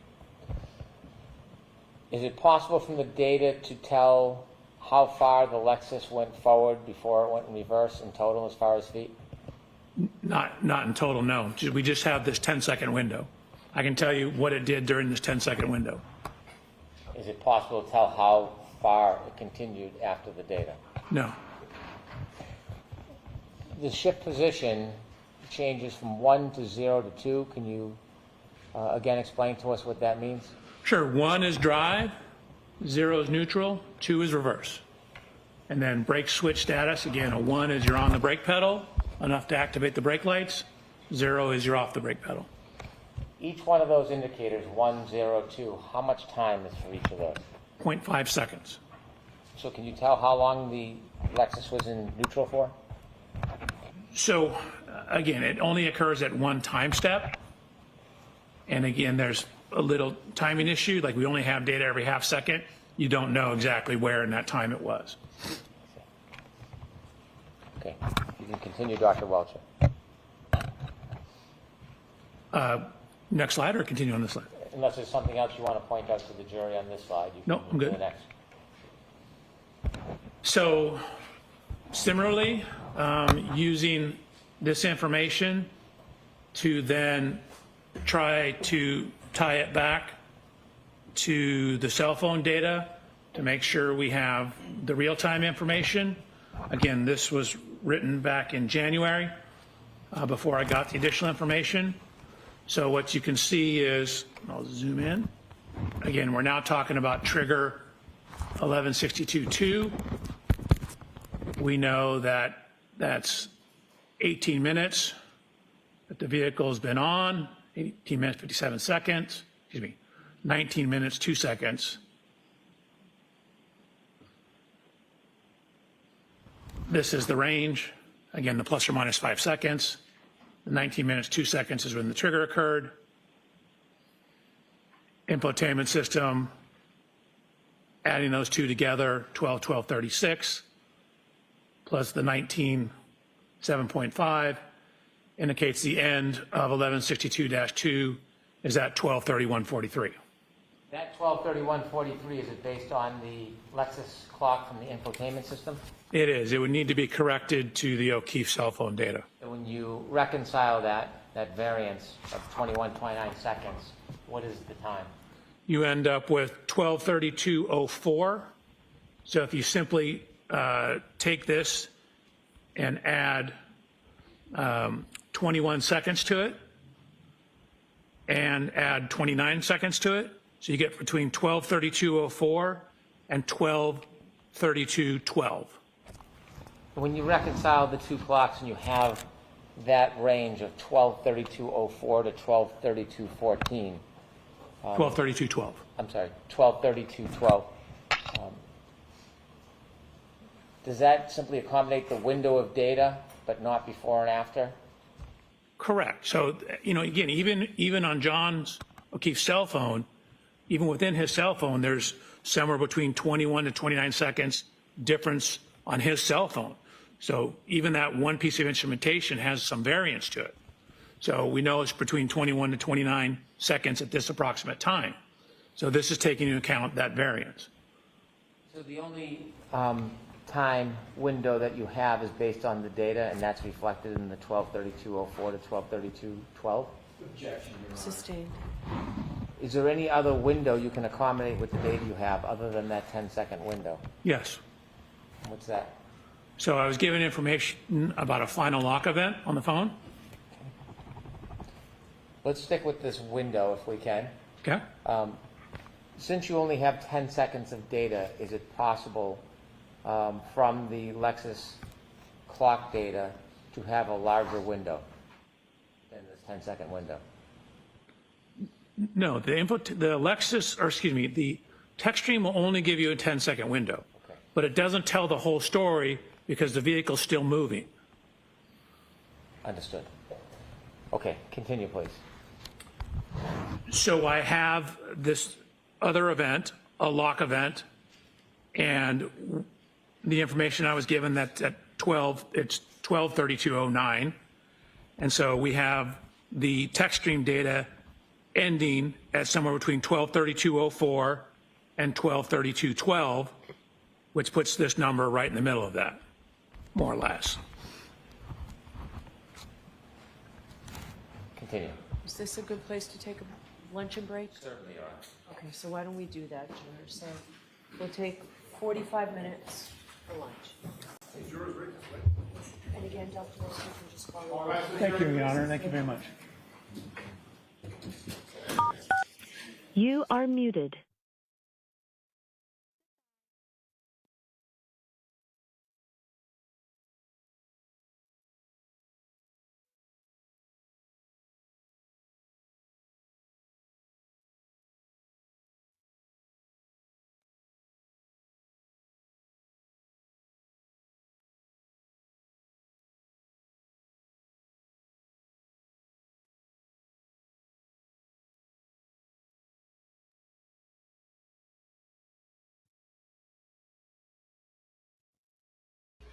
All right, I was switching my laundry from the washer to the dryer because, ma'am, some of us got other things to do today.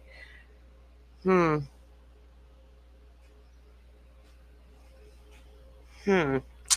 Uh, yeah, I think, see, look, there's a lot of things that I'm looking for if I'm a juror, and I think they're getting it, right? because I think it's pretty obvious what's happened, right? And this guy needed to change his stuff up in his report, and then the other guy had to change stuff in his report, because that genius over there figured out clock drifting, and none of us could figure out. So there's a takeaway here is y'all don't really know what happened to this officer, and you still haven't proved that a vehicle hit him. Like, that's the whole point of this trial, right? Is to see what happened to the man.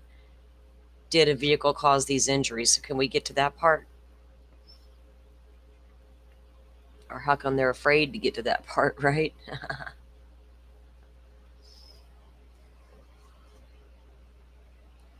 I don't know. I think people think maybe I'm easily snookered. I'm the last one on earth. I'm a hard sell. I'm a real skeptical, hard sell kind of a person. It's going to take a lot more than some sketchy ass guy up on a stand. I need to see the other person's sketchy ass guy, because they're all sketchy at some point, because they're all being paid. Let's just be honest. Which one's more believable, right? Which one is more believable? Yeah, it doesn't prove anything so far to me, Rachel.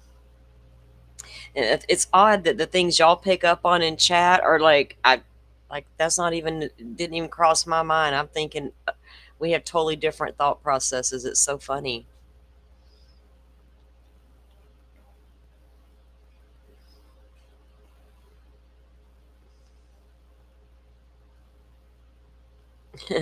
Oh yeah, I was being a smarty pants earlier, Joe, when I said that about John being the driver. It's like, of course Karen Reed was the driver.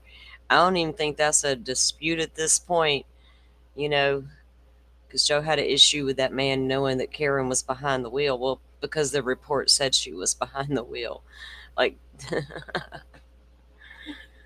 that's how come he assumed it. I'm listening for the takeaway about the crash, the lack of evidence they have, right? All the things. All right, so let's go finish that document we were looking at. Y'all don't get, we know this is Stern's attorney doing what a defense attorney does. Keep that in mind. That's why I try not to give defense attorneys too hard of a time across the board, because I might like them in one case and despise them in another.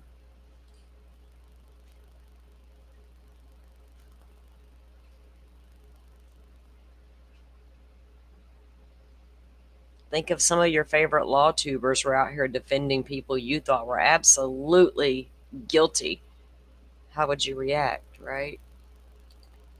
I always try to remember both sides. Not always the best at it, but I try.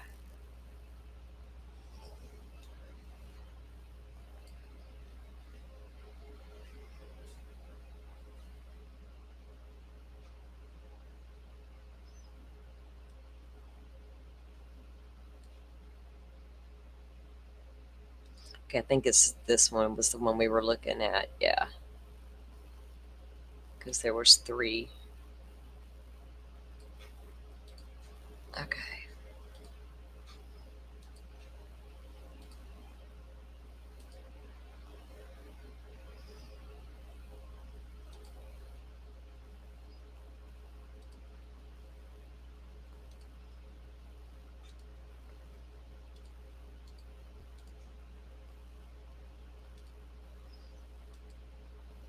Well, goodness gracious, where's my... It won't let me change my screen now. Huh.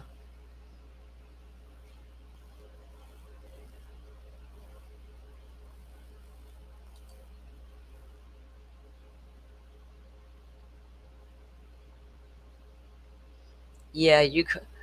Yeah, Dolphin, they're at lunch break right now. They just went to lunch, 40 minutes or so. I've just pulled up one of the documents we were reading a second ago. We had to stop because they came back to court. This is the Stearns document, one of the 3 that were submitted, and they were looking to, I cannot get my screen to change right now. What in the heck happened here? Trying to make it bigger for you guys to see, and for some reason it's not cooperating. Ah, there we go. Okay, hopefully you guys can see that better.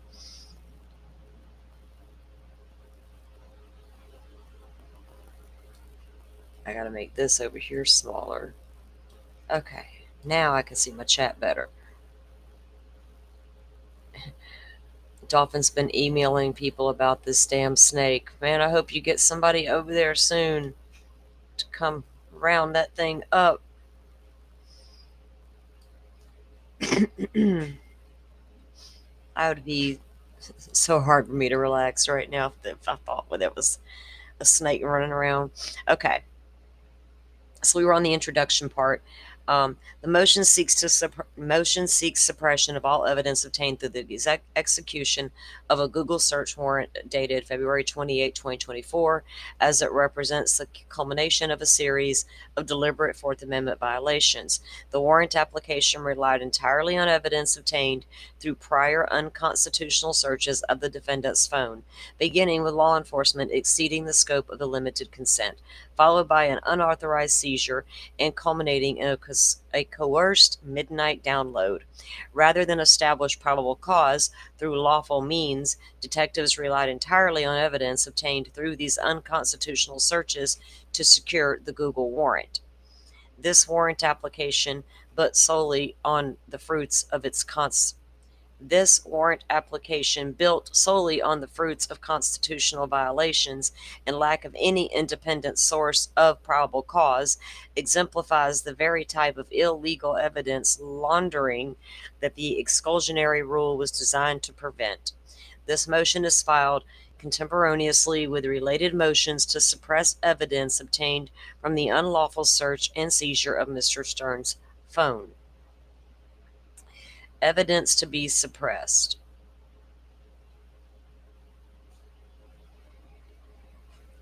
The defendant moves to suppress the following evidence obtained directly and derivatively from the unlawful search of the account sustenant@gmail.com.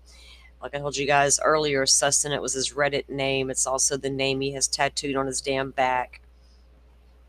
It's a whole thing for him. He must have a whole ass vibe going on. All the files, photographs, videos, and media contained in Google Drive folders, including but not limited to over 1,700 files of alleged contraband media spanning from 2019 through 2024, associated metadata, location data, and file creation modification dates for these files, private messaging data and communication records, cloud storage backup data, and location history and associated information, all subscriber records, internet protocol logs, location data, account information obtained from Google in response to the warrant, including but not limited to the account creation data, IP address logs, and connection records, device identifiers associated with hardware information, account passwords, security information, and recovery data, and user profile and account settings data. All fruits of the unlawful Google warrant, including physical evidence seized during subsequent searches based on the Google data. Interesting. Witness statements and investigative leads derived from Google records.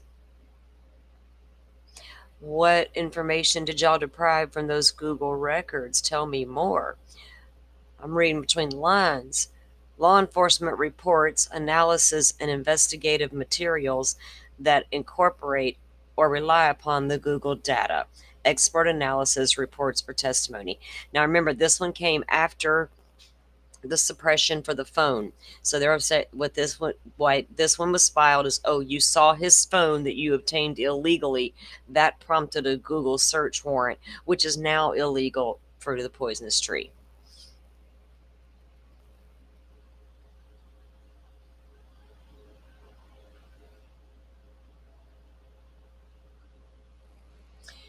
Yeah, they say them rat snakes are like the good ones. I'm used to Eastern diamondback rattlesnakes, right? A snake's a snake's a snake in my book. I don't care what it eats for fun. It might try to harm me, or it will cause me to harm myself trying to get away. For some reason, I see it's the sign of the devil. It's the serpent. I just can't with the snakes.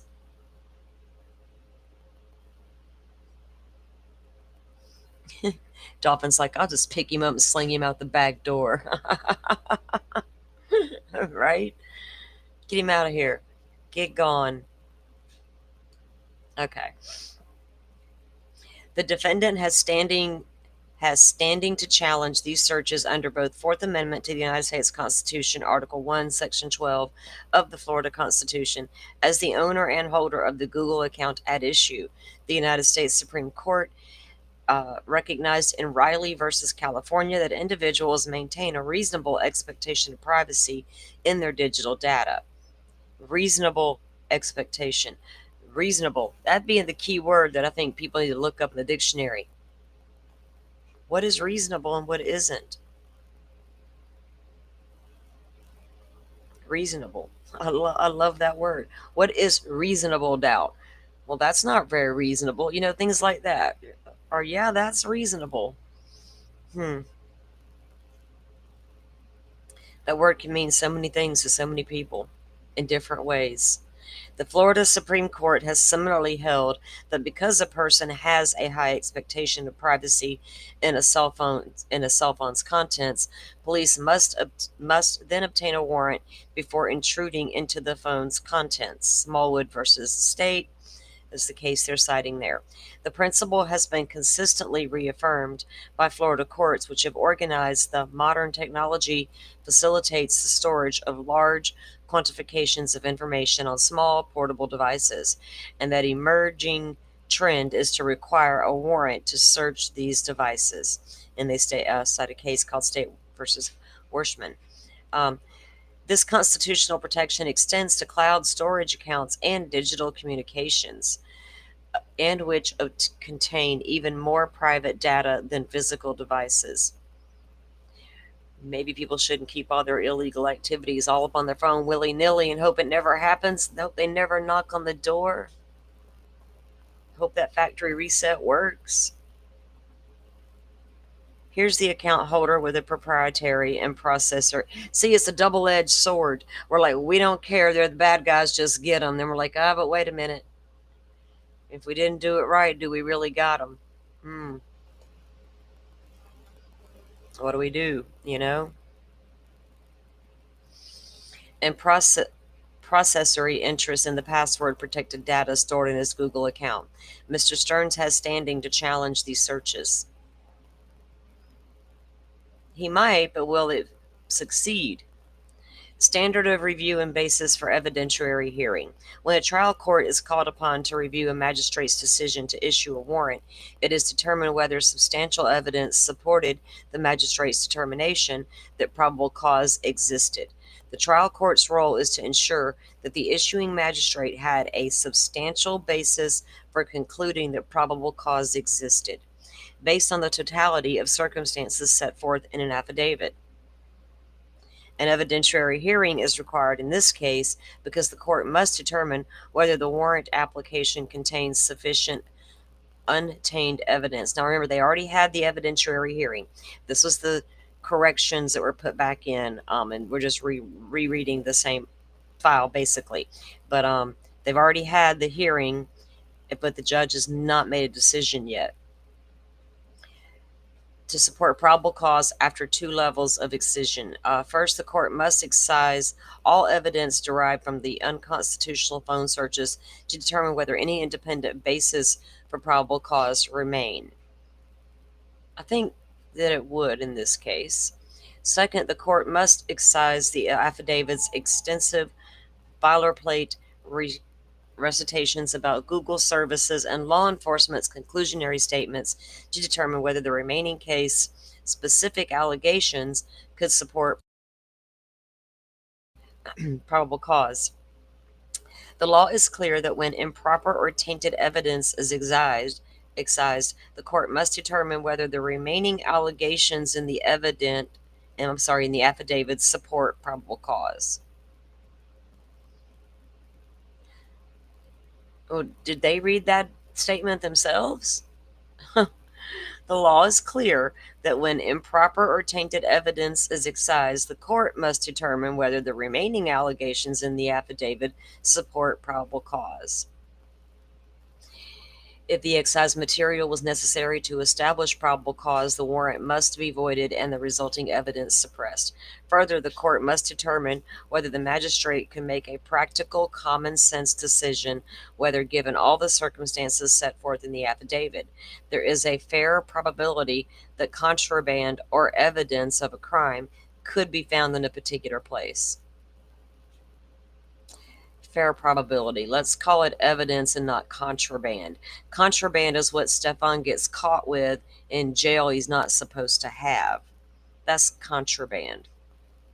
You know, like selling his PIN number to his bunkie. Contraband. CSAM is what it is. It's disgusting material that shouldn't be on anybody's damn phone. And if you got it on your phone right now, you're a big old piece of shit. Just saying, go look in the mirror. Ugh. This case gets me into trouble with my mouth, and trust me, it's already happened a couple times. I'm trying. Evidence and boilerplate language are excised. The remaining content of the affidavit contains only conclusory allegations without specific facts and fails to establish any nexus between the Google account and alleged criminal activity.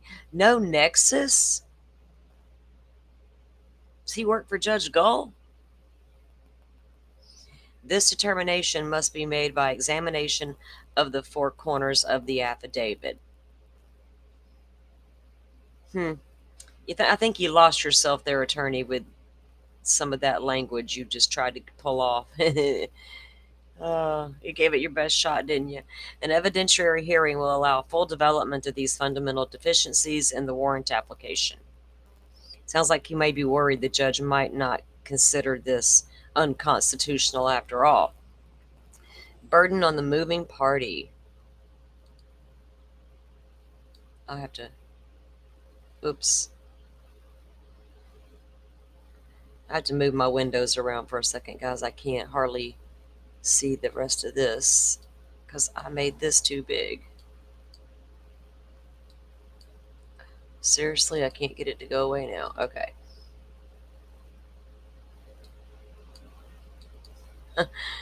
Okay.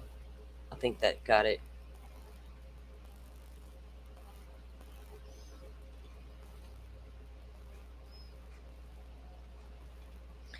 Burden of the moving party. The defendant moves to suppress evidence under Florida Rule of Criminal Procedure because the Google warrant is insufficient on its face and there was no probable cause for believing the existence of the grounds on which the warrant was issued, as the warrant application relied entirely on prior unconstitutional searches. When challenging the validity of a search warrant, the defendant bears the initial burden of establishing that the warrant is insufficient or lacks probable cause. Whereas here, the defendant demonstrates that the warrant application relied on illegally obtained evidence. The burden shifts to the state to prove that no constitutional violation occurred in obtaining the predicate evidence, or that the warrant application contains sufficient untainted evidence to independently establish probable cause. And then they cite Norman versus the state of Florida. The state cannot meet this burden as the warrant's probable cause determination rested entirely on conclusionary allegations derived from prior unlawful searches without the specific factual descriptions. Statement of fact. On February 26, 2024, at approximately 2000 hours, Jennifer Soto reported her 13-year-old daughter, Madeline Soto, missing to the Orange County Sheriff's Office. On February 27th of 2024, Detective Francis Hunt identified inconsistencies in statements provided by Mrs. Soto and Mr. Stearns. Detective Maria Tagler of the Orange County Sheriff's Office was assigned as lead investigator for the missing persons investigation. On February 27th, 2024, at approximately 1600 hours, Detective Tagler, accompanied by Detective Acosta, made contact with Mr. Stearns at his residence. The detective's interactions with Mr. Stearns were audio recorded and captured the exchanges between law enforcement and Stearns. Yes, they did. We've seen them. Mr. Stearns' residence is located at 1412 Santa Maria Drive, Kissimmee, Florida. During this encounter, Detective Tagler sought limited access to Mr. Stearns' cell phone, specifically requesting only to check his Google login status by asking, "Is it okay if I go into your settings real quick?" And that's exactly what she said. "I just want to see if you're logged into your Google." That's what she said. Mr. Stearns responded, "Yeah," to this specific and limited request. She doesn't even indicate when she's looking through that phone that she sees CSAM images. If she saw any, she gives no indication that she saw that. She kept it calm, cool, and collected. Instead of going, "Wait, what the hell is this?" Never happened. So we don't know when she actually saw CSAM images. Attention to the details. Limited access to his cell phone, specifically requesting only to check his Google login status by asking, "Is it okay if I go into your settings real quick? I just want to see if you're logged into your Google account." Stearns responded, "Yeah," to this specific limited request. Despite only receiving consent to check if you're logged into your Google, the detectives conducted an extensive unauthorized search of Mr. Stearns' cell phone data beyond this limited scope. Mr. Stearns explained that he had recently performed an operating system update, which resulted in an accidentally factory reset. Actually, he said it should be okay. If you're going to quote her, let's quote him as well. "It should be okay. Shouldn't see anything. God, I hope not." That what he was thinking? Anyway, he claimed he had to factory reset the phone, which caused him to lose all contacts and information. The detective's questioning and statements to Mr. Stearns indicated they had accessed and reviewed other unspecified data within his phone. Really? Mm-mm. All beyond the narrow scope of consent given. She didn't indicate she saw anything else on that phone. The detectives used information from this unauthorized search to confront Mr. Stearns about inconsistencies in his timeline about his whereabouts. No, that started on a different conversation. Go review the footage. At the conclusion of the interview, Detective Tagler took possession of Mr. Stearns' phone. Then Detective Tagler stated, "I'm going to hold on to your phone and I'll give it back to you when we're done." At this time, Stearns expressed concern about maintaining contact with his father through that phone. Detective Tagler dismissed Stearns' concern by stating they could call Mrs. Soto's phone. "Yeah, kind of did, because your client was being kind of a wimp. Well, I need my phone back because my mommy and daddy are on their last, deathbed and they might need to call me." Cop's like, they can call Jen's phone. Stefan's like, "Oh, okay. I didn't think about that." Guys, I swear this guy. Law enforcement made no attempt to obtain a search warrant for the phone despite having ample time to do so.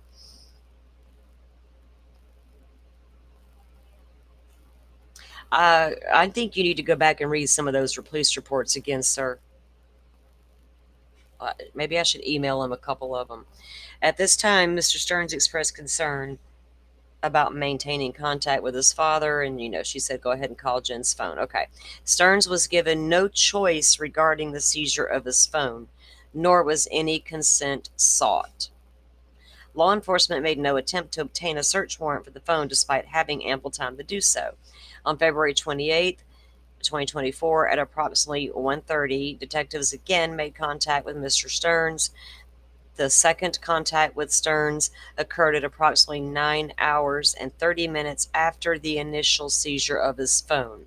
During this midnight contact, detectives referenced their earlier unauthorized seizure. You, Florida loves to do shit at midnight. Like it's a whole thing here. Nothing unusual to Floridians. Stearns is learning, isn't he? I told you that I was going to hold on to it and we would like to download your phone, right? And that was what was said to him. The detectives presented Stearns with an ultimatum. Is this something that I have your consent to do, or do I need to get a search warrant? That's an ultimatum. That's like the legit question, right? Isn't that the question you want them to ask your client? Do I have consent, or do I need to get a warrant? You know you need to get a warrant. There's nothing illegal about me saying that. And we tell all these defendants all the time, defense attorneys out here that we, are propping up, they're telling you lawyer up. Don't answer them damn questions. Go get a lawyer. So why is it okay for me to and nobody else, right? So I don't go all wishy-washy on my stuff. I go down the middle. I try to stay there. They asked you though, sir, search warrant or consent? You should have just said go get a search warrant and they would have said okay. The detectives pressured Mr. Stearns into providing his phone PIN by referring. They did not pressure him. Oh my God, can they not watch the actual footage themselves? At this point, Mr. Stearns had only ever consented to letting detectives check to see if you're logged into Google. A limited inspection. Wow.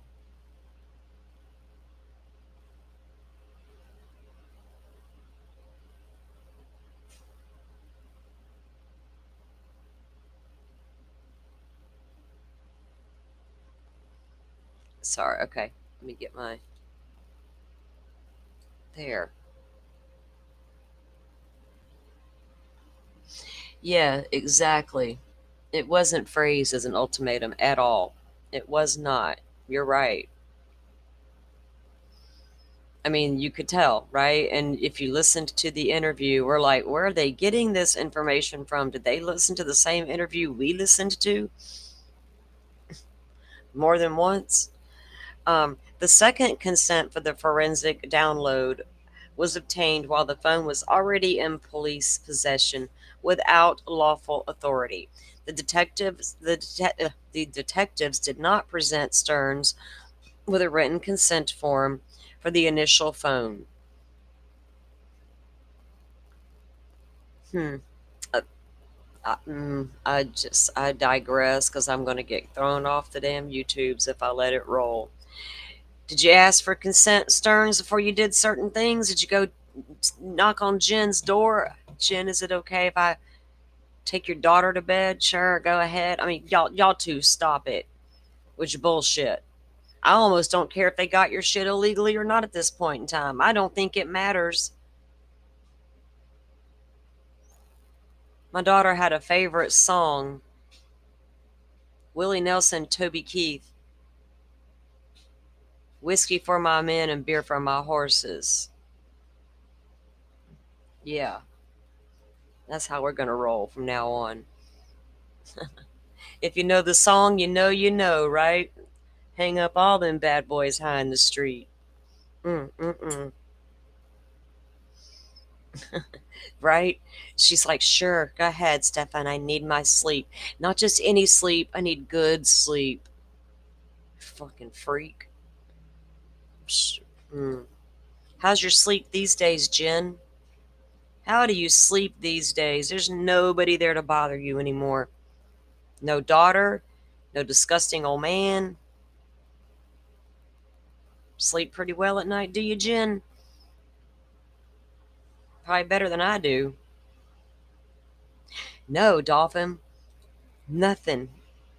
We don't know what happened to her. She poofed into thin air like John O'Keefe, never to be seen again.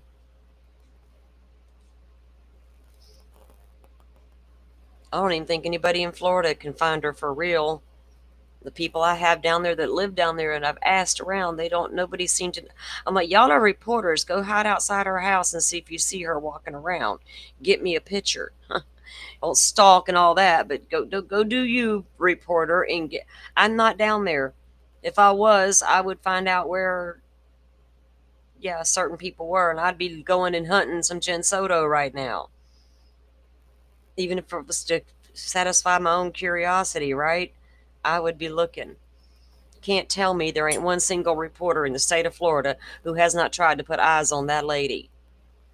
Y'all ain't fooling nobody.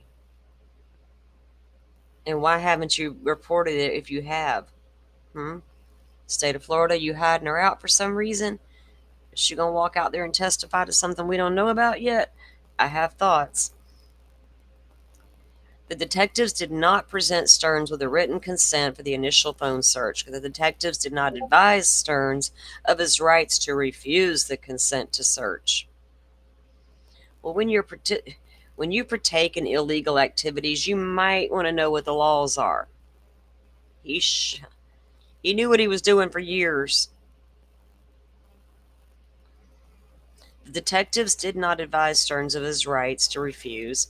At approximately 240 hours on February 28, 2024, Stearns' phone was taken to the Orange County Sheriff's Office Digital Forensic Unit. The phone was subjected to a comprehensive forensic examination using Celebrate technology. Oh, Celebrate. Y'all sure y'all like them still, or do we hate them right now? We don't know what we're doing, do we?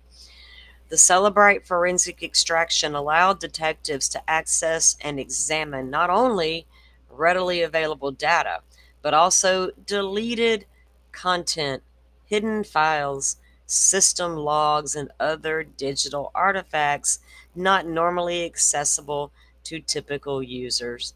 Oh, Lordy.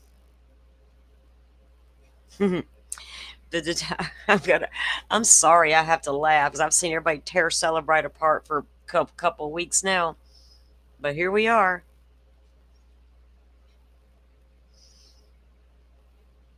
Is it the program I hate, or is it the people using the programs we dislike?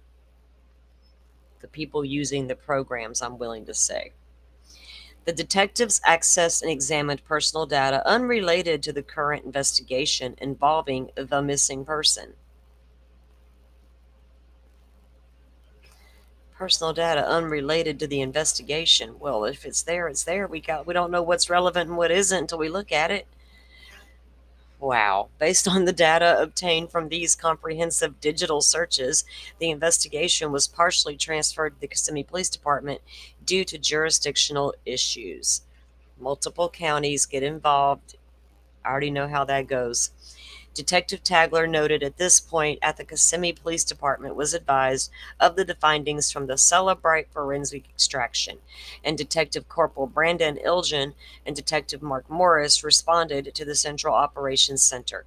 During this invasive search, detectives discovered digital evidence that led him to seek additional warrants.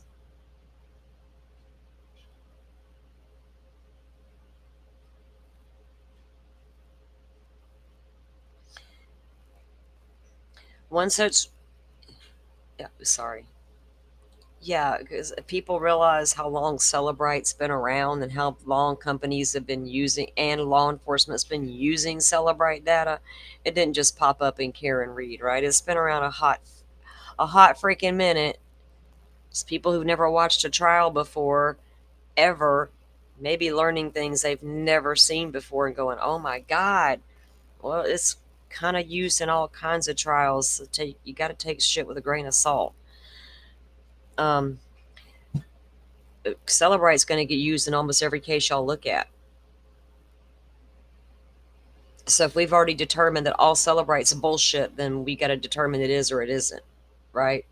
Is it a case-by-case basis?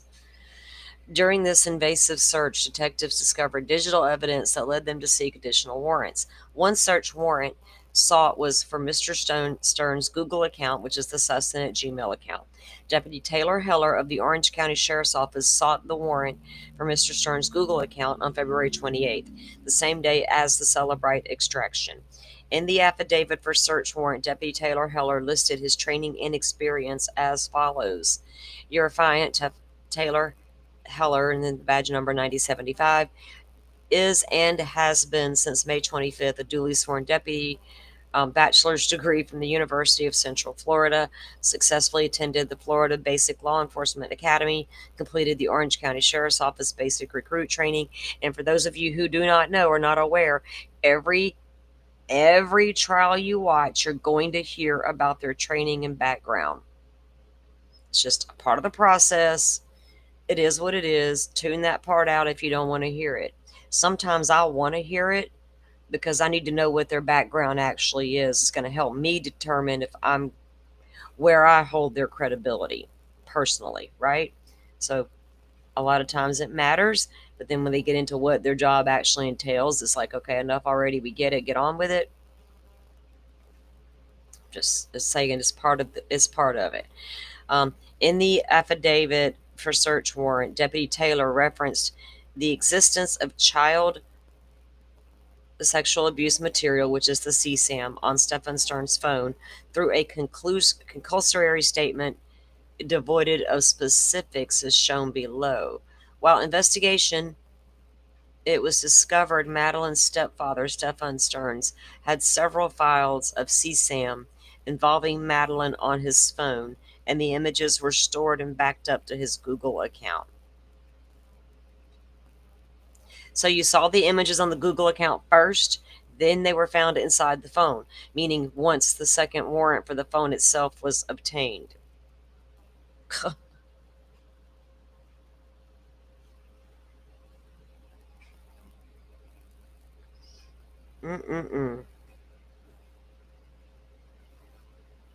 It's so intriguing what some of these attorneys try.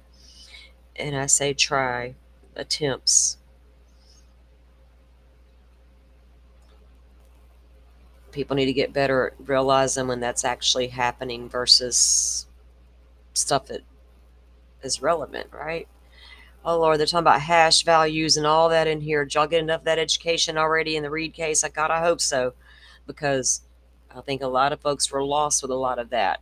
And you will come to get used to it when you start watching enough trials, especially if they're talking data. And boy, you're going to hear all about some data in the Koberger case.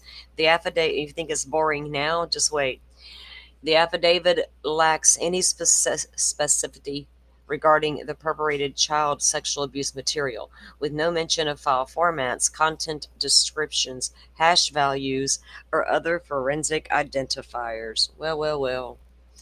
Beyond this one sentence, Deputy Heller's affidavit excludes approximately 6 pages of generic, standardized language describing Google's services and data storage capabilities, which it appears to be a verbatim template with minimal customization.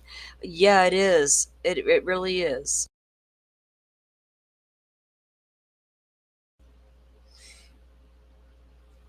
Who called him her stepfather? Did I say it, or reading a document? Where did that come from? He's not her father at all. What happened? Everybody getting emotional on me. What's going on? Let me see. Yeah, Bev, there hasn't been enough breaks today. Yeah, her ass is at lunch. We knew she'd take it. Y'all trying to let that lady be your energy vampire. That's what she wants you to do. She gets a rise out of knowing she gets a rise out of people. Right?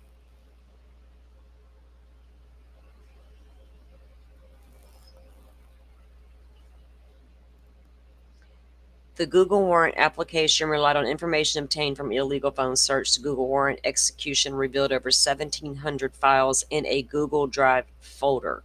These files included photographs, videos, and other media that form the basis of the instant case. The files contained associated location data and metadata spanning from 2019 to 2024. All evidence collected in this case, including the Google warrant result in subsequent police investigations, stems directly from the detective's initial illegal search of Mr. Stern's phone on February 27th. Now they're going to get to the legal argument. Well, gee whiz.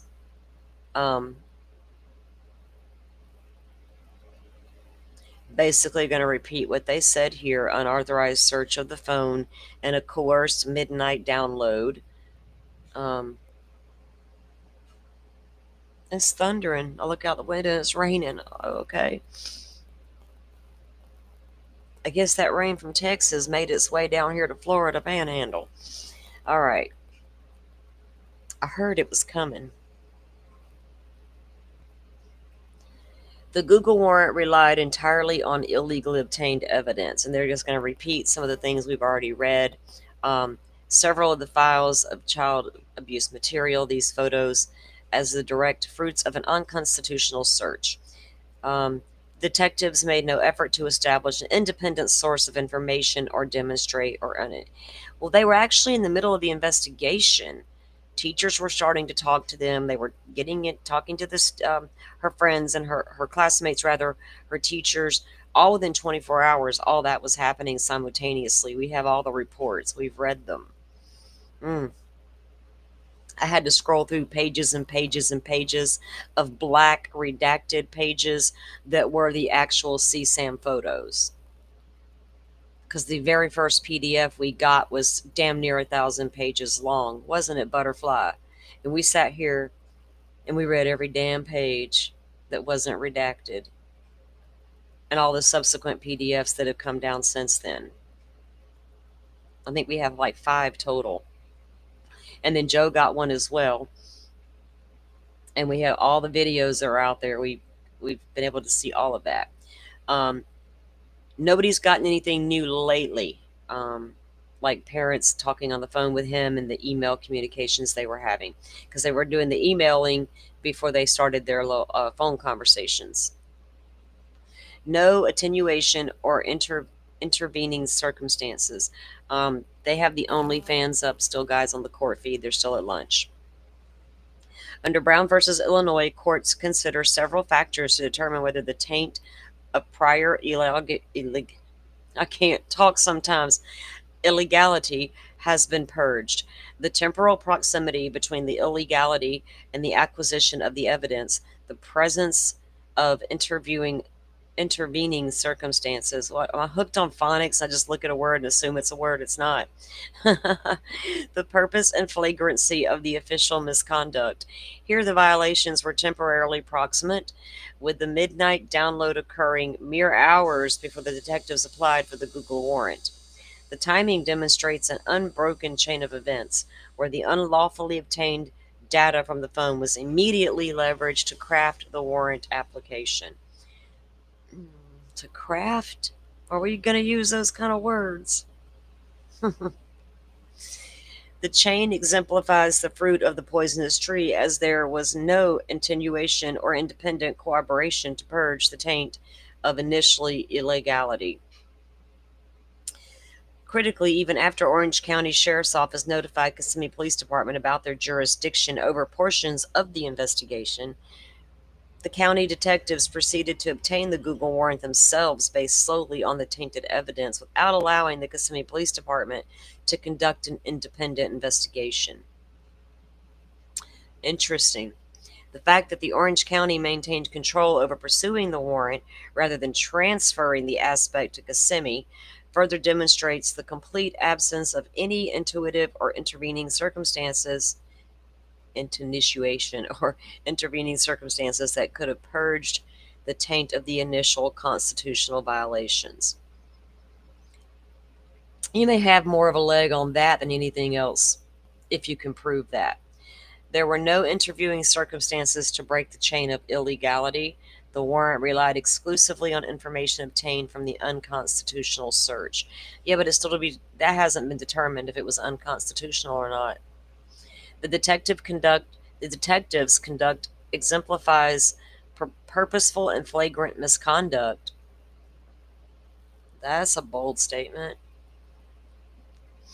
Then again, defense attorneys make pretty bold statements all the time, but systematically expanding their intrusion beyond the scope of Mr. Stern's limited consent, retaining his phone without legal authority, and leveraging coercive threats of a warrant to compel compliance. They exhibited a deliberate disregard for constitutional protections by seizing Mr. Stern's phone without express authorization and coercing his consent under a threat of a warrant. I'm going to threaten you with a warrant if you don't consent. Well, let me flip a coin. The hell? Word salad. Law enforcement demonstrated a deliberate strategy to erode constitutional safeguards. Stearns is not bright enough to get it. That traumatic brain injury that he has is impairing his thought process.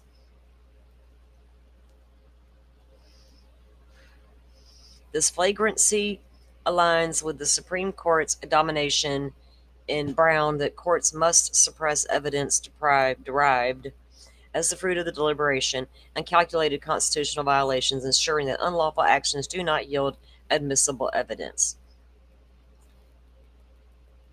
The warrant was constitutionally invalid as the fruit of illegal searches. And they're just going to go back into that again about how they believe that they didn't have the proper warrant.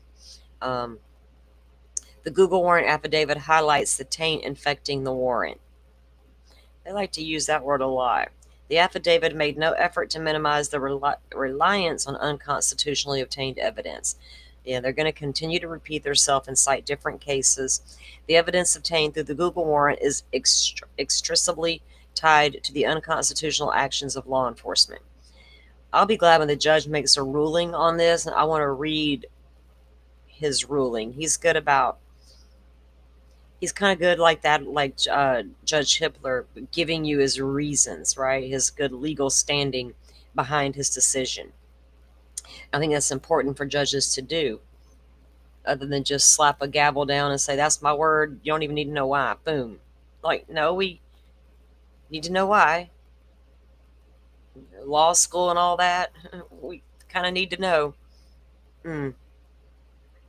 Legal standard for probable cause and digital search warrants. Under Florida law, a search warrant application must establish that the particular person has committed a crime, the commission element, that the evidence relevant to the probable criminality is likely located at the place to be searched, the nexus element. They cite Sanchez versus State.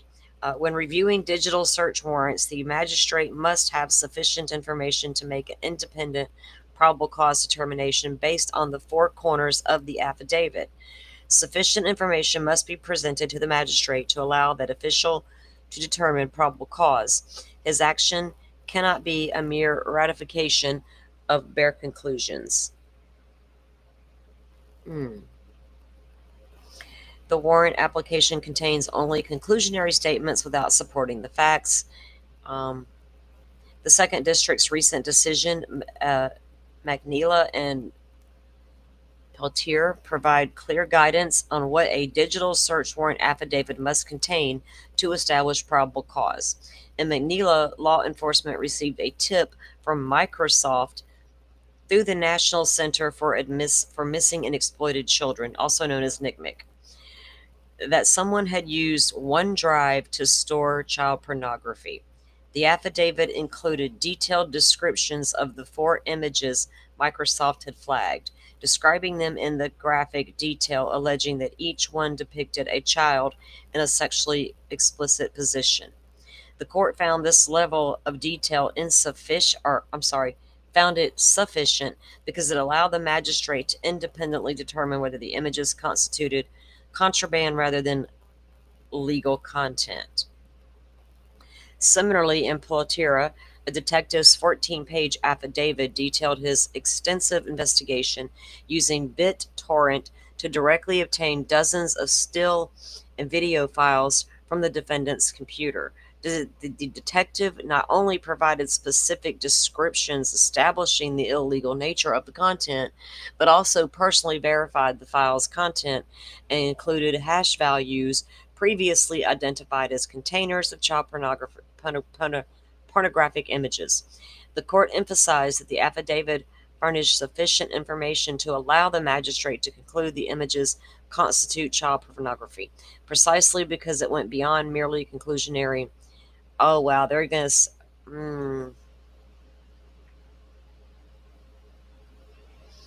Because y'all didn't describe what was maybe found on the phone, therefore the warrant wasn't sufficient. The warrant application here consists entirely of conclusionary assertions by law enforcement without the specific factual details necessary for the magistrate's independent assessment. Unlike in McNeela, where the affidavit provided graphic descriptions of the alleged contraband sufficient for the magistrate to independently determine. Wow.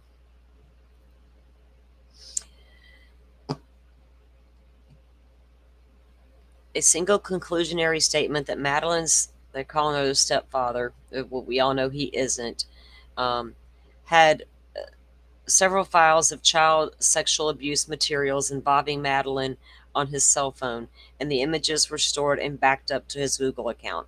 The affidavit provides no descriptions whatsoever of any specific files, images, or content. While the Pelletier affidavit contained detailed factual descriptions, the magistrate to conclude that the images constituted child pornography, including specific descriptions of dozens of files and hash values. So, how would they have known to look for that specifically before they actually looked into the phone contents? I get what you're saying, Mr. Defense Attorney, but I don't know if it's going to land or if you're going to have merit. Because something prompted more search of the phone. What it was yet is to be determined.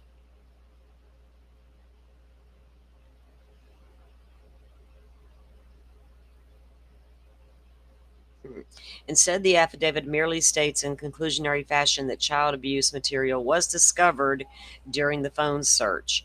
Exactly the type of bare conclusion the Florida courts have repeatedly rejected as insufficient to establish probable cause. The warrant application fails to establish a sufficient nexus between the Google account and the criminal activity. That's going to be a hard sell on the defense part. The nexus is the images themselves. While the affidavit extensively details general information about how Google services work and what data they may contain, it fails to establish the required nexus between the specific Google account and the alleged criminal activity. Wouldn't it?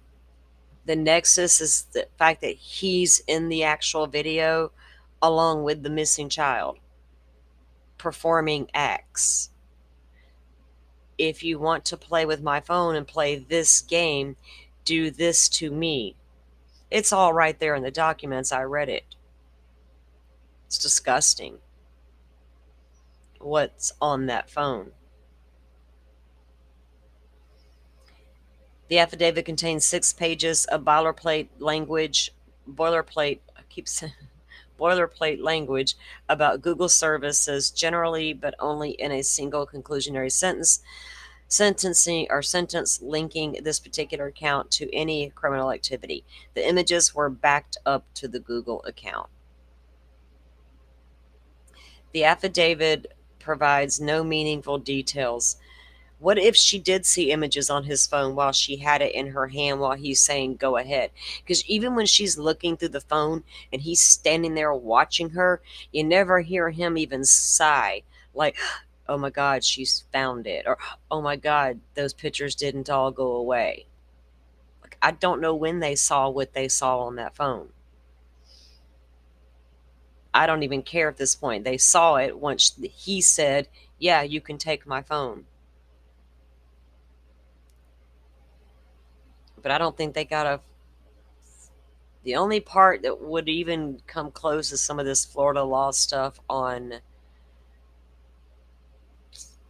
I think the nexus is going to be easy to establish. I don't know where they're going with that. The affidavit is silent on what specific Google services were used and whether the account was actively being utilized during the relevant time period. That's easy to figure out. Who else was using the account? Was it not being used at all? Was it sitting there? What are y'all saying? Do they know how old some of these images are? They weren't talking about what happened in the last 48 hours. It might be going back years. So y'all want them to authenticate the account? Is that what we're doing here?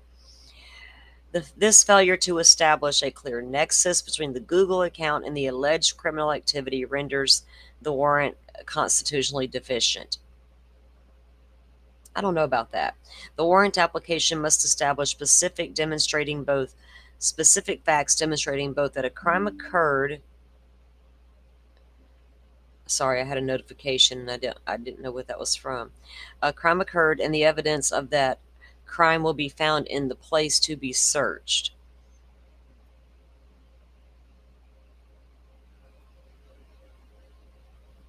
They already had him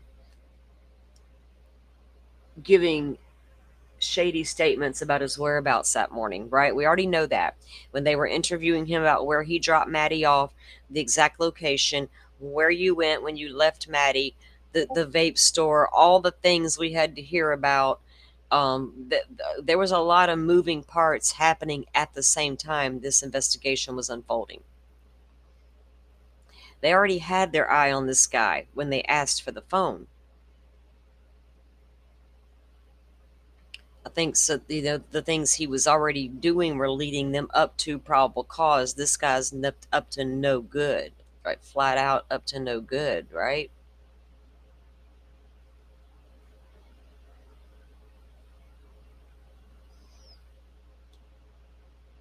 Okay. No, he reset that phone twice and it still didn't work. He thought he was smarter than the average guy. He found out he was not even close. Mister, I can't even change a tire. Thank you, Jesus, that he doesn't know how to do that. Because if it wasn't for that, we may still be looking for Madeline Soto today. The affidavit here dedicates barely one paragraph to case-specific facts relating to the Google services, while spending 6 pages describing generic features of Google services. This imbalance highlights the absence of actual evidence linking the specific account to criminal activity. The specific persons on the video completing the criminal acts he taped with the phone. Lord, I'd love to be the prosecutor in this case. Sometimes I want to be the defense attorney in some cases, and sometimes I want to be the prosecutor. It could really go in either way. This imbalance highlights the absence of actual evidence linking the account to criminal activity. When the boilerplate language is set aside, let's set aside some of that. The remaining factual content is insufficient to support probable cause. The warrant's overbroad temporal scope lacks probable cause support. The warrant itself permits the search of data from January 1 of 2020 to present, yet provides no factual basis for this expansive 4-year time period. What he might or might not have been doing to a child wasn't worth looking at regardless. What if they had found nothing? Would you have a problem with it? The affidavit describes events occurring only in February of 2024, but fails to establish any probable cause that the evidence of criminal activity would be found in the Google account during the preceding 4 years. Y'all didn't. The warrant has to give parameter dates. Yeah. So it's in the warrant. So we're talking word salad right now. Because the warrant can only search the dates entered. It can't just say, oh, well, we guess they want 5 years worth. We'll give it to them. No, it literally says in the warrant from this date to that date.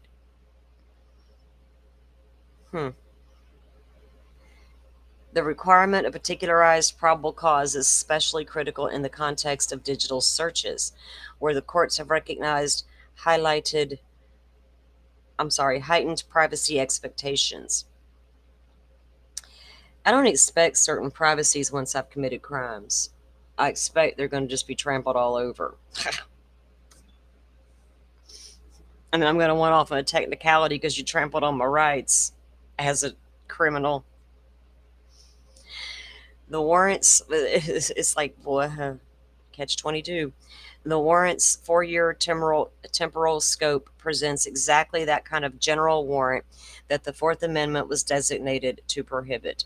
Without any factual nexus between the January 2020 start date and the February 2024 events described in the affidavit, the warrant impermissibly authorizes a fishing expedition through years of private digital data. What about the privacy of the child that was involved? Again, victims' rights don't matter. They do to some of us. More so than a defendant's rights. I just got to say that because I'm so sick of it. We can't support a victim because if we don't, we're not going to support a defendant. And bad, that's frowned upon. Everybody deserves a fair shake, right? Especially a victim.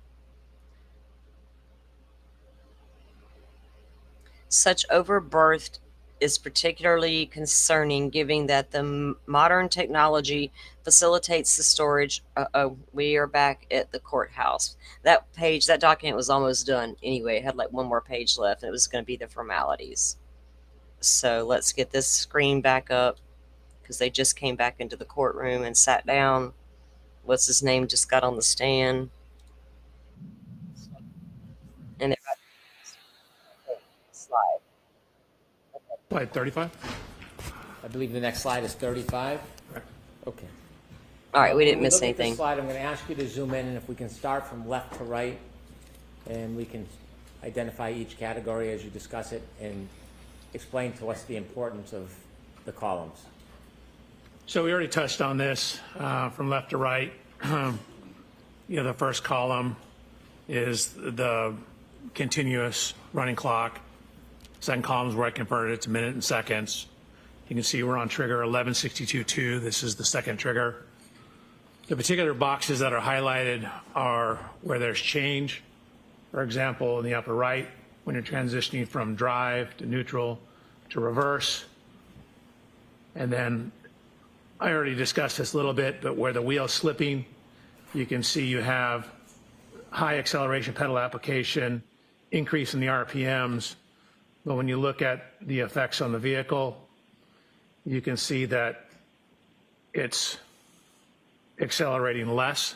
So that's indicative of slippage of the wheels. And then I simply show at the bottom the math I use to derive all that. So again, we touched on most of this. It's the same slide you saw before, just to show how corrected for the speed. If you could zoom in for a second, I want to ask you a question about the RPM column. RPM column, go ahead. If you could zoom in. Oops. You see in the last line, the last piece of data captured, the RPMs changed from 3,200 to 3,300. Correct. And the accelerator is fair to say, is that depressed? What's the way you characterize that? Sustained. How would you characterize 74? What does that mean? I mean, it's 3/4 of full throttle. It's 74% of full throttle. If above it's 74.5, it drops to 73.5 and then back to 74. Why is the RPM higher than above? So there's, again, this data is referred to as being asynchronous. You're reporting it at particular times, but the computer's scanning the network for the data. So it's not all on exactly the same time step. Not only that, but there's frequently, I'm sorry. Sorry. There frequently is a delay from when you step on the accelerator pedal to when that translates to increased RPM at the engine. It takes a little time to build it up or take it down. Okay, thank you. You're welcome. So similar to what we did on the first one, basically what we did is we took all the text stream data that we had, which includes the shifting, the forward, the reverse, and the steering. Again, there was a tiny bit of leftward steer, and put that into a simulation program where we're simulating what the Lexus will do. So we've taken into account the mechanical characteristics, the steering response of the Lexus. So this is to show what it represents on the left-hand side. So each one of these little hash marks, a different color, represents 10 feet. The red lines show the extent of motion. Remember what I said, it initially pulled forward, then backed up, past its initial spot, and then went backwards further distance. So what this shows is where we simulated this in a program called HVE. So that's the vehicle, the Lexus pulling forward.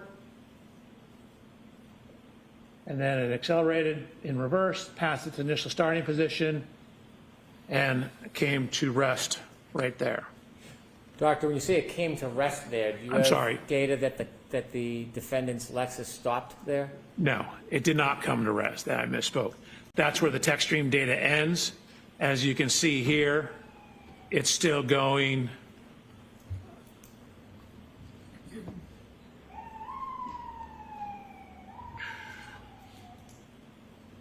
It's still going approximately 23 miles an hour when that ends. God damn it. You'll have to zoom in on that so the jury can see what you're referring to.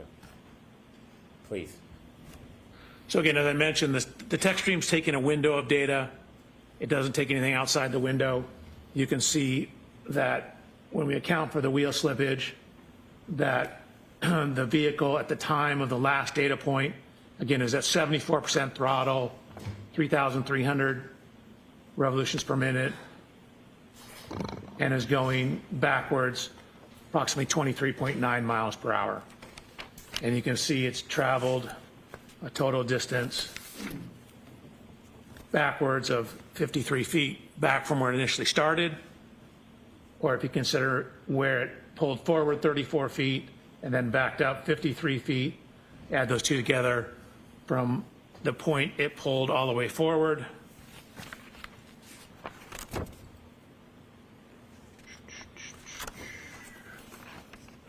So this is 10, 20, 35, forward. And then I'll go 10, 20, 30, 40, 53 back for a total of 87 feet. So from the maximum point I pulled forward to where it backed up, again, that was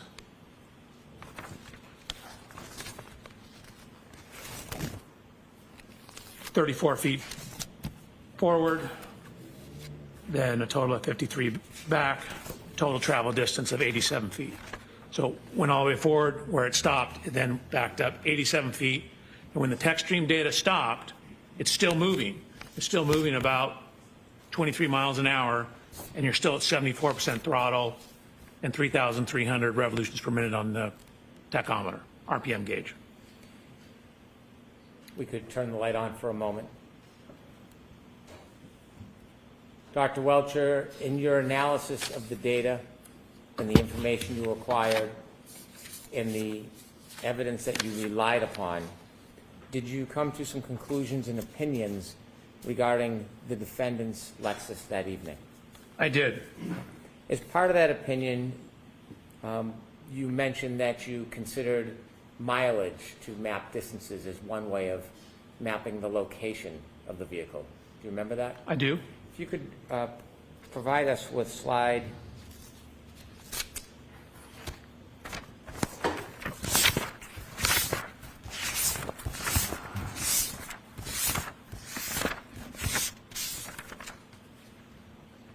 I believe it's slide 25.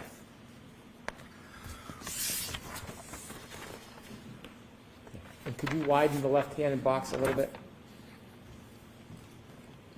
And you mentioned you measured or you ran information about distances between different routes? Correct. Specifically regarding Fairview to Meadows, the first box. Do you see that? I do. There are 3 different mileage numbers. Yes. And then there's streets to the left. Can you explain what's set out in that box? Sure. It's basically 3 different routes you can go. Sherman Street, Pleasant Street, Washington, and Sherman Street. When you considered the shortest route, 2.3 miles on Sherman Street, did you attempt to determine how long it would take to travel 2.3 miles, how fast the car would have to be moving or how slowly it would have to be moving to travel 2.3 miles in 4 minutes and 15 seconds? Yes. And what did you determine? So to go 2.3 miles in 4 minutes and 15 seconds, you would need an average speed of 32.47 miles an hour. What if you took the longest route, 2.8 miles, and you considered 2.8 miles in 4 minutes and 15 seconds? Did you make a determination? I did. Could you share that with the jury? It's 39.5 miles per hour. Is that what the average speed of the Lexus would need to be to travel that distance in that Correct. time?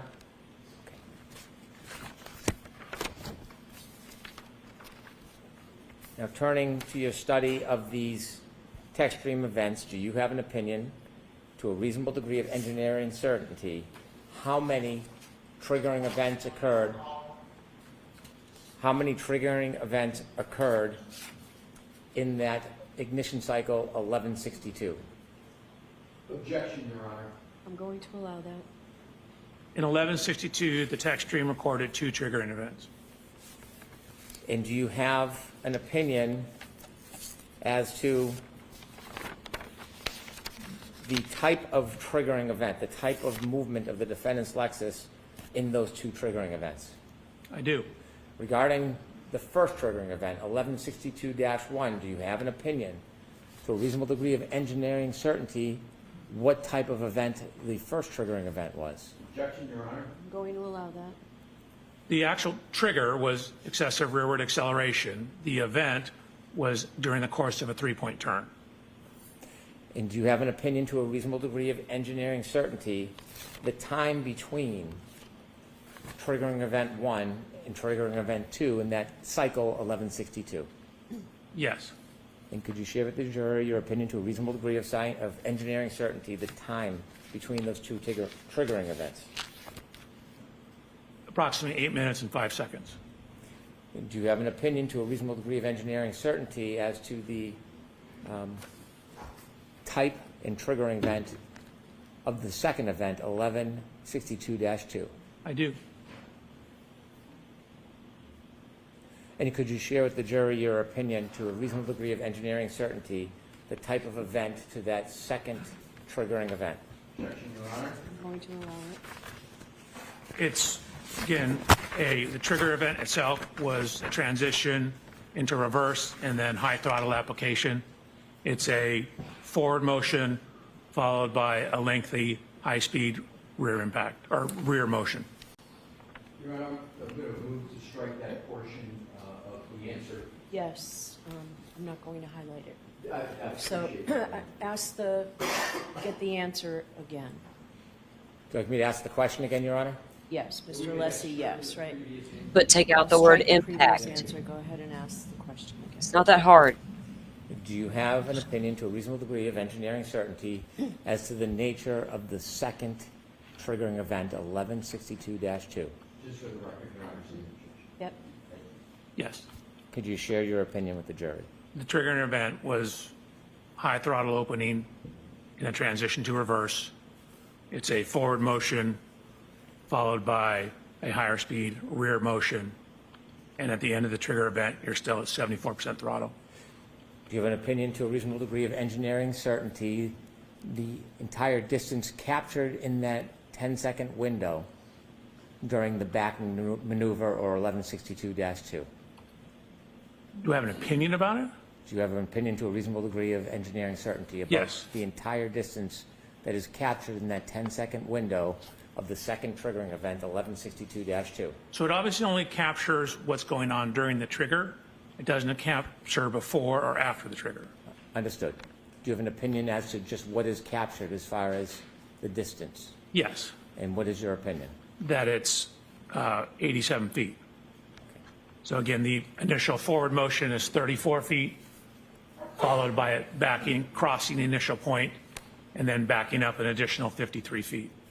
And finally, regarding this part of your analysis, do you have an opinion to a reasonable degree of engineering certainty as to whether the defendant's Lexus was decelerating, accelerating, or remaining the same at the end of that data captured at the triggering event 1162-2?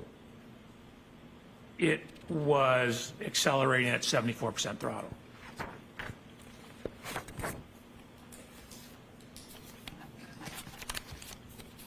In addition to your analysis of the text stream data, one final question. Do you have an opinion to a reasonable degree of engineering certainty the relative time this backing maneuver occurred with the defendant's Lexus that you just spoke about? Yes. And could you share with the jury your opinion to a reasonable degree of engineering certainty?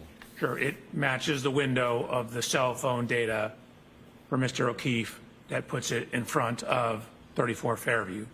So the backing event Is that all y'all got? is somewhere between 12:32:04 and 12:32:12.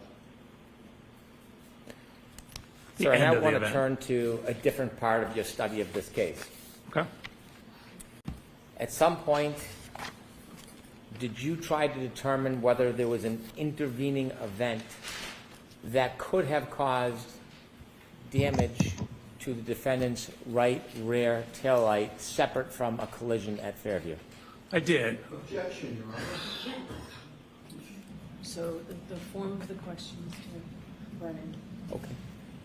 At some point, when you looked at the data and analyzed this case, did you consider including or excluding evidence, or did you analyze evidence to reach a conclusion, including or excluding whether there was an intervening event that caused damage to the defendant's Lexus right rear taillight? Yes, I did. When you started your analysis, what information or claim or evidence did you become aware of that you want to analyze to include or exclude as the cause of that damage? Sure. So my approach to this case is three prongs. I'm looking at the downloads, the technical information. I'm looking at this backing incident, and then I'm looking at Mr. O'Keefe's injuries and how they relate to the events, potentially. So the second prong, which is looking at this data. So I had a Ring doorbell video showing Miss Reed backing the Lexus out of Mr. O'Keefe's residence at approximately 5 o'clock in the morning. And so we wanted to look at the backing activity and whether that contacting Mr. O'Keefe's vehicle, whether that was sufficient to cause, or what damage it could cause, and particularly was it sufficient to cause damage to the right rear taillight of the Lexus. When you were asked to engage in the study, were you ever asked to reach a certain conclusion? Never. Was there ever any influence other than the data and facts on your analysis? There's never been any influence. The influence, again, it's whatever the data shows. When you engaged in whatever studies you undertook that you'll explain to the jury, were you given any direction or limitations on what you could or should do? No. When you received the information, did you understand, regardless of the result, it would be provided to everybody? I guess generally, yes. I mean, I go through the data, I give you the results, you do with them whatever you see fit. Okay. And in this case, when you decided to engage in that study, had you had an opportunity to review the Ring video footage from Mr. O'Keefe's home on the morning of January 29, 2022? Yes. Tell us how you went through your study, how you began, and the steps you took, please. Sure. Probably be best on the slides. So one of the things we first did was to get an exemplar Lexus. What does exemplar mean? It just means I got the same exact year, make, and model vehicle as Miss Reed. So Miss Reed's vehicle is on the left-hand side, taken during my inspection. And then I found this exact same year, make, model, manufactured at the same plant, everything Lexus in Texas. So even though it looks like a European plate, it's a Texas plate. purchased the vehicle, had it shipped out to California. So I verified that the Lexus is in fact the one I got, the same exact one as Miss Reed's. These are all the standard equipment. Miss Reed's is on the left. My exemplar is on the right. It says Reed Lexus TIS, that's Toyota Information Services, or Toyota Information System. So I ran it through TIS, which is the umbrella program under which TechStream runs. I also ran it through My Lexus, which is the Lexus website, and then started about doing what's referred to as a photogrammetric analysis of the video. Can you explain to us what a help me with the word, photogrammetry? Photogrammatic. We're doing photogrammetry is a photogrammetric analysis. What does that mean? It's just a big fancy word to saying you're looking at data in photographs, and what we're trying to do is take two-dimensional images, say you get from video or photographs, and knowing some information about the photographs and some of the dimensions of things in the image, get or convert it to a three-dimensional space. In other words, be able to get exact three-dimensional measurements out of that two-dimensional image. So I had the video, just to show the provided video that I was given.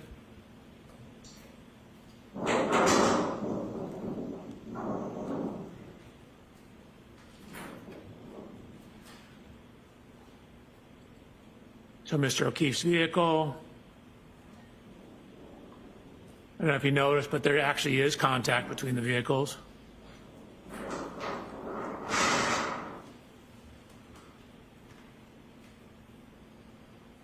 So one of the first things we wanted to do is determine the frame rate, which is how many video frames are played per second. Your normal kind of video camera has about 30 frames per second. Your standard movie is 25 frames a second. You know, a modern IMAX is like 60 frames a second. The frame rate of the camera, how many images it shows per second, because video and films are just single images played really fast, so it looks like motion. And so determining the time between each frame tells you how much time occurred. So if we know the time between each frame, and then we can figure out how far the vehicle moved, distance divided by time is speed. So we put it through a couple different programs. This is called AMP5.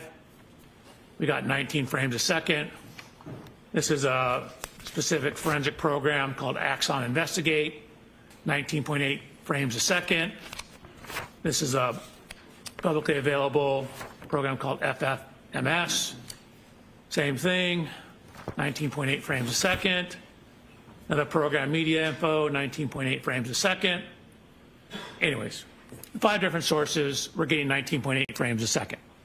So then what we've done is add information now. So now that we know how many seconds each frame represents, we now put a clock back in to tie that into time. So it's the same exact video, except we have a frame counter now, and we have a time.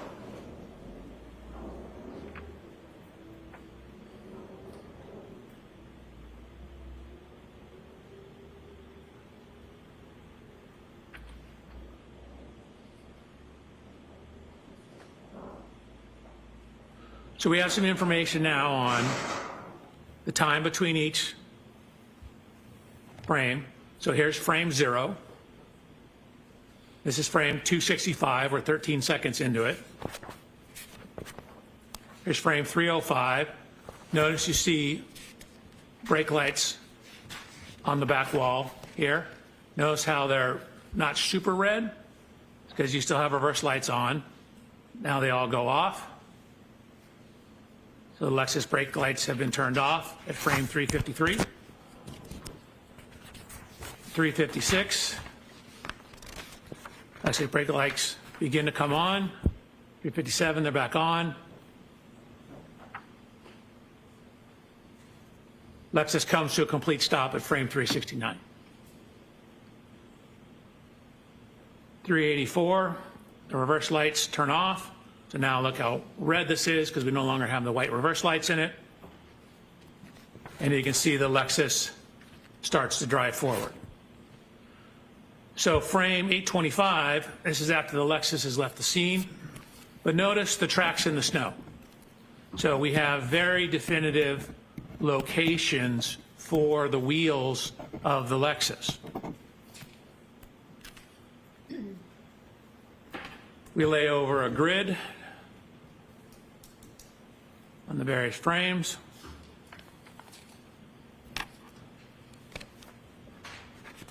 So we then took the images and did what's called clarification, which is where you overlay images from multiple versions or multiple views of the same vehicle, and it helps sharpen the image, but it slightly dulls the color. So you get a little cleaner, crisper image. So here's Mr. O'Keefe's vehicle before clarification, after clarification. Excuse me, Your Honor, pardon my interruption. Could we get numbers of the slides as we're toggling back and forth? Sure. Absolutely. Okay, I'll make an effort. So slide 76. You're welcome. Going to slide 77. We're going to focus in on this area here. So what we will actually show is where the snow was displaced in these two spots, spots right across from here and right across from here. If you could focus your attention on those. Slide 77. So slide 78. To bring us all together, we went out to Mr. O'Keefe's residence and took a scan, a laser scan. So you see the laser scanner over here. Laser scanner is right here. Fence hasn't changed position. The camera's changed a slight position. We can account for that. So here's the subject video. We have the correct resolution. There's a new camera. It's going slightly faster frame rate. That just means we have different times between frames on the new camera, but we're simply using it for calibration to the old camera. It's the same container for the MP4, and it's using the same video codec. A video codec is how the computer encodes the video. Slide number, please. Oh, yes, thank you, Your Honor. Slide 79. Slide 79, part 2. So really, we care most about is the resolution. So slide 80, you can see these are what are called control points. So from the laser scan, we locate these various points. So the 3D scanner knows the exact position of all these points on slide 80 in the image. And so what we can do is use this information in conjunction with the video to create a scaled version of the video. So when we have three-dimensional images or three-dimensional measurements, we can then use that to give us some three-dimensional information from our 2D video. So there's the points on slide 81. Slide 82, excuse me, slide 81, second part, we're basically just fading in. So what you see now, if I go back to the beginning of slide 81, this is the picture from the video camera. And then what you see here is, which is barely any difference, and that's because what we've done is we've now overlaid the points from the laser scan.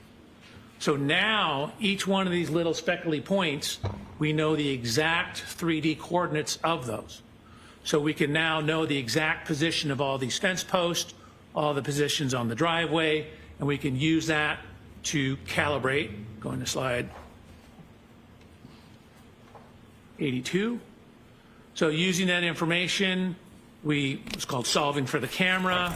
We verify that we have appropriate residuals, meaning we don't have too much error. Slide 83. Okay, subject video.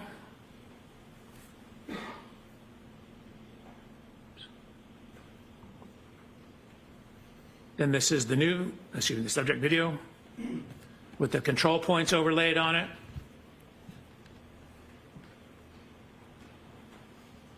That's a subject video where we're phasing in the laser scans of the scene, 84.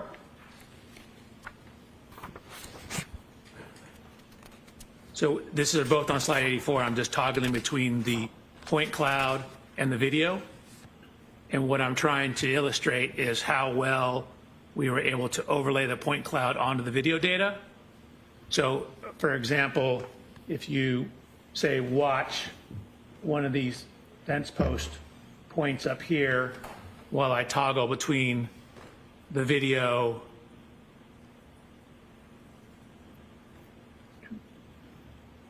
there's a laser scan, there's the video.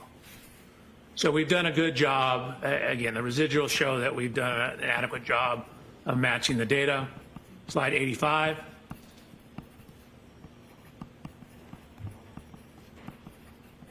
So what I'm doing here is toggling between, this is the video of the car. And remember I told you I went out and I inspected Mr. O'Keefe's vehicle and did a laser scan of it? So we're now taking that laser scan of the video, or excuse me, of the vehicle, and overlaying it onto the car in the video. So this is the video image. That's the laser scan laid on top of it. So we know all the dimensions in the laser scan. We know all the dimensions in the scene of this.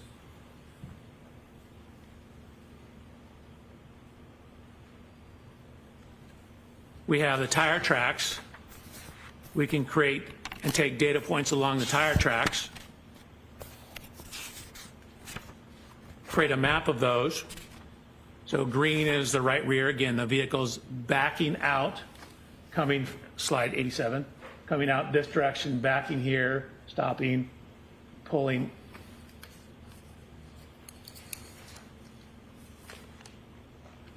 Pulling forward towards the bottom of the screen. Backing out here, pulling forward like here. Slide 88.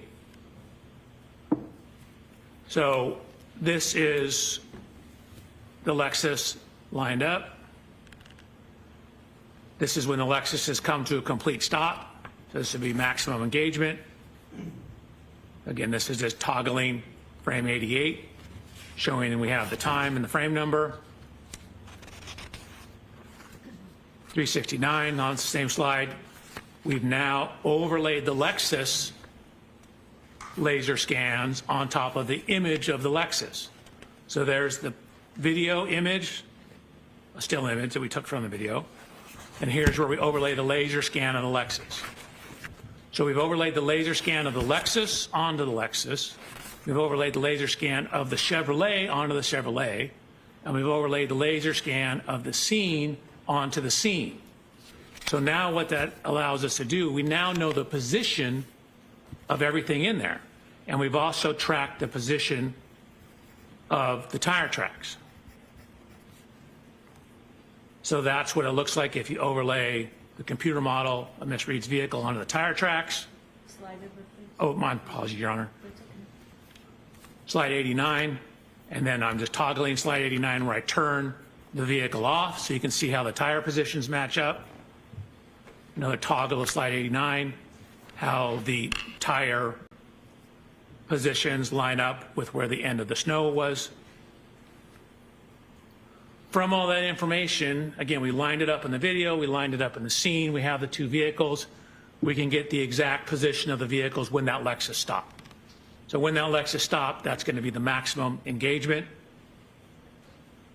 So from that information, we can get the angle of the vehicle, we can get the degree of overlap, the impact configuration,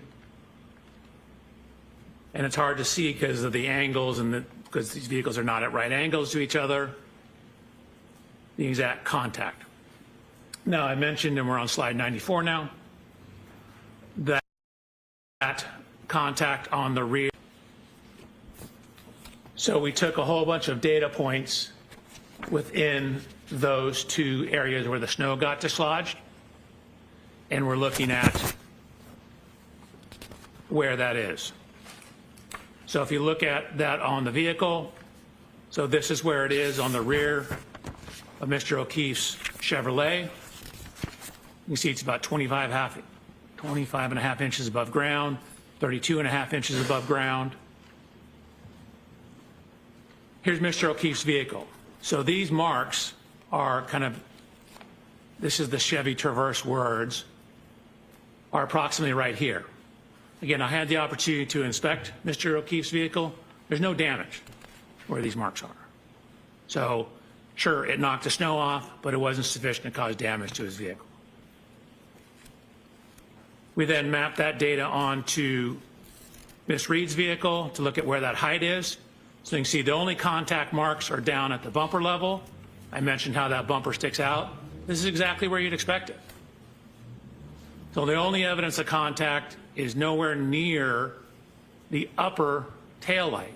I emphasize the word upper tail light because it is right in line with the lower tail light. But yet the lower tail light also was not broken. So again, 25 and a half, that's 24 right here, 25 and a half. That's 24 right here, 25, 25 and a half. That's right where that scuff mark was. It's also right at, again, the level at the top of that light. This light is not broken. I've looked at the front of it, I've looked at the back of it, I've looked all around it. It's not broken, and it sticks out further than the light above it. So, using those positions, matching the overlay of the vehicles, we can get the speeds from that. We know where the Lexus is. We know how much time it is between each frame, so we know how far it moved.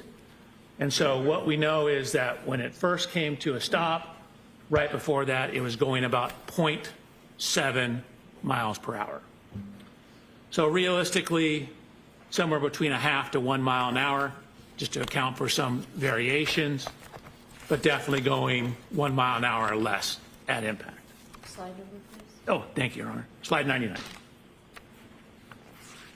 That's the dimensions. Slide 102. Similar to what I said, no damage to that light, no damage to Mr. O'Keefe's Traverse in that area. And then if I could, I would like to go back because I realized I skipped over something.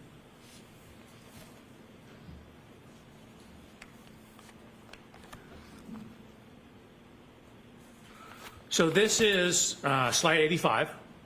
So this is Mr. O'Keefe's vehicle before contact.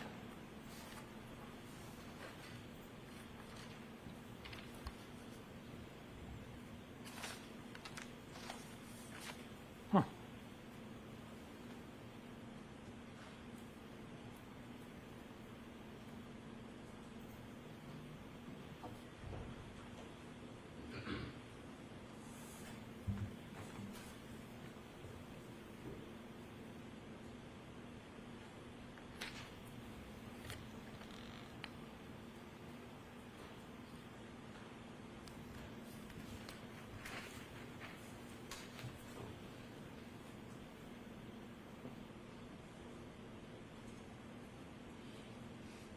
I don't know what happened this time.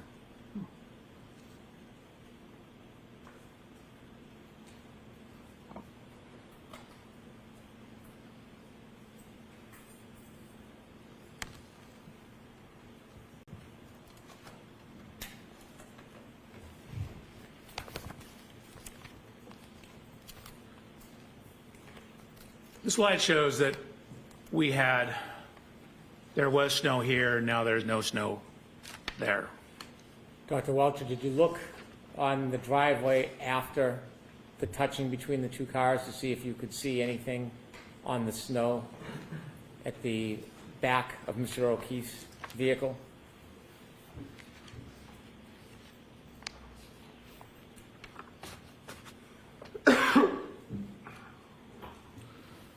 So referring to this slide, this is after the Lexus has pulled away. Looking in the snow, I see nothing in the snow. Were you looking for anything in particular? Of course I was. I was looking for taillight fragments. In any of the videos that you have that show Mr. O'Keefe's vehicle after the defendant's Lexus touches it, do you ever see any remnants or shards or fragments of taillight on the ground? I do not. When you did your analysis and study, trying to include or exclude this touching as the source of damage to the defendant's Lexus rear right taillight, did you consider speed as part of that analysis? I did.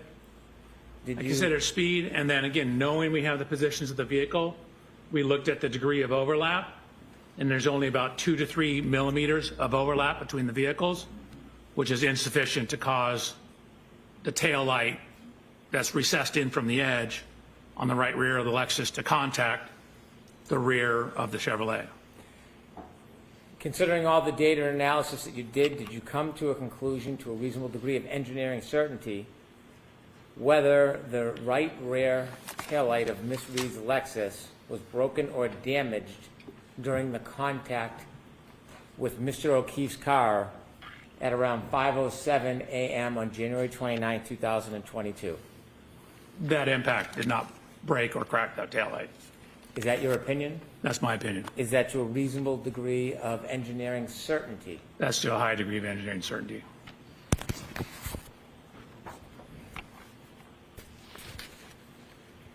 You mentioned there were 3 areas of study, and we've been through 2. Correct. Could you tell us what you focused on your 3rd area of study regarding this case? So the 3rd area of study, I'm now focusing in on the injuries, the at-scene physical evidence, taillight fragments, broken glass, things of that nature. Okay. And when you conducted your studies and reached conclusions, did you, in your PowerPoint, provide slides to help explain your process and inevitably your conclusions? Yes, sir. Okay. If you can take us through the 3rd section of your efforts regarding this case, specifically your efforts to identify the different pieces of evidence and your conclusions about a collision in this case. Absolutely. Slide 104. Please. So this is a... Is this 105, Dr. Welcher? I'm sorry? 105, yes, sorry. Slide 105. This is a picture of Mr. O'Keefe's right arm, forearm, hand, and wrist. In anatomy, your arm is defined from your shoulder to your elbow, and then from your elbow to your wrist is your forearm, and then this is your hand. So technically, when you say arm, it really means from your elbow to your shoulder. Most people call this whole thing arm. It's actually the upper extremity. Arm is from shoulder to elbow, elbow to wrist is forearm, and hand. So you can see I wrote arm and forearm. So arm, elbow to shoulder, elbow to wrist is forearm. So looking at the injuries to Mr. O'Keefe's arm, forearm, as well as his hand. So this is me. I'm actually 6 feet, half an inch tall. What you see in the upper right is the coroner's examination report for Mr. O'Keefe. He's 73 inches tall. That's 6 feet, 1 inch tall. At this time, I was 220 pounds. Mr. O'Keefe, at the time of this incident, was 216 pounds. So I took measurements of myself. I'm actually wearing the same make and size shoes as Mr. O'Keefe, the same brand of jeans as Mr. O'Keefe, the same brand and size shirt of Mr. O'Keefe. You see the Lexus in the background. We have matched the height to the Lexus. What I'm showing here is both my height, and then keep in mind where the height of this wing is relative to my right eye. So now I'm wearing, in addition to the same shirt and shoes, same type of sweatshirt, and actually the same kind of baseball hat. We tried to determine the exact glass from the waterfall grill.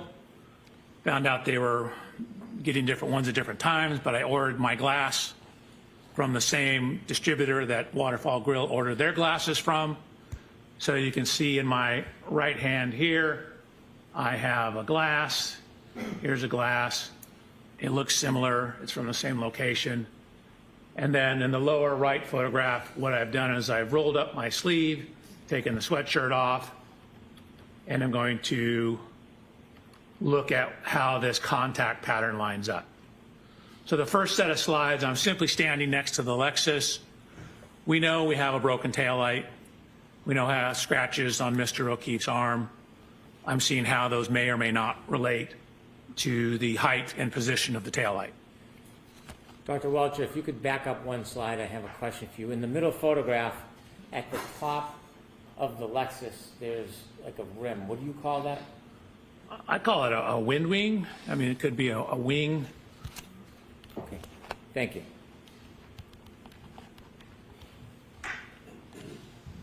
Air dam would be another. Okay, so I then set about to do a little bit of testing with the Lexus. The first test you're going to see is me just walking backwards, or actually sideways, into the Lexus. What I've done is I've painted the Lexus right rear tail light with what's called grease paint. Kind of sort of like paint, but it doesn't dry. And then I have backed up sideways, side shuffled into the Lexus with my arm out to see what the damage pattern looks like, or basically where someone of Mr. O'Keefe's height's arm would contact the rear tail light. So then what you see is I've shown the photographs again. I show the paint transfer onto my arm. The yellow grease paint on my hand was to show where my hand would hit the tail light. And so just kind of me walking slowly sideways into it, the approximate location of the tail light, and I'll line it up with the broken tail light in a second, lines up with the approximate location of the lacerations on Mr. O'Keefe's arm. Dr. Welcher, let me ask you a question. When you're engaging in these demonstrations, are you attempting to try to show exactly how Mr. O'Keefe was struck? No. So we don't know exactly how he was struck, and pedestrian impacts are extremely sensitive to exact angles, and so where exactly your foot is, whether your foot's off the ground, can have an effect on where you end up after that. We just don't have enough information in this case to determine all that information.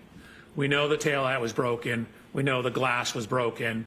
We know we have damage to the rear of the Lexus. We know we have lacerations in Mr. O'Keefe's arm. So I'm trying to see if there's any correlation between all those. Well, can body posture on a clip or a side swipe collision change the trajectory or the injury? Of course. Can the way somebody moves or reacts before impact change it? Objection, Your Honor. Sustained.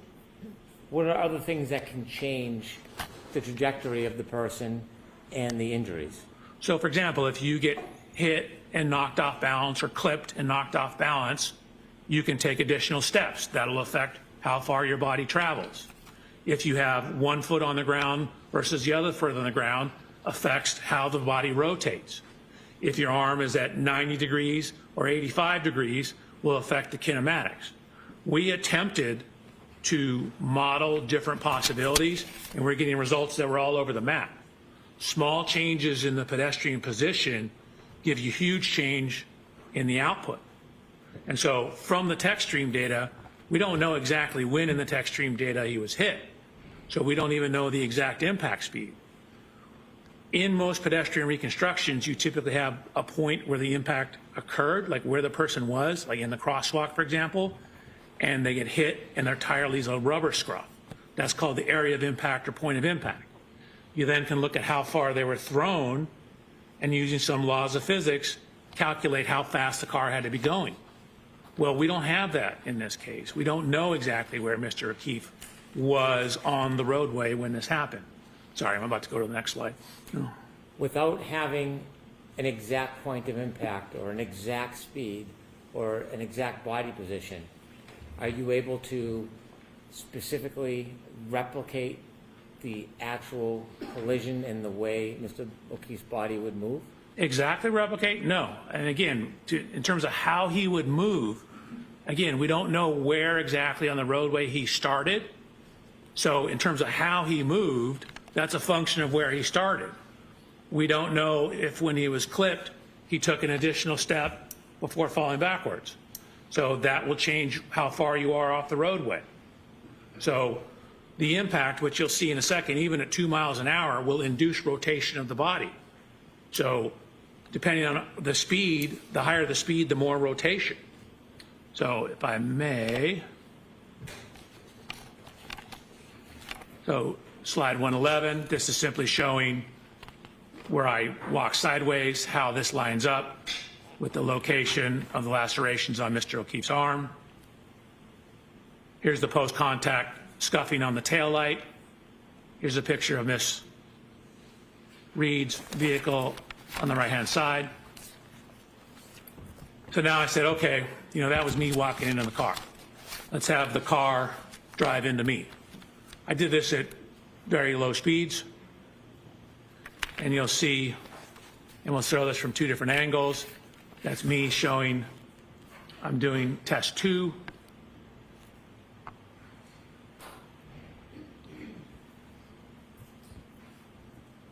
This is from a camera that we have pointing down at it.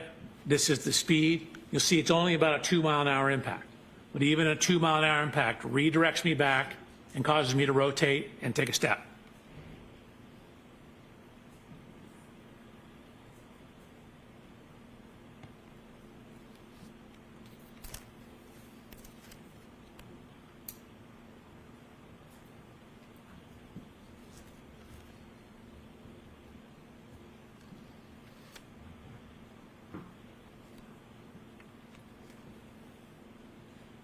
Veronica, can you approach, please? Yes.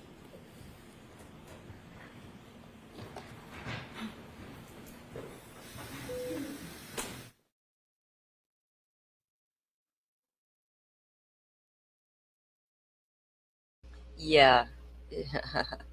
um,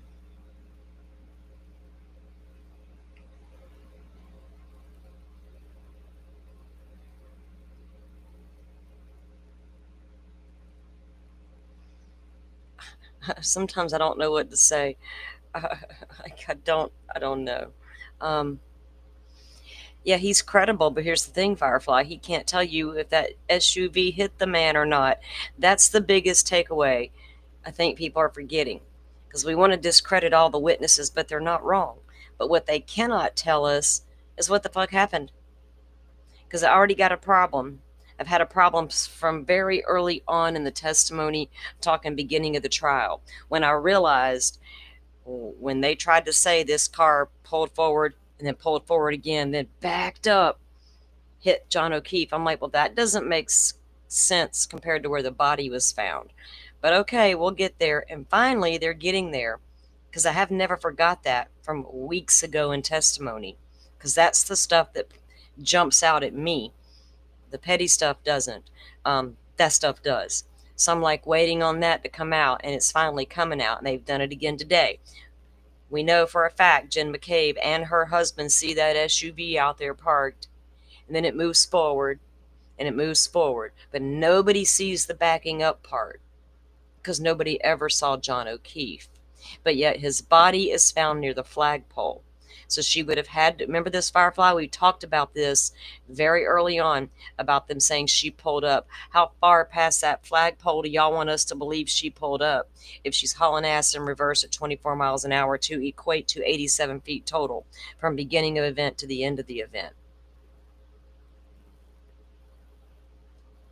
That's the stuff that's going to make or break this case wide open for the jury, right? Right. They can't tell if she hit something because the car. You know what else, Dolphin? Where's the event trigger for when she hit John's car? If these expensive iPhones don't have proper clocks, or these Lexuses don't have proper clocks and onboard equipment, what are we wasting money on? And why? So if it's not going to record an event, like there wasn't enough pressure, apparently there was enough pressure to knock this man down to the ground, but not enough to trigger a accident event or a trigger event. Yeah, low impact accidents trigger and respond, right? They will have that response. Um, so why not? And trust me, I noted that when he was talking about how everything trigger.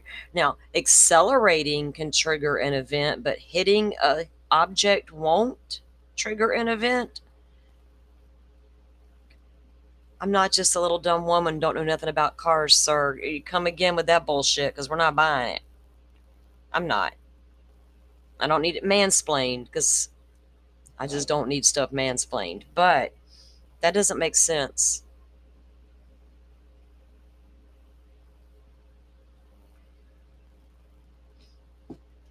So if they decided to go and not bring Trooper Paul because he was all, not so great testimony, I'm not sure this guy's doing much difference. He's telling you what they think happened, and so far I'm buying it because, look, prosecution heard Karen Reed say, I did a 3-point turn. They ran with that and assumed she meant she did it in front of Fairview until they realized, reviewing phone data, no, that 3-point turn happened over on Cedar Crest. Oh, now our phone stuff's authentic and we can believe it.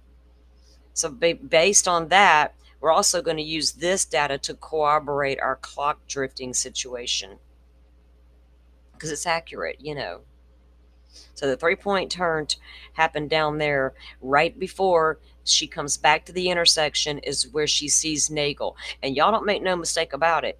That boy was not far behind her. He was not minutes behind Karen Reed. There was no big, large gap in time between the time she pulled up, Nagel and Ricky pulled up. Was there just enough time for her to pull up right past the driveway where all the cars were parked and for John to get out and start walking toward the house, and nobody ever saw him, including Ricky and Nagel, because I can't figure out how they never saw him either, right? And that's all I could conclude. Thank you, Carrie. We hope you had a great weekend. Everybody coming down off their holiday.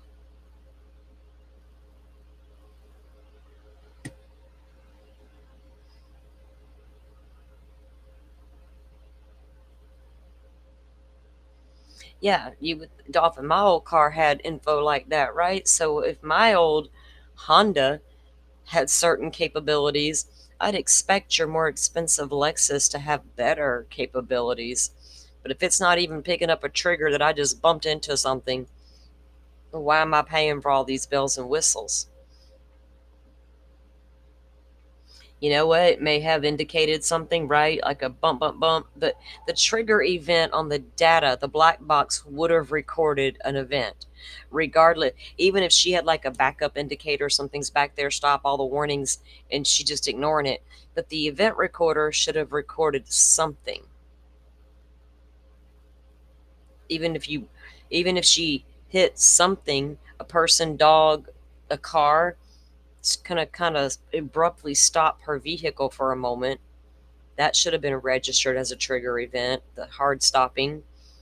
I feel like there's just some information we're not getting from Data Dude's report. Again, thinking that they can just come out and not think we're very intelligent. But we are. And we're paying attention. And some of the stuff y'all say doesn't make sense. Some of it makes perfect sense.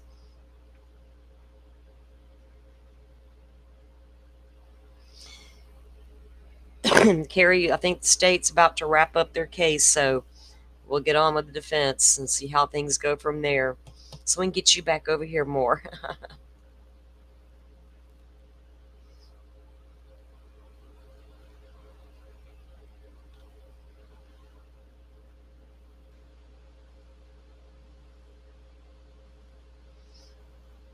Oh yeah, okay, I see what you're asking. You would think a car like hers would have the indicator beep beep beep. There's something back there because a lot of them do.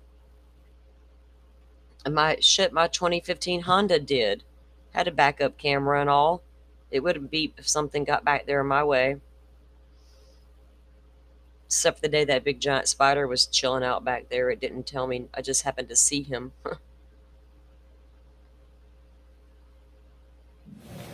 Oh, I hear sound.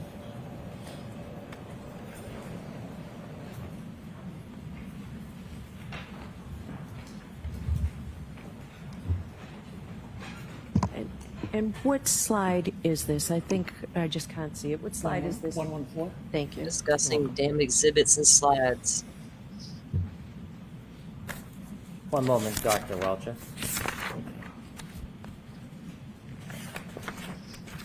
When you were showing us this video, you walked to the side of the passenger side of the car, didn't you? I did. And why did you do that? I was discussing with them what to do, You were discussing with who what to do. the driver. In no way were you trying to imitate or give a demonstration of what you believed Mr. O'Keefe's movements to be. Oh, no. This speed's just 2 miles an hour. I was having a discussion with the driver about what we needed to do to conduct the test. So when you walked up to the passenger side, it wasn't to replicate a study or a movement or give an opinion? No, that walking simply- had nothing to do with this case except for me instructing the driver what to do. Thank you for that clarification. Sorry about that. No apology necessary. Could you go back to the beginning when you were explaining this so we can go through it? So this is the dynamic test 2.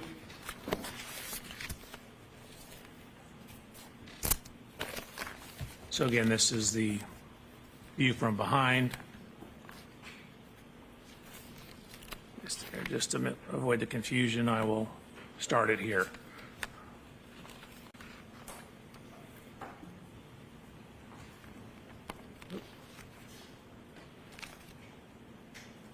Which speed is the car traveling? You can see it.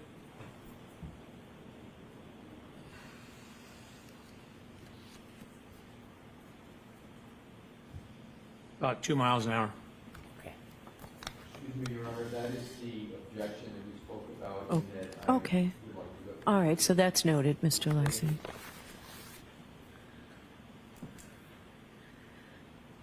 So similar to the other test, this is the post-contact image of the transfers onto my arm.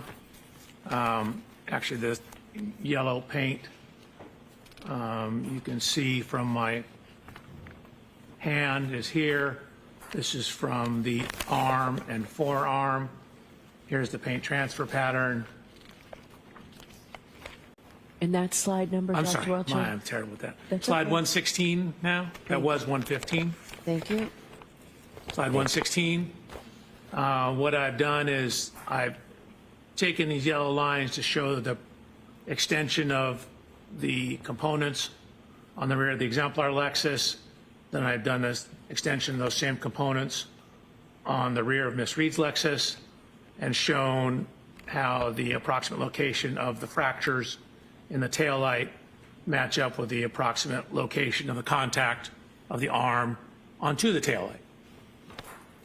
Dr. Welcher, do you have any indication of how Mr. O'Keefe's arm was bent, what angle it was bent at? Not exactly, but for these to be taillight shard fragments, they would need to be in the area of the taillight, but it could be further up. We know from the police photographs that there was a damage to the rear body panel in the area I'm searching here. So it's possible his arm was a little higher up and the glass hit the rear of the Lexus and caused that damage. In the bottom right, Excuse me, Your Honor, objection and speculation. I will strike that last part about the glass. Thank you, Your Honor. the purpose of the circle is for what, Dr. Welcher? To show, in this case, primarily the location of the lacerations up on the arm, the upper part of the arm, and that they match up with the locations of at least the one remaining shard in the rear taillight of Miss Reed's Lexus. Looking at the picture of the Lexus, bottom right middle, are there any marks on the Lexus itself that you took note of? Yes, it's on the next slide. Thank you. Actually, it's 2 slides. So there, again, this is the evidence marker. There was a horizontal scuff. We know Mr. O'Keefe had blue jean type pants on. there's a scuff in the area that would approximately correspond to hip level for Mr. O'Keefe. And next slide, please. Yes, ma'am, 118. Thank you. Did you describe what you saw on the bottom right-hand corner photo as well? I believe, yes, I did. That's the scuff that lines up with the approximate height of Mr. O'Keefe's right hip. So then I included previous image that you've seen, slide 119, with the reconstructed photograph of the rear taillight, showing where some of the fragments are. You can see where those fragments are relative to the curvature of the taillight. They'd be in the area somewhat centered within the region of the two yellow lines on slide 119. Is there anything about the photograph in the top right-hand corner that's important? If so, could you zoom in and show us? So again, it's showing that this is when it's, I believe, in the Sally Port at the police station, showing that scuff on the right rear body panel.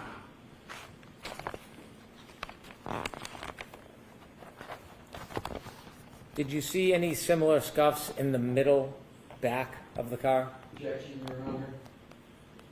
Sustained. Did you see anything notable as far as damage to the middle back of this Lexus? The middle, Yes. like back where the doors are? But with the middle of the back of the car, did you see any similar damage to the middle? Or There the were left? scuff marks that ran along the bumper. Okay, continue, please. So this is just showing his jacket he was wearing, that the puncture marks coincide to the marks on his arm. This is from the autopsy report. A couple things it notes: a 1/2 centimeter abrasion on his right lateral knee. He's got a laceration on his right eyelid. That corresponds to the height of that rear wind wing on the back of the Lexus. Your Honor, I'm going to object. Sustained. Thank you. How tall was Mr. O'Keefe? 73 inches tall, 6'1". And how high was that wing from the ground on the back of the Lexus? It was about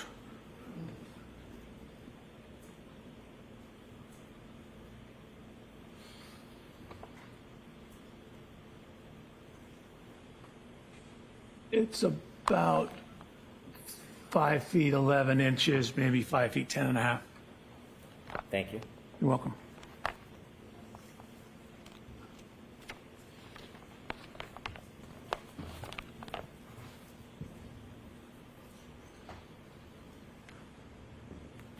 Did you notice anything about Mr. O'Keefe's right knee? I noticed there was a 1/2 centimeter abrasion on the right lateral knee. Did you note how high from his foot that bruise was on his knee? We don't know the exact length of his knee. The abrasion appears to be right here at knee level. If you go back and look at where my knee is, that would be at the approximate level of the bumper. And could you focus in on the bumper to show it relative to the height of your knee? Sure. Oops.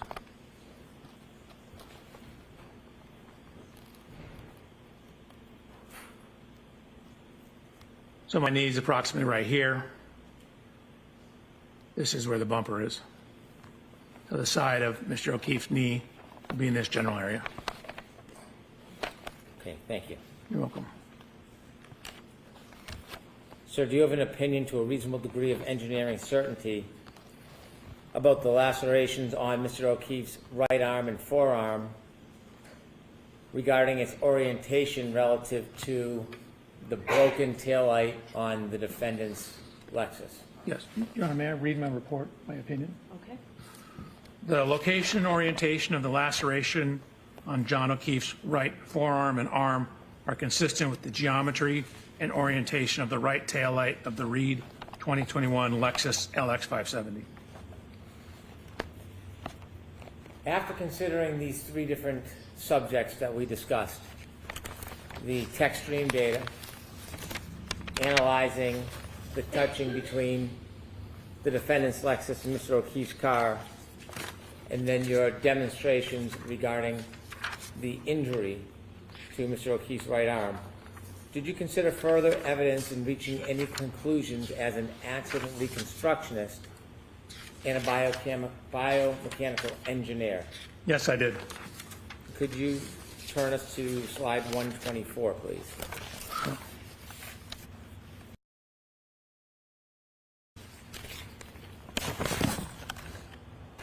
So this is some of the location of the physical evidence.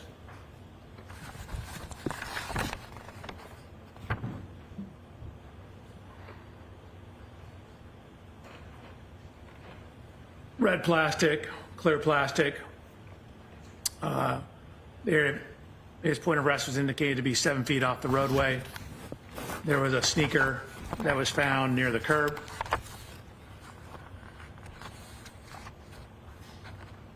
There were various fragments of taillight found in the snow on the morning of the incident, as to the afternoon of the incident.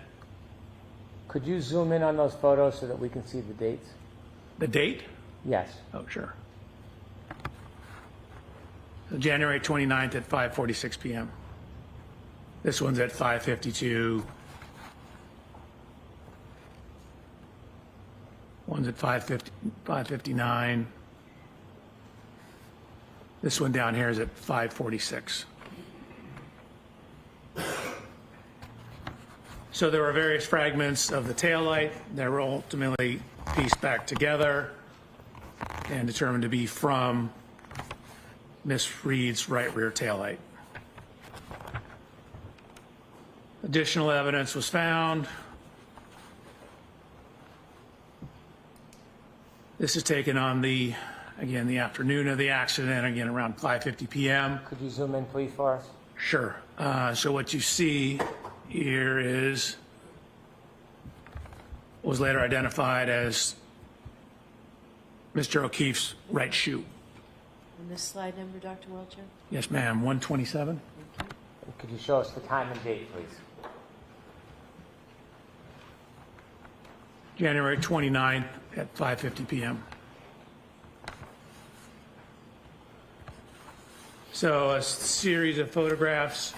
Again, you can see on the right-hand photograph that this is the roadway, this is the curb. The grass will be up towards the top of the right image on slide 127. The shoe is found, up against, in the roadway, up against the edge of the curb. Baseball hat, again, acquired a same baseball hat. Baseball hat was also found in the snow. You can see.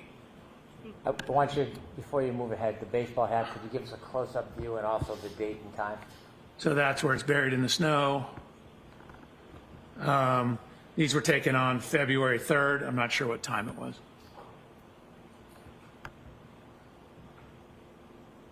There was also red liquid identified, I believe they indicated to be blood, in the snow as well. And could you give it? So, I'm going to sustain that objection and strike the last part of it. I So we understand. don't need to come to SACPA, right? Just describe the color of what you saw rather than what it was. There was red coloration in the snow. And could you give us that date if it's different than February 3rd? I thought that was February 3rd as well. Is there a date on the photograph to the left?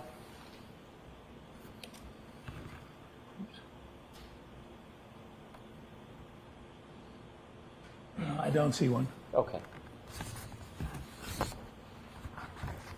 Do you know if those photos were taken by the Canton Police Department? System. Do you know when exactly those photos were taken? I don't, except I have them dated as February 3rd.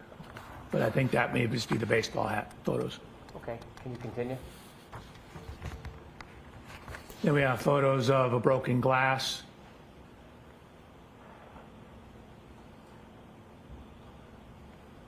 surrounded by red marks in the snow.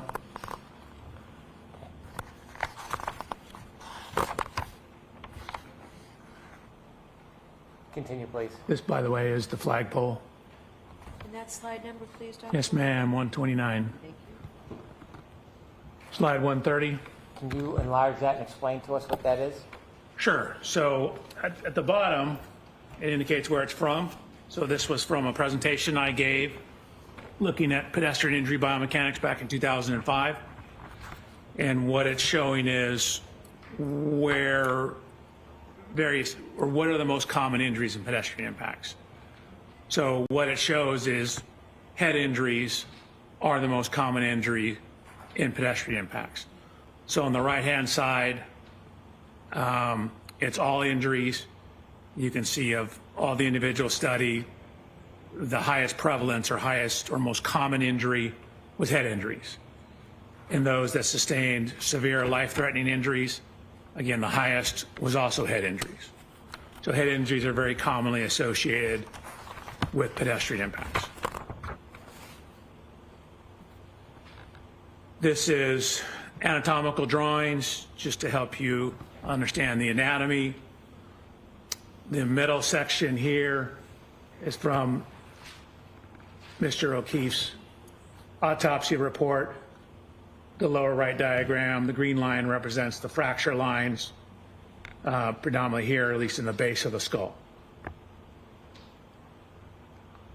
So in the biomechanical and forensics just means the legal related scientific industry, there's something called hat brim line or hat line analysis. And what it is it's looking at where the hat line, you can imagine, is where the brim of a hat would be. And what it is, it's literature that's looking at where head injuries from falls commonly occur. Your Honor, I move to strike that. I'll strike, I'm going to strike. I'm going to strike, Removed from the screen. yes. Yeah, you got to strike a lot of that. So that was slide 131. No, that was 132. I moved it, sorry. as you said, to take it off the screen. Your Honor, one more request if you agree. Do not take that into consideration. So jurors, when I strike something, that means don't pay any attention to it. Continue, Dr. Welcher. Your Honor, I need to go past that slide. Okay, go ahead, go past it. This is the next slide. Okay, if you can continue. Sure. So I provided peer-reviewed scientific literature that looked at a metric where they were publishing research trying to delineate falls versus blows or assaults. And so this metric is in that scientific literature. They looked at a total of 400 different events, 235 falls, 165 assaults.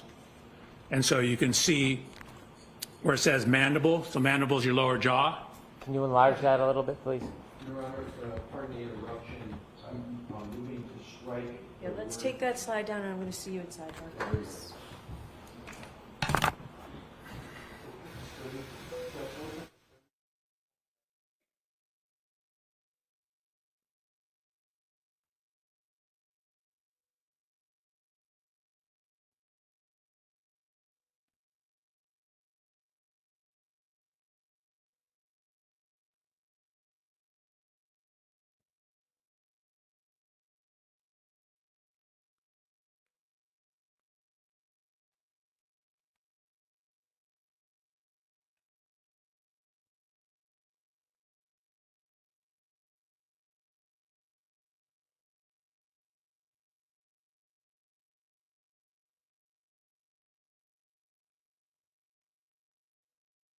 See, every time I just walked out back with a dog to get a breath of fresh air in the middle of the rain. Because, lady, I need the fresh air. Yeah, you got to stop letting this guy testify to stuff he doesn't know about, ma'am. And you know that. I found it a little obnoxious that you finally decided to clarify with your jurors about why you're striking stuff. See, every time. Oh, my phone's on. and Jesus, it won't turn down. Okay, how come when the prosecution has an objection like that and she wants to strike something, she makes it clear, and then finally she's like, "Oh yeah, by the way, when I strike something, that means you ignore it." He needs to testify to what he can testify to and leave out the assumptions part.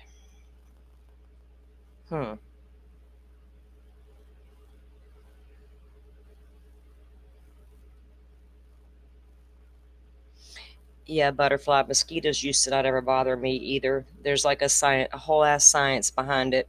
I look at a lot of research. For my brain just things consume it, and I got to know more. Kind of like why they used people versus crash test dummies. Looked into that 20 years ago when I realized that was a thing, and it's a whole thing. It's a lot of information on it out there. Um, Mosquitoes only like certain kind of people, certain blood types, right? They used to never bother me. I could be outside and everybody's slapping themselves getting bit, and I'm like, what are y'all's problem? And it's changed lately. They know where I'm at, and I'm in the woods, and we got big old mosquitoes. But I have found some really good all natural spray because I cannot stand that chemical spray. If it's going to keep the bugs off, whatever, but I don't want to use it constantly, and you have to use something out here constantly if you're going to be out there. The other night, man, I was out there, and like I forgot that it was like, that time of year. Duh, living in Florida, I knew it was coming. I felt like something was on me, and I just turned on my light that I have outside, and I was like, oh, it's the freaking mosquitoes. I didn't have none of my stuff lit up out there. So I had to get all my stuff out and get everything lit and going. So now I start it before I go out to sit in the evenings. And I know what time to avoid. Mr. Alessi, Mr. Brennan Lady. is going to do this in open court. Just talk to Dr. Welcher for a minute, okay? Is there any objection? I have no objection. Are we on the truth or not? Yes. Right. Yes. Okay, wait a minute.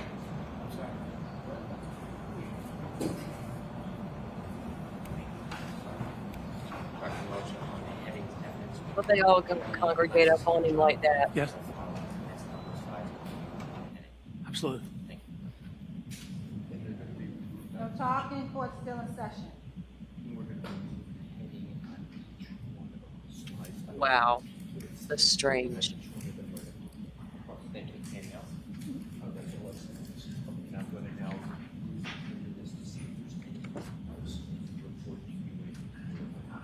So that's on page 124.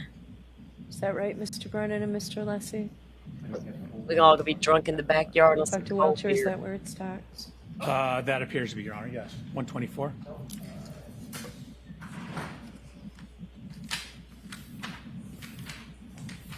We don't know, Joe. We don't know, man. Starting out 123, I have started. I actually have 122 is already redacted, but I have it at 123 as well. All right, I don't have it on 123. Funny you right that. 123 was a blank slide. May I approach, Your Honor? Yes. I have 123 as a blank slide. Okay. So 124. Triple M, you do not have that. Judge, it's your courtroom. You allowed all this. You allowed all this, ma'am. Not anybody but you. Remember, you're in charge. Your courtroom. 124 through 138, is that accurate, counsel?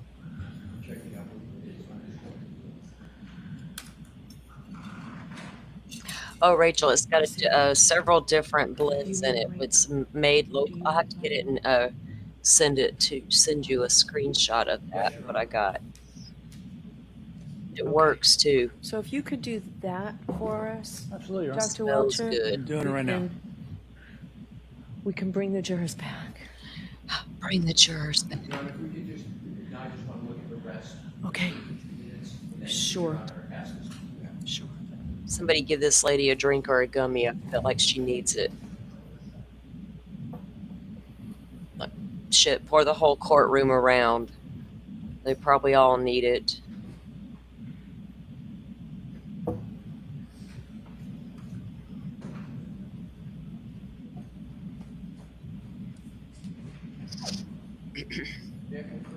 These attorneys act like it's normal routine stuff, Rachel, like common practice in Massachusetts, maybe? Chaotic courtrooms? Not on the record for Saturday.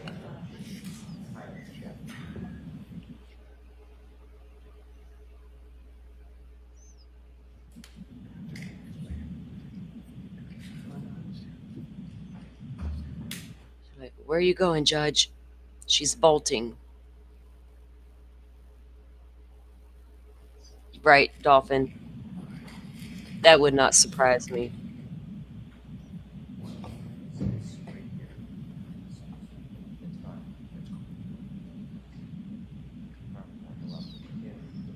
Your Honor, Mr. Fred has given me permission to confirm with Dr. Logan about. Sure, and it won't be on the record, right? Yes. Do we need it on the record? No, thank you. Okay. Yes, sir. Please turn to slide 1. Put it all on the record at this point.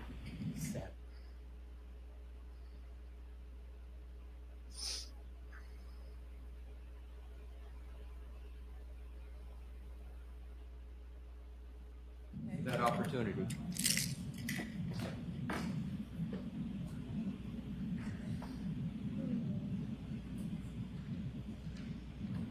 Jan, you struck one slide. I'm sorry.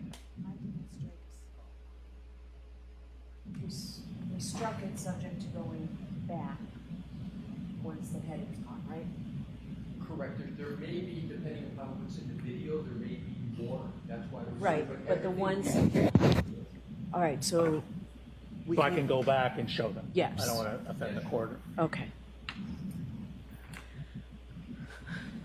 Mm.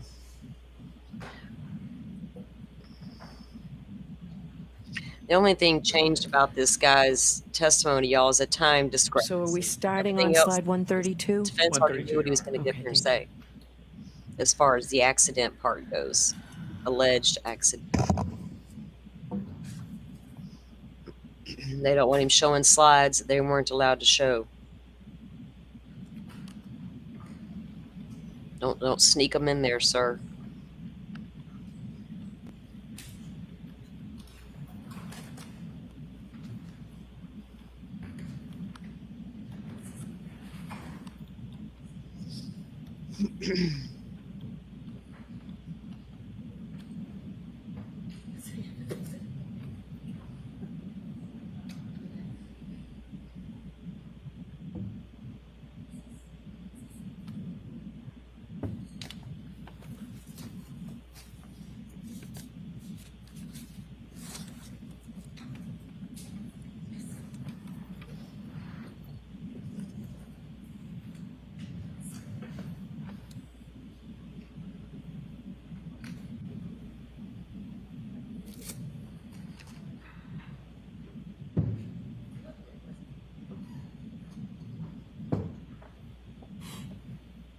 May I inquire if Dr. Welch's PowerPoint is ready on the screen? It looks like it's up. Is it ready, Dr. Welcher? You got me scared when you asked me that. I need to double check. Yes, I believe I redacted everything and we are on slide 132. Thank you. And by the way, It appears that way to me, Mr. Lessie. the battery died on this. Okay, thank you. Or in charge. We don't miss to sit here for so I damn brought long. my own, Batteries are unfortunately, dying. but- Shit. God. No, I can't find mine. Oh, Ms. Gilman has one. They're like, batteries, where's the damn batteries? You can give it to an attorney? He's like, what do I do with it? It needs a battery. Oh, here you go, sir. Jesus Christ. Look, you're going to check Really it. bad. These laser pointers do not work on those monitors. Yeah, we've had that.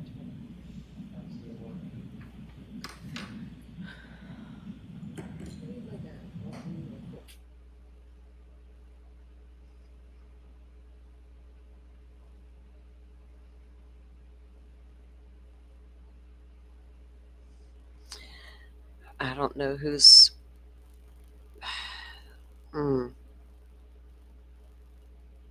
Buying time or wasting time? Which one are we doing here?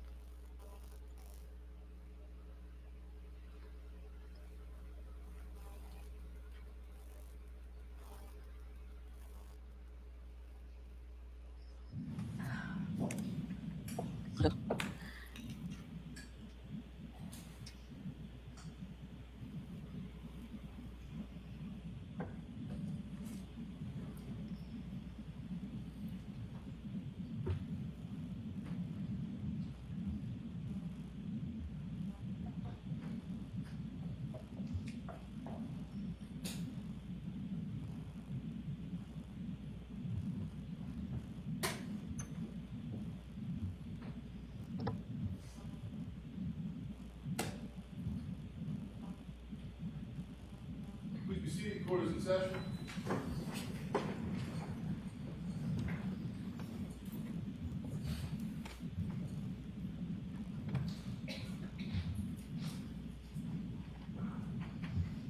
Dr. Welcher, if you could return to slide 132. Actually, 133, Dr. Welcher.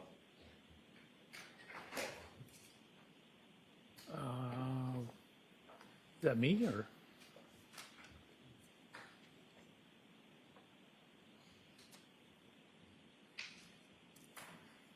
$132 or $133? 133, please. The next one after that. So we did skip over 132. We skipped over that one as well. Keep going. There we go. If you can enlarge that just a little bit for us. Sure. Now, you mentioned that there was studies that talked about guiding the difference between potential injuries. Correct. Can you explain that? Sure. So I gave 3 papers and someone's dissertation on this issue.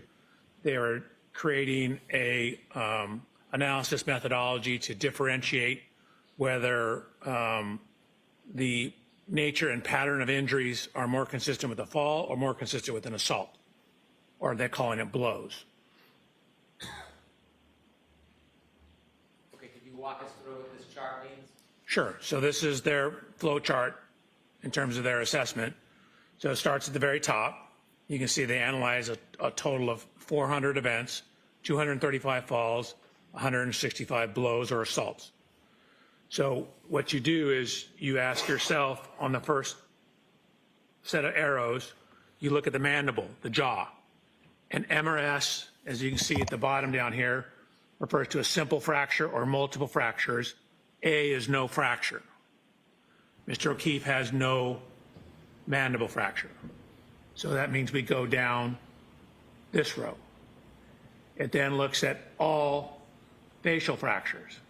So these are the bones that constitute the face.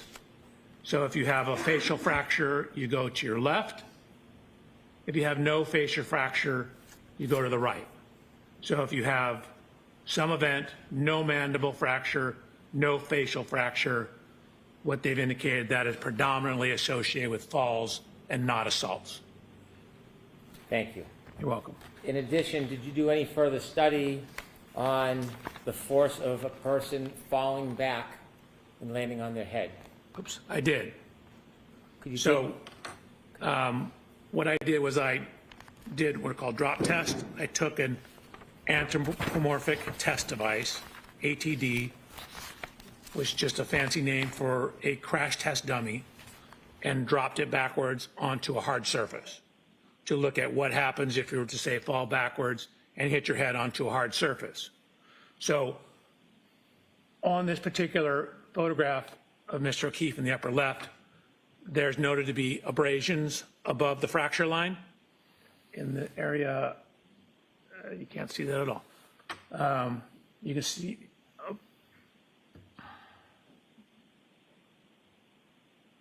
noted to be abrasions right here. Your Honor, I brought a hat. That was the one I used in my testing. May I put it on and demonstrate something? Mr. Lessie, If you would like a sidebar, or I can. are you objecting? I am objecting. That's sustained. No, you can't put it on. Okay. So I will show you the dummy test I did. Watch when the shoulders hit the ground, then the head hits the ground. It creates kind of an arc path that will drag and slide objects up the head. So if you have something such as a baseball hat, it'll cause it to drag across the scalp, dragging it up to a similar location to where these abrasions are. So here's the testing. Again, this is like the crash test dummies you see on television. This is myself.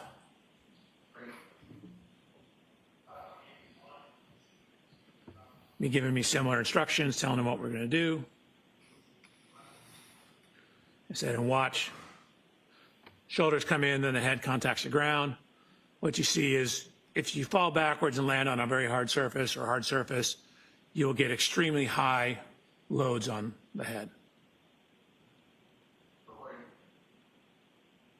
If you compare that to data in the sign, I'm sorry to interrupt. Yeah. Prior to that, please explain what the chart is before you explain. oh, sure. This chart up here? Nope, the next page. Right, You can enlarge it, tell us what it is before you get into the details. absolutely. So this is actually kind of a famous study that was published, one of the first studies looking at head fracture or skull fracture tolerances. So what you see, the portion at the back of your skull is called the occiput bone. So that bone, if you put your hand on the back of your head, is your occiput. So we're looking at occiput impacts, and what you can see is that when they took cadaver skulls and dropped them from as low as 40 inches onto a hard surface, they were getting linear fractures. And you can see even at 40 inches, there is called a stellate fracture. Stellate means star-like. You get a fracture that goes out like a star. So even at a 40-inch drop height, you have sufficient force when landing on a hard surface to cause skull fracture and a level 3 type skull fracture.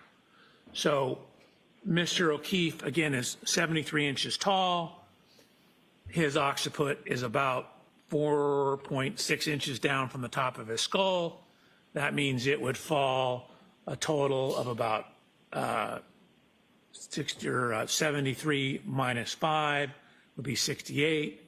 So just under 6 feet. So 72, 4 inches under, so 5 foot, 8 inches is the fall height.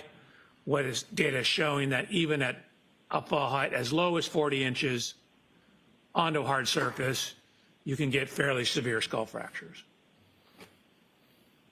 Thank you. Dr. Welcher, regarding your third part of your analysis, did you come to a conclusion to a reasonable degree of engineering certainty whether or not the defendant's Lexus collided with Mr. John O'Keefe on the evening of January 29, 2022, around 12:32 a.m.? Yes. Before you give me your opinion, I'd like you to share with the jury what that opinion is based on. Sure. So it's based on the 130 slides you've seen. It's based on my personal inspection of the Lexus, the correlation of the text stream data with the infotainment data, as well as Mr. O'Keefe's cell phone data. It's looking at, I guess, where the taillight wasn't broken. It's looking at the physical evidence at the scene in terms of taillight fragments, glass fragments, red color in the snow. We have the cell phone data, the location and position of the arm lacerations, the air temperature at the time indicative of sufficient to freeze, the location of the fracture on the back of his head relative to the scientific literature, my testing of forces available falling onto a hard surface, published science on the fracture forces associated with falls.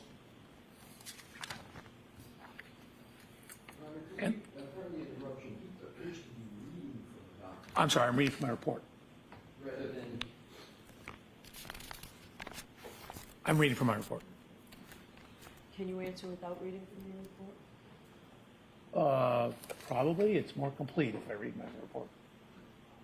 Any objection, Mr. Leslie? I do on this question, Your Honor, reading from a report for this question. So I'm going to reference some data. So, try not to read, don't read from your report. Okay, doke. Okay, Dr. Welcher, let me ask you again.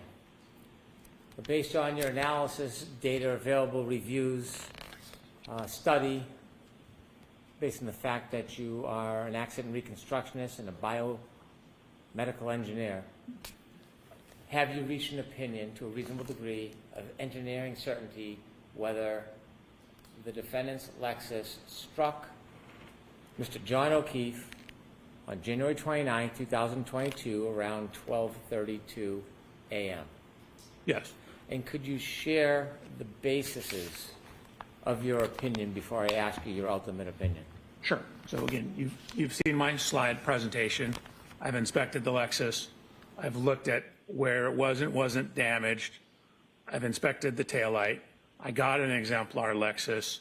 I ran lower speed contacts to verify that the injury pattern and location on the arm is consistent with the height and orientation of the taillight. I have looked at fracture tolerance data for falling backwards onto hard surfaces. I've looked at the metrics of where his injuries were and what injuries he didn't sustain. I've looked at the cell phone data, and then I've looked at Miss Reed's interviews as well. Based on all the evidence you considered, could you share with the jury what your opinion is to a reasonable degree of engineering certainty about whether the defendant's Lexus struck Mr. O'Keefe on January 29, 2022, around 12:32 a.m.? Going to remember. I can answer. Yes, based on the totality of the evidence, DNA, everything I've talked about, that is consistent with that happening with a reasonable degree of scientific certainty. That is what happened. Objection, move to strike, Your So Honor. I'm going to strike that. I want to see Counsel Zabak for just.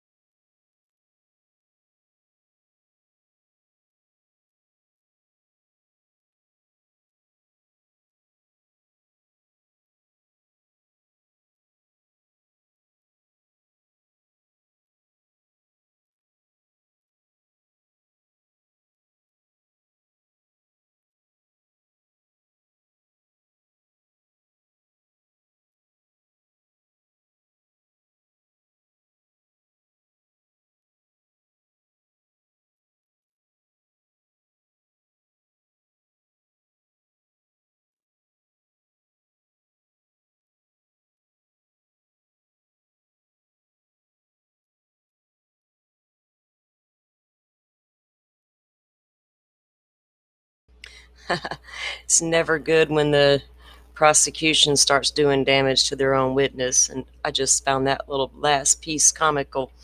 Um,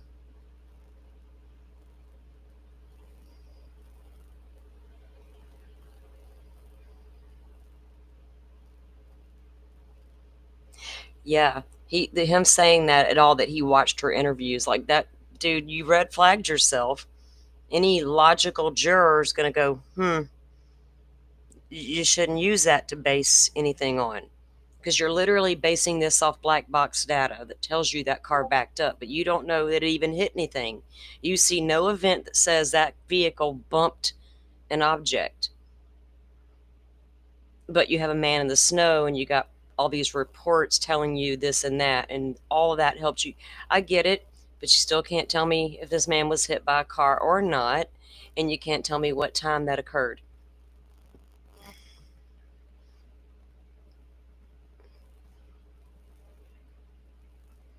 Dolphin, I was just sitting out back watching the big nasty cloud roll in, listening to it thunder, with my alert telling me lightning's within so many miles of my home. I'm like, well, bring it. Shit, bring it. Don't tease me. It's getting cloudy out there. Yeah, if you're basing this on your expertise and your just data alone, her saying that's not data, right? Who told you to watch those interviews? Did you go one day at the news, oh, look, she's on TV, let me just watch it? Or did someone tell you, hey, look at these interviews as well? Prosecutor? You can't even take those statements into effect as to what happened, because she didn't even know what had happened yet.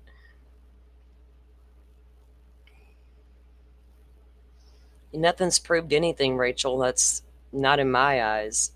And even when I talk openly about points each side makes, I think people confuse that with me going, oh my God, the prosecution might have something because I might give them a moment, right? But that doesn't mean I'm buying what they're selling. Dolphin just climbed back into bed. I might be right there with you here in just a little while. My son can just bring home some damn dinner. especially if it's going to rain all evening. Doesn't look like we got much out there, though. Maybe to roll on in and roll on out.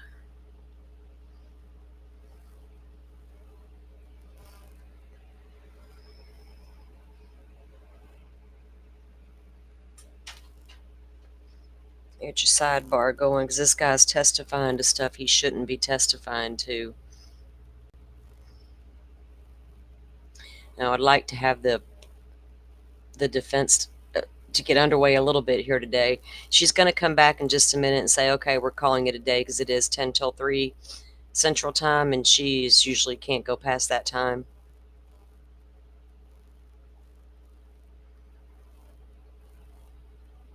Rachel, I don't think you care for any of the experts. I don't think you're good. Rachel's like, none of them. They all suck. They kind of do, don't they?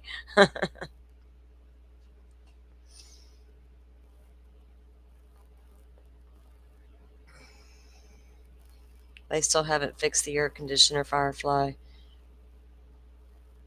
Oh, downstairs at work. Do what I said. Just move your bedroom downstairs. Forget it. Just forget about it, right? She's like, that's a lot of trouble, lady.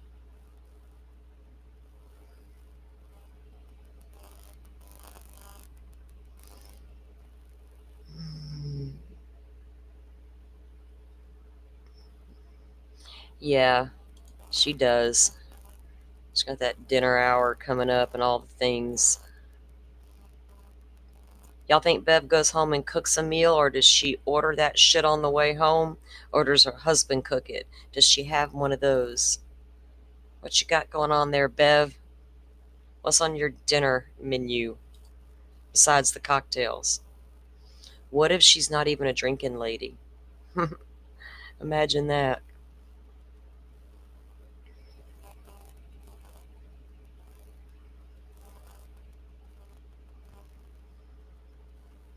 See, if it's only 3 on the East Coast, they should go at least till 4 o'clock. Like, y'all had a bunch of days off.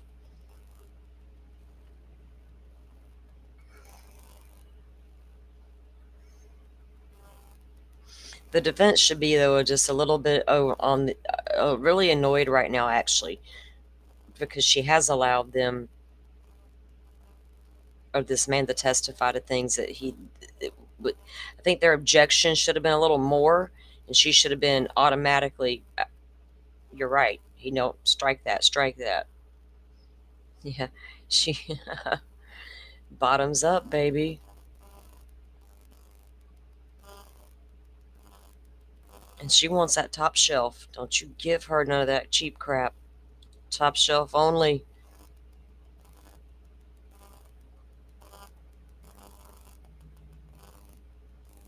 I doubt anybody in this courtroom takes anything but top shelf.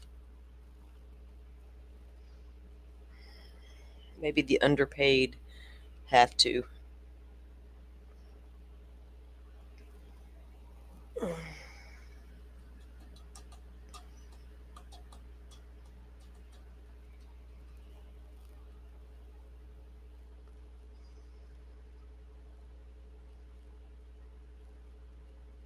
Right? No judgment. We get you. She's like, I'm a busy woman, damn it, I'm a judge. I don't got time to cook dinner. Yeah, Joe, you know it's coming. She's running ahead of schedule, so we might as well call it a day. Let's all meet down at the pub for some din-din. Jesus. How about y'all go to dinner and then just come back for night court? We'll take it. We're good. Let's get this over with.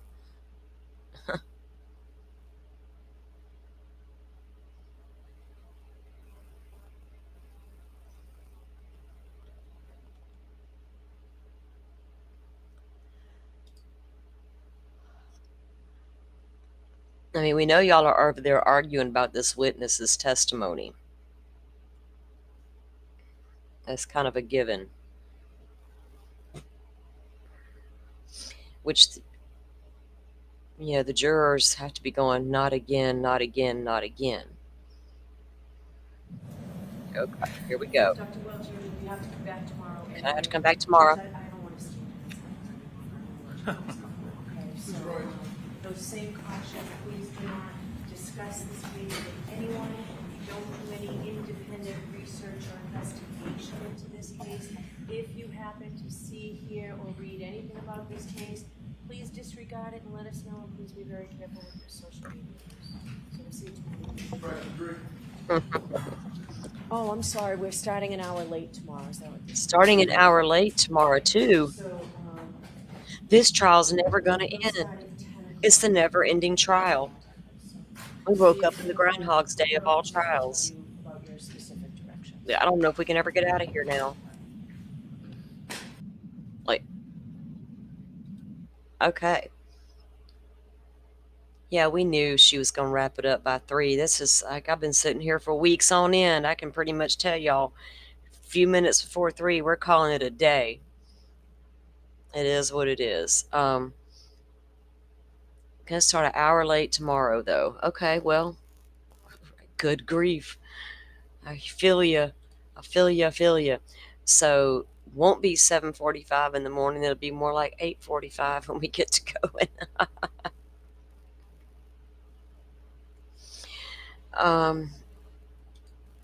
Is that tonight, Joe? Did y'all get some more detailed information? Did you ever find that one document we were talking about? There's information that I think is really relevant and important. So maybe you guys are going to go over some of that tonight. Awesome. So 7:30 Central, 8:30. Some pre-trial stuff for the Brandon Boudreaux trial, Lori Vallow's hopefully last trial for conspiracy to commit murder against Brandon.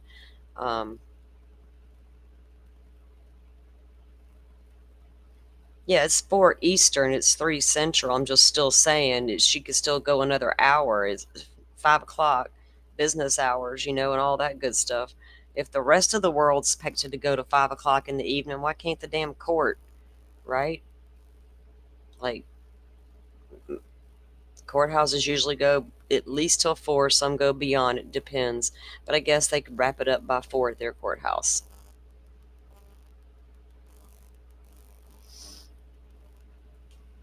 You'd think Firefly, after all these days off, with one more hour going to hurt them. It's not. They didn't even get a start this morning until late, so make up for it, right? You would think. All right, guys, we got the link there to Joe's YouTube channel and to the show he's doing tonight.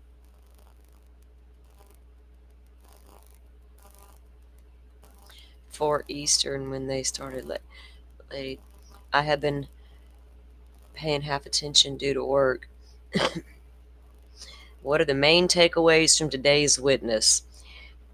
That he doesn't know when exactly John O'Keefe was allegedly hit by that vehicle, and there's nothing, from the time the event started till it ended. They don't know when he was hit during that backup process.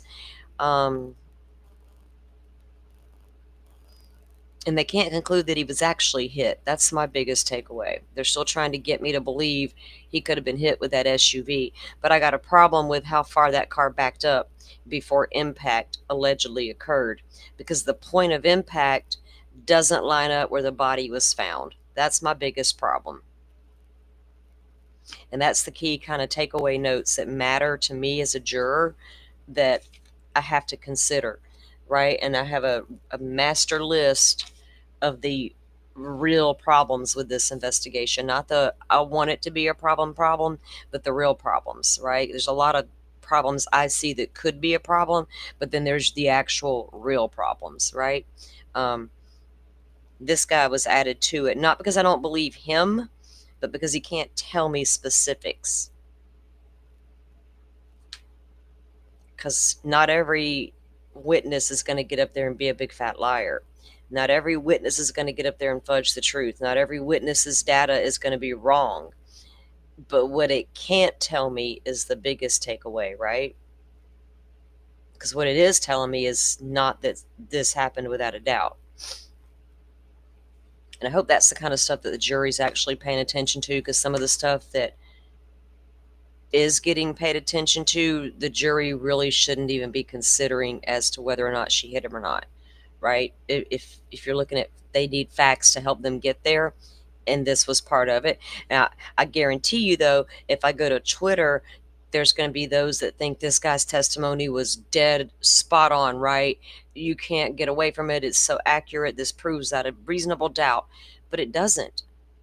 The man himself said, I can't tell you when the man was hit. Can't tell you exactly how he was hit. Was he standing up straight? Was he bent over? All these different things they still cannot tell us are the big takeaways for me anyway. Yeah. This poor jury, right? What? This jury's like, I'm never going to do jury duty again. I will make up an excuse. I will never do it again. Screw civic duty, right? I need peace of mind. And this ain't cutting it. So they're going to be like, never again. I'm going to fake out every time and lie my ass off to get out of this. Because they're not going to waste time on you. If you say, I'm busy, I have a loved one, I have to be out of town, they're going to be like, fine, we'll move on to the next one. We're not going to waste our time trying to figure out if you're lying when we got 50 other jurors that might just actually want to be here. So it's easy to get out of jury duty. It's a personal conscious thing. If you feel like the weight of the world is put on you that much and the world's not going to survive without your input, you run down there and you do your civic duty. If you're the kind that's like, I don't want to get involved in this bullshit, you'll make up an excuse and you'll get away with it. It's just the way the world works. I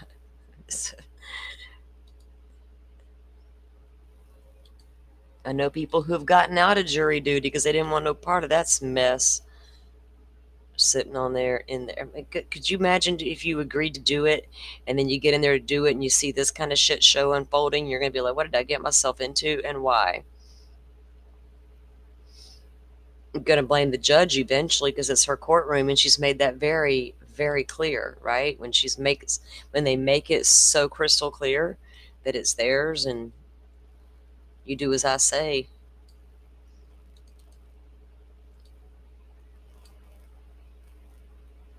You do as I say. Let me see. I got to look at something real quick before we go, guys.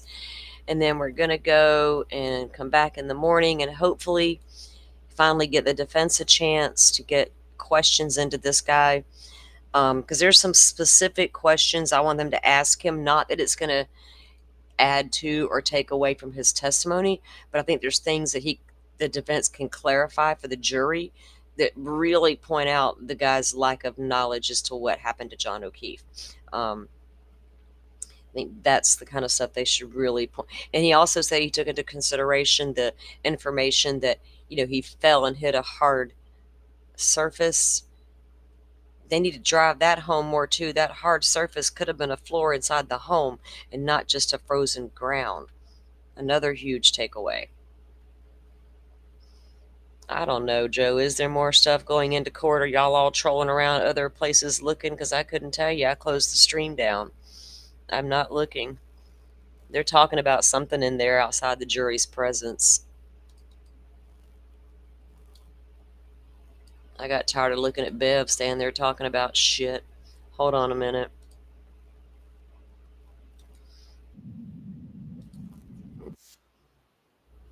Y'all don't think I don't know when y'all are looking at other people's streams or something. It's so comical to me.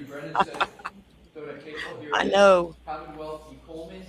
Like, do this shit in front of the jury. I almost don't even care. 05, and it stands for the proposition exactly that I articulated. I won't repeat it. Secondly, Your Honor, we practice what we preach. I have the ARCA report right in front of me, and I have the report of... Is that a new one, or is that a... This is the new one. Okay. It's also, the old one is the same. So either one is the same. They do not, Mr. Brennan incorrectly said what our experts are going to do. I don't know why he did that, because he has these in writing. Neither Mr. I guess we could do that, Rachel. Hold on. Benchler talk about a collision of... Good idea, ma'am.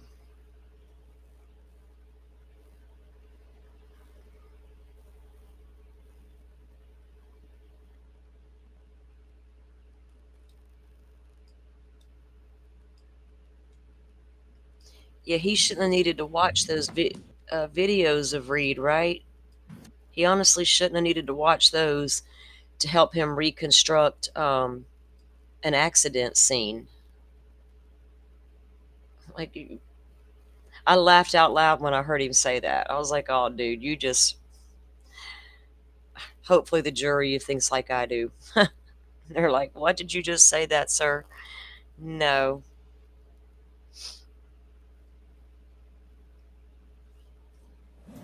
Okay, now there's movement again. I didn't want to fast forward it and get too far past. Jurors, I don't want to stand in this any longer. Yes, you're good. Thank you. Thank you for So, saying that we should do those that. same cautions, please do Okay. not She's going to send the discuss jury this on out. with anyone.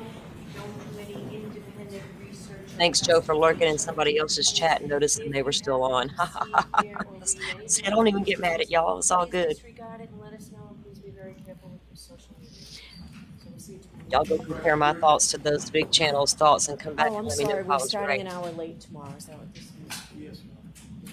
So, we'll start at 10 o'clock tomorrow at the law office. So we'll see you at 10 o'clock. The court officers will tell you about your specific directions.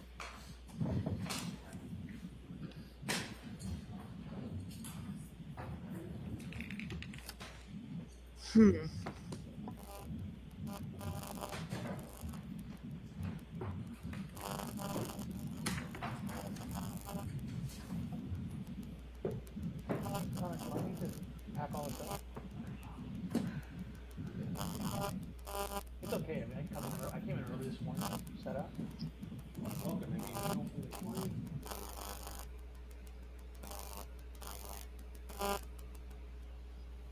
Okay. Yeah, I'll do that. Oh, you guys are welcome. If Joe hadn't have mentioned it, we wouldn't have known. I was just talking because I got tired of hearing their bullshit. All right. I'll be honest. Did Dr. Welcher agree? Dr. Welcher can step down. I know he has to come back and have his So equipment. just leave everything here. And then you'll come back in 5 minutes. Roger. All right. Yes, please. You flirting with him, Bev? What are you doing? All right. So, Mr. Alessi, I will hear you as to your objection.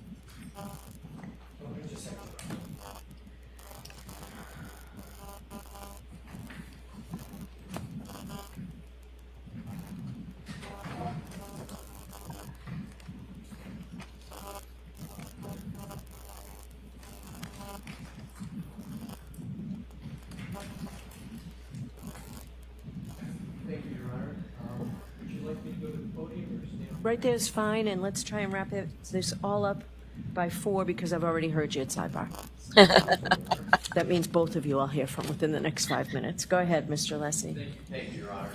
The point number 1 is the question of whether, based upon a reasonable degree of scientific or engineering certainty, he has an opinion whether a collision occurred.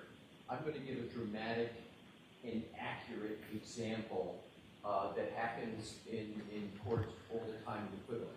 So,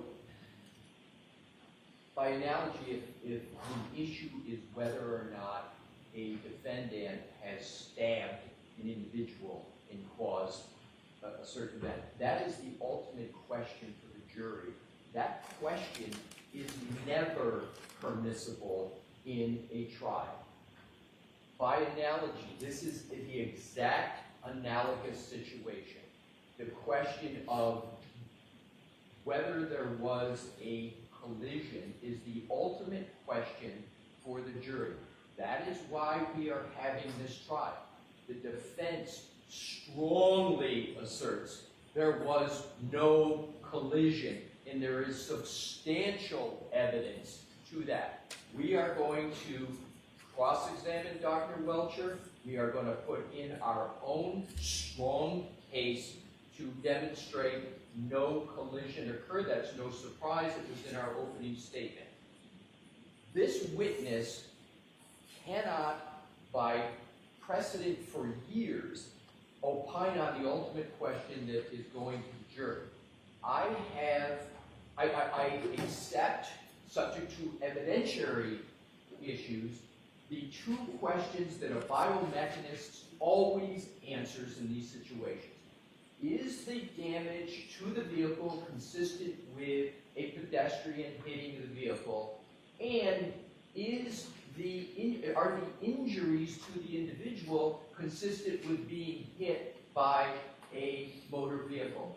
Those are the questions that are permissible, not the collision question. It is resoundingly improper in this trial, in any trial where that is the ultimate conclusion for the jury.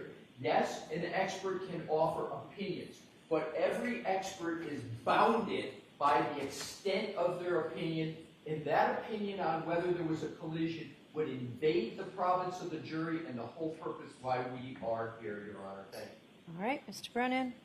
So what Mr. Lisi is arguing is that in their opening statement, they repeatedly invaded the province of the jury because they must have asserted vehemently over and over again there was no collision, over and over and over again. And he just told you that when his expert takes the stand, they'll have abundant evidence that there was no collision. This case is about the collision, but that is not the ultimate issue. The ultimate issue is manslaughter or mens rea for second-degree murder, not collision. They don't get to define the prosecution's case. They do not get to define or limit the prosecution's opinions. They have no case law. They have no study. They have no jurisdiction or jurisprudence to say what we are limited to. He's entitled to an opinion. His opinion is not limited to whether or not the defendant struck Mr. O'Keefe. That evidence is obvious. It's not whether or not there's damage to the car or Lexus. That evidence is obvious. He also is an enormous part of a biomedical engineer and an accident reconstructionist. He studied the tech stream data. They didn't. He did. And he's entitled to give an opinion. The tech stream data, based on fact and science and data, tells us when, if you put it together with other evidence, and where, when you contribute it with other evidence, this collision actually occurred. We don't have to play peekaboo and close our eyes to the reality of the fact that the evidence supports the conclusion to a reasonable degree of engineering certainty that the defendant struck Mr. O'Keefe with her Lexus in front of Fairview Road. I am not interjecting the defendant. I always refer to her car, so it is sanitized, her Lexus. I've been careful about that. I don't have to, but I'm very careful about it. He is relying on the tech stream data, the physical evidence, his independent studies. He is allowed to offer an opinion about whether the injuries are consistent with the damage to the car, whether the damage to the car is consistent with the injury to Mr. O'Keefe, and he's also allowed to answer, in his opinion, the issue of a collision. Putting aside the fact that that was emphasized and repeated in the opening statement, and it's going to happen again when other people testify. It's not our fault that ARCA didn't testify or look into the tech stream data or they don't have an expert for it. It doesn't belittle or limit that evidence. We expect to ask Dr. Welcher, does he have an opinion to a reasonable degree of engineering certainty whether the defendant's Lexus collided with Mr. O'Keefe on January 29, 2022 around 12:32 a.m.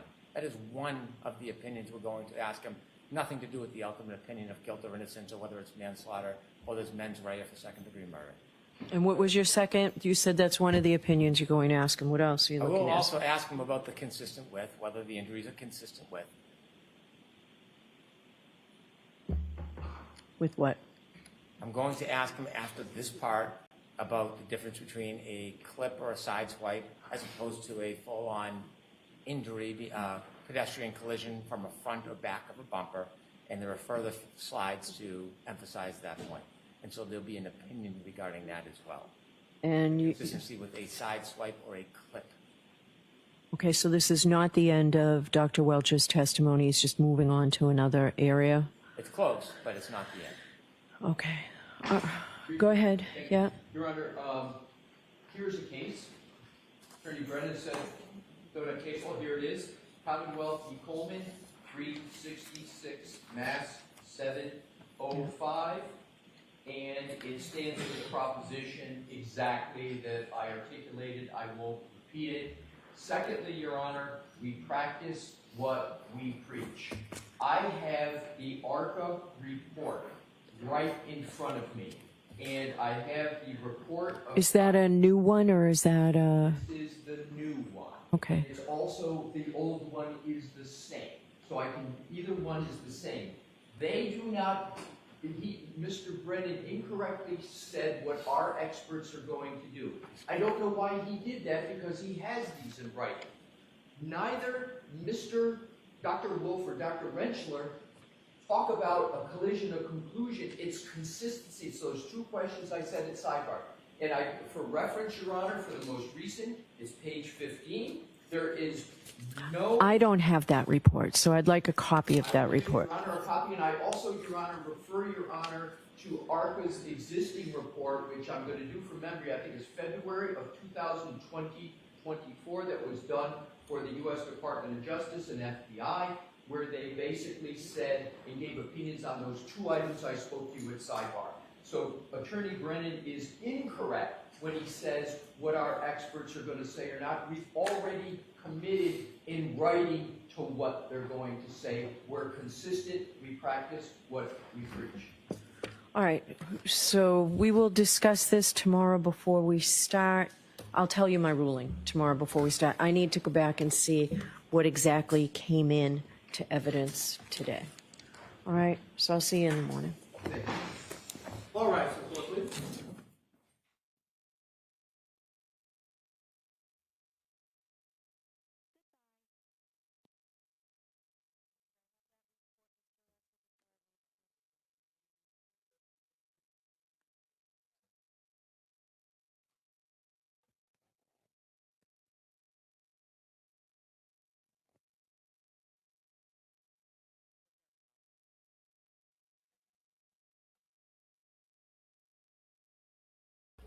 So that last ARCA report, Joe, they just said came in 2024, so it can't be a newly revised report rebuttaling what the CW just came out with. But wow. Mm.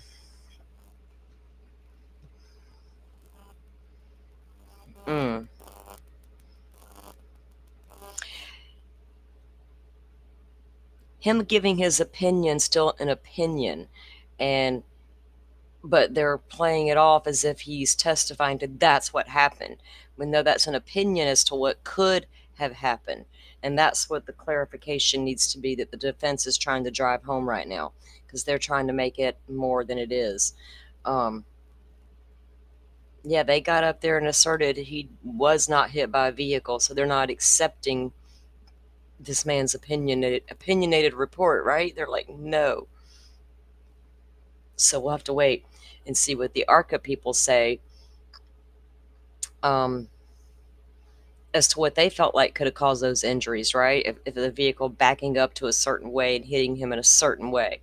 Like, prosecutor's going to go and talk to him about a direct impact versus a side impact, because all that has to be talked about, especially if you want the jurors to believe that vehicle hit him. How that vehicle hit him is important. Was it a full-on slam into him? Was he turned sideways? There's so many things they're going to be wondering. Regardless of where they're sitting right now, they're still going to wonder certain things. They're not going to be able to prove it, though. I don't know how well ARCA can prove those injuries weren't caused by a vehicle, right? That I don't know yet. So it's going to be interesting to see how this all plays out as the state continues to wrap up their case here. All right, guys, so it looks like they're going to come back in the morning, but they're going to come back in an hour late, which gives us a little bit more time here, and don't have to be up quite so early and on ready to go. I'll take that, I guess. And guys, if you want to go over and check out Joe's channel tonight and get the update from him and Kresha on prepping for Brandon's upcoming trial, we'll see you over there for that. I'll try to be awake and tune in. I might go to sleep, but yeah. So guys, until then, I'll see you guys here back tomorrow. Like I said, I got to add this guy's testimony to the list of issues, because it's not really his whole entire testimony was not an issue for me. The man himself is not an issue for me. His education and his background, none of that's an issue for me. The biggest takeaway is still, he cannot say without a doubt that SUV backed over that man. And I have a problem with how far you claimed it backed up and where the impact occurred with the body. That should be the biggest takeaways. Thanks everybody for coming in. I appreciate all of you. If you don't mind, hit the like button, because I'm getting a lot more views than we are on the like button. So either you don't like what you're seeing or you're forgetting to hit it. I don't know which one it is. Just if you don't mind, give it a thumbs up. I do appreciate it. Again, thank you all for coming in and hanging out with us and being a part of the conversation, right? We do enjoy that here. It's the title of the show, Coffee and Crime Conversations. And I've noticed that we got some competition brewing out there in the morning space in the coffee. So that I think people are liking what we're doing. But we'll keep it up and we'll just do us. All right, guys, y'all have a good evening. Enjoy your dinner and your downtime tonight, all the good things. I'll see you over at Joe's later, and we'll be back over here in the morning for day 22, if we can get it underway. All right, everybody, you guys have a good one. I'll see you later. For watching this here video, please like and subscribe and follow. Much love from little Yas to each of you.